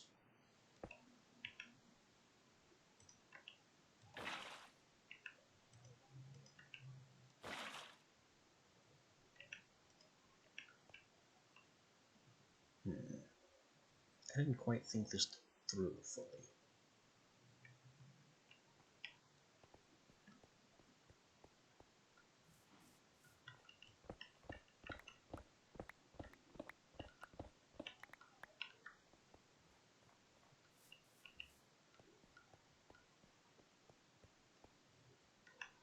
Alright, first let me take these back.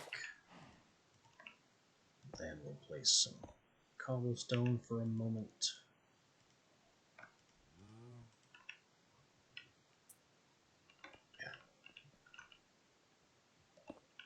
Yeah. Bridge sideways. That's what I was trying to do. And then these back panes should be walls? They could be blocks too, that'd be better. These were blocks like that, walls like this. Again, it's ugly, but it'll do what I need it to. Now, linking tool. This crystal to both ore blocks and both cobblestone blocks on top of them.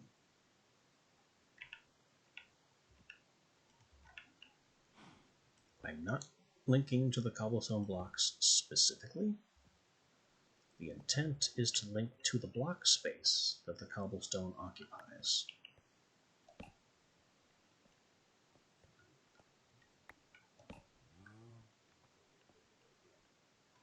Now use this crystal, and it'll be faster at night, I suspect. We'll turn these ores into star metal ore. At least it should. This is where I collected my star metal before. There it goes. That's step 1. Step 2 is the buckets of liquid starlight, into which we toss a stardust and a rock crystal. Which is why I had that block back there, so they have something to hit and not leave the pool. Combining stardust and rock crystal in a pool of liquid starlight like this will create a celestial crystal cluster. And then this cluster needs time to grow. The reason it's on top of star metal ore, which is also constantly being fed by the crystal, the collector crystal, is because a beam of starlight, as from a collector crystal, is supposed to make these grow faster or more potent. Frankly, I'm not sure which. And it's also improved by being on top of star metal ore, but it keeps reverting the star metal ore to iron, which is why I have the crystal also converting the iron ore again to star metal. And it does this constantly. I don't know what the benefit is of having these crystal clusters growing on top of star metal ore. There has to be some benefit, or else it wouldn't keep turning the ore back into iron and being a whole pain about it.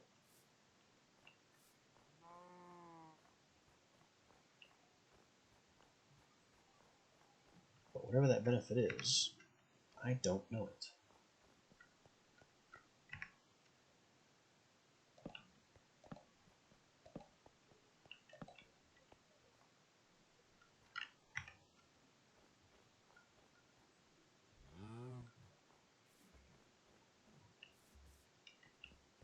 But the whole point of these is that these crystal clusters then grow through 4 stages.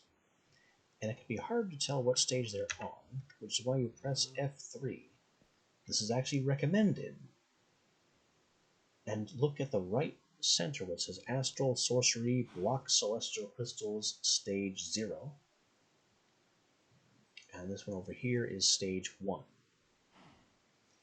These will slowly progress to Stage 4, at which point you can break them.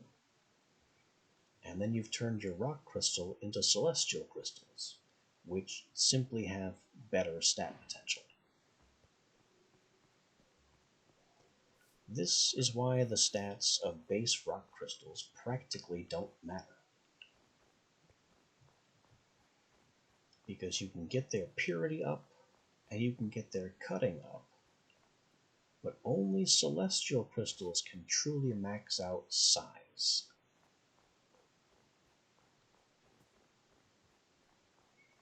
They also trend toward higher purity, and may even lose less material in the cutting process. I don't know. The book just says they are simply better in every way, and I'm inclined to believe it.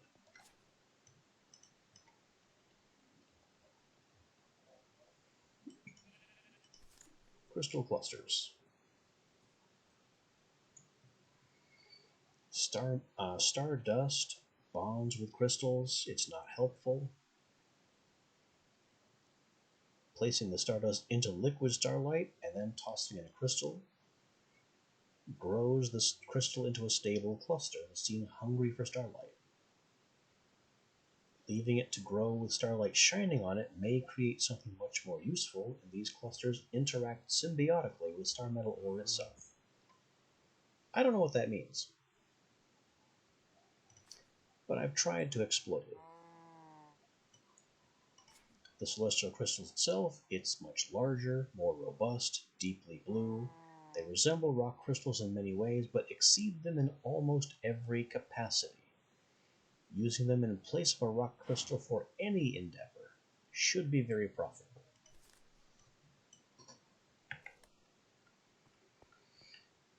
And again, dealing with these crystals is one of the worst parts of astral sorcery. It's this and managing liquid starlight, two major mechanics of the mod. And what makes these crystal clusters so bad is that they involve messing with liquid starlight. So you have to farm starlight, then farm crystals. The crystals take forever. And then you have to keep farming the crystals by sticking them in pools of liquid starlight to increase their size. Actually, I'm getting ahead of myself. First thing is you turn your rock crystals into celestial crystals. Every time you do this, their stats are randomized. The only stat you really care about is purity. Any celestial crystal with a low purity, you just put right back into a pool of liquid starlight with a stardust to have it re-roll its stats. Size can be increased by putting it in a pool of liquid starlight and leaving it there until it consumes the pool. Cutting can be improved by taking it to a grindstone, and this reduces its size and increases its cutting, and then you can just put it right back into the pool of starlight to get the size back. On stage 1 and stage 3, where previously this was stage 0, and this had graduated to stage 1 first. Random ticks. What you gonna do?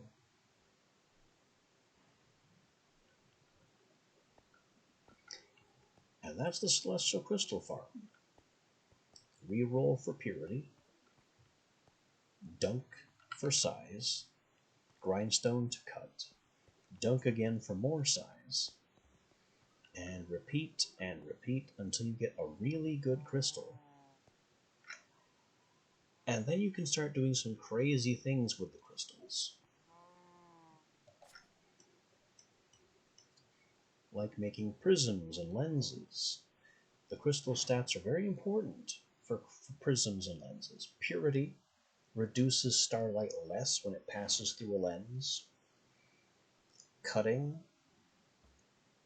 also improves lenses, and I'm not really sure how. Size gives you multiple lenses in a single craft. I know I'm pointing to the crystal prism here, but when I say lenses, I mean, I think it's back here. Nope, went too far.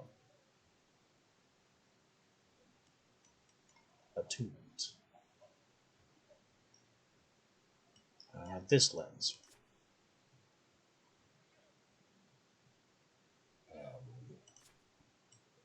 Where does it tell me how to make that lens? It should tell me right here. But all it tells me is about focus starlight. Oh, here. This lens. This lens is made with crystal, and the better the crystal, the more lenses you get, and the more powerful the lens itself. This is important because these lenses are also used to boost rituals.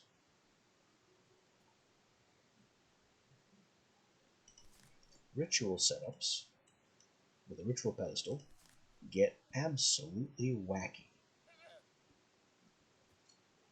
So first of all, you need a rock crystal to make the ritual pedestal. The quality of this crystal is completely irrelevant. Then you build the base that the ritual pedestal goes on.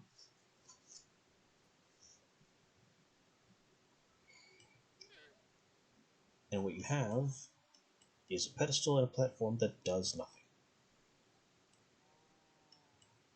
The next step is to get yourself a crystal. A crystal with very strong stats, preferably. I don't know how exactly the stats translate into crystal power, but the better the crystal, the better the ritual will be. Then you take that crystal, and you go to your attunement setup that I used ever so long ago to attune myself to Visio. You use this thing when a particular constellation is in the sky to attune a crystal to a constellation that you like. And then you take that crystal and you put it on top of the ritual pedestal. And it will use the constellation's power to create an effect in the area of the ritual pedestal. There is a way up here in Constellation, I think. This thing, the Ritual Anchor.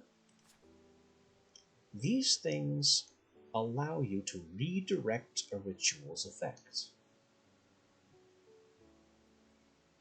So you link them, you place, the reason you get two is you place one above the ritual pedestal, and then a second one anywhere, and use your linking tool to connect them together. And it moves the effect of the ritual from the pedestal's immediate surroundings to the location of the anchor. And this allows you to move the anchor without having to move the entire ritual pedestal and its base, and relocate the ritual itself.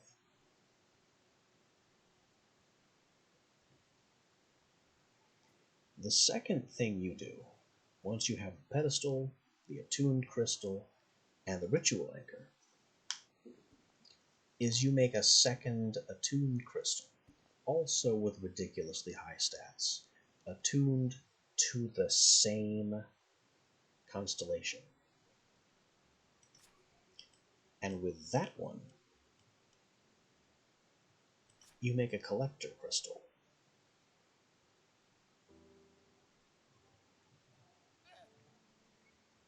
In fact, you don't just make a collector crystal.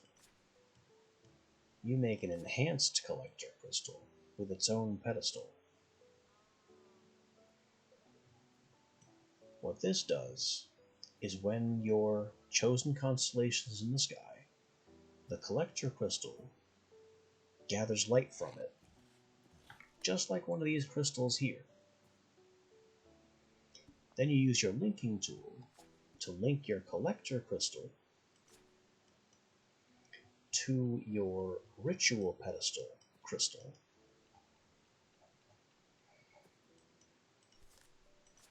and that supercharges it. A beam of light goes in, and a colored beam of light refracts out. And you have to take a lens back here, place the lens where the beam of light is refracting out of your ritual crystal, and point it back at the ritual crystal. And this happens like 5 times. Yeah, you send starlight to the pedestal, beams of light shoot off from the ritual crystal, you use a lens to redirect that lost light back into the ritual, and allow the full light to boost it. There's a limited number of such beams, but the crystal can receive additional starlight at risk of stressing the crystal. And what this means is, just ignore that format error. You beam in starlight from one collector crystal. You can then boost it with up to 5 lenses by bouncing what escapes back in. But if you link a second collector crystal to the same ritual again, then you start fracturing the crystal due to overcharge.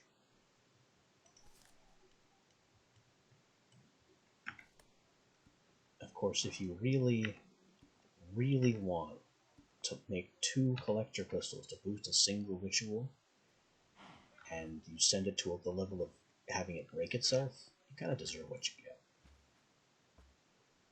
Okay. This is now stage 4 and can be harvested. I don't know if I want to harvest it when it's on star metal or when it's on iron. But we just got a size 700, 100% pure crystal. You can't do much better than that. And then this one is 50% pure, 600 size. We also got back more stardust than we used, which in fact always happens with these celestial crystals.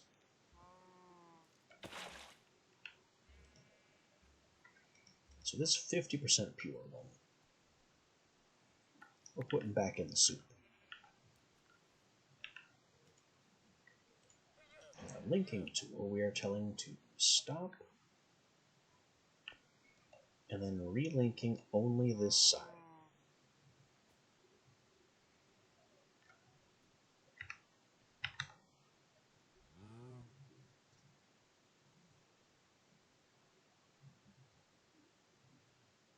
Which will push twice as much light in this direction because I'm not wasting half of it on the left side.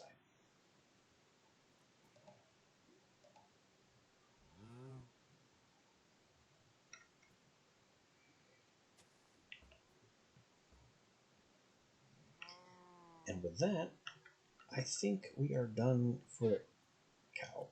We're done for the day. I'm going to let that continue processing. We've got this crystal, which is too good to use in our altar. And I could make a collector crystal,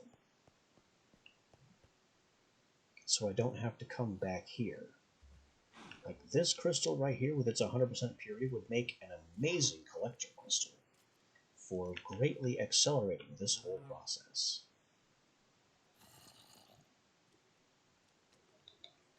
And maybe I should do that.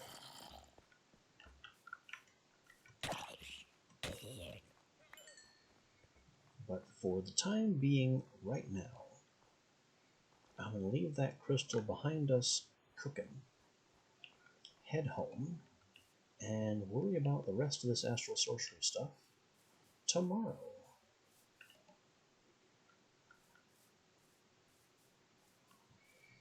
We have made great strides today, from making a light wand to making a horrible little transparent box to fight the Wither in, finally finishing off 3 skill lines with Wither exploitation,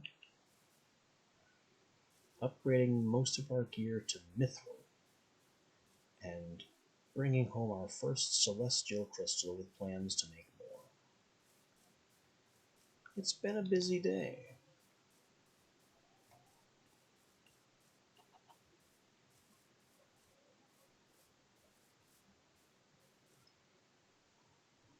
It's been a very satisfying day.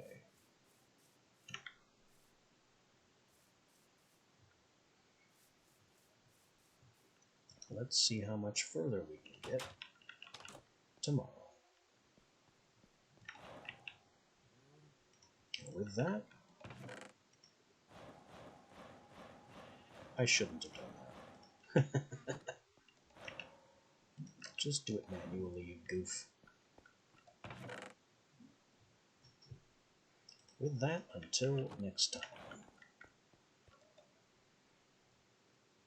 I'll just arrange, I guess, some more rock crystals as a statement of intent. So we're going to farm a few more of these. before I consider the whole rock crystal thing done.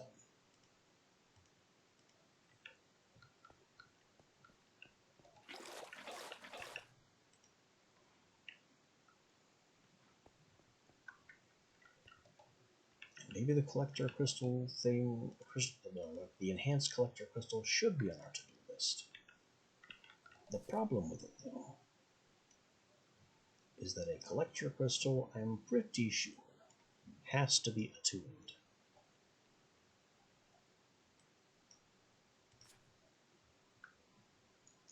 Superior, stabilizing, cannibalization, collector crystal. Yes, attuned rock crystal, which also works with attuned celestial crystals.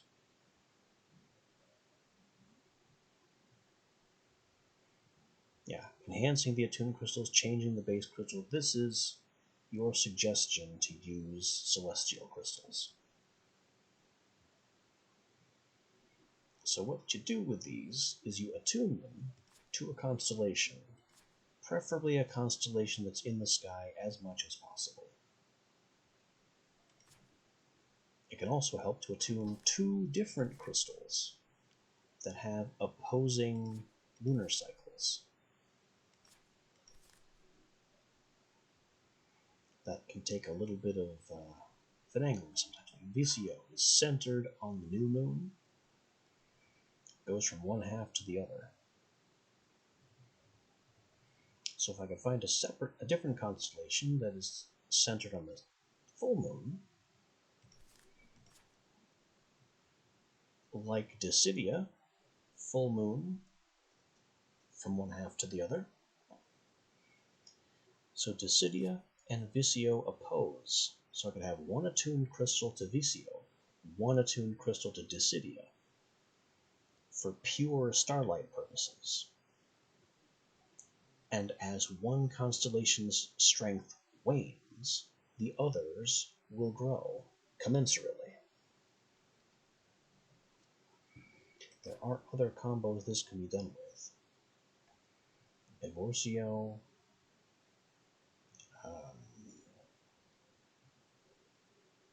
Evorcio centered on the waxing gibbous. I had to remember the words for it.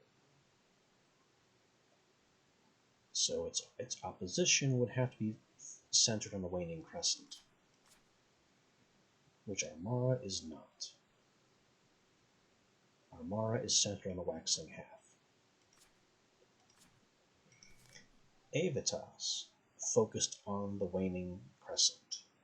That's my usual, is to go Aevitas and Evorcio. But Dissidia and VCO work as well, they oppose.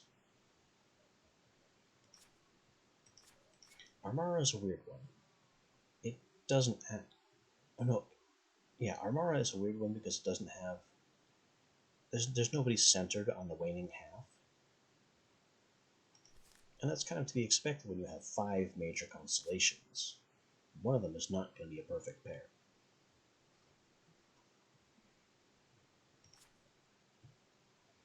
And the last little detail about collector crystals and starlight and everything else, and back on the thing about rituals, is what do the rituals do? And to be as dramatic as possible, I'm going to point out Mineralis. If you attune a collector crystal and a ritual crystal to Mineralis, and boost the crap out of a Mineralis ritual, and stick your Mineralis anchor underground where there's a ton of stone, you will get something like an 11 by 11 cube of my perk generating ores in the stone, but supercharged. You can mine out all the ores and then just bring a pocket full of base cooked stone. Place stone, it'll immediately turn into an ore and you mine it. You can literally ritual together an ore farm There's also the refraction table, which I don't fully understand how it works.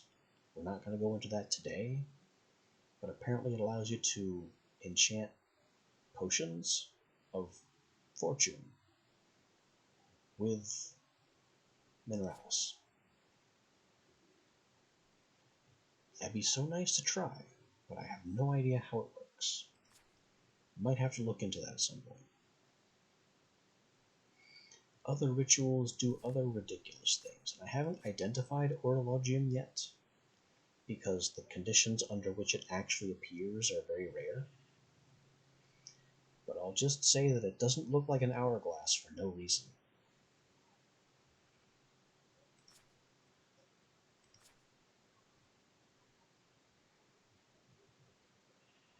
Pelotrio is a fascinating ritual too.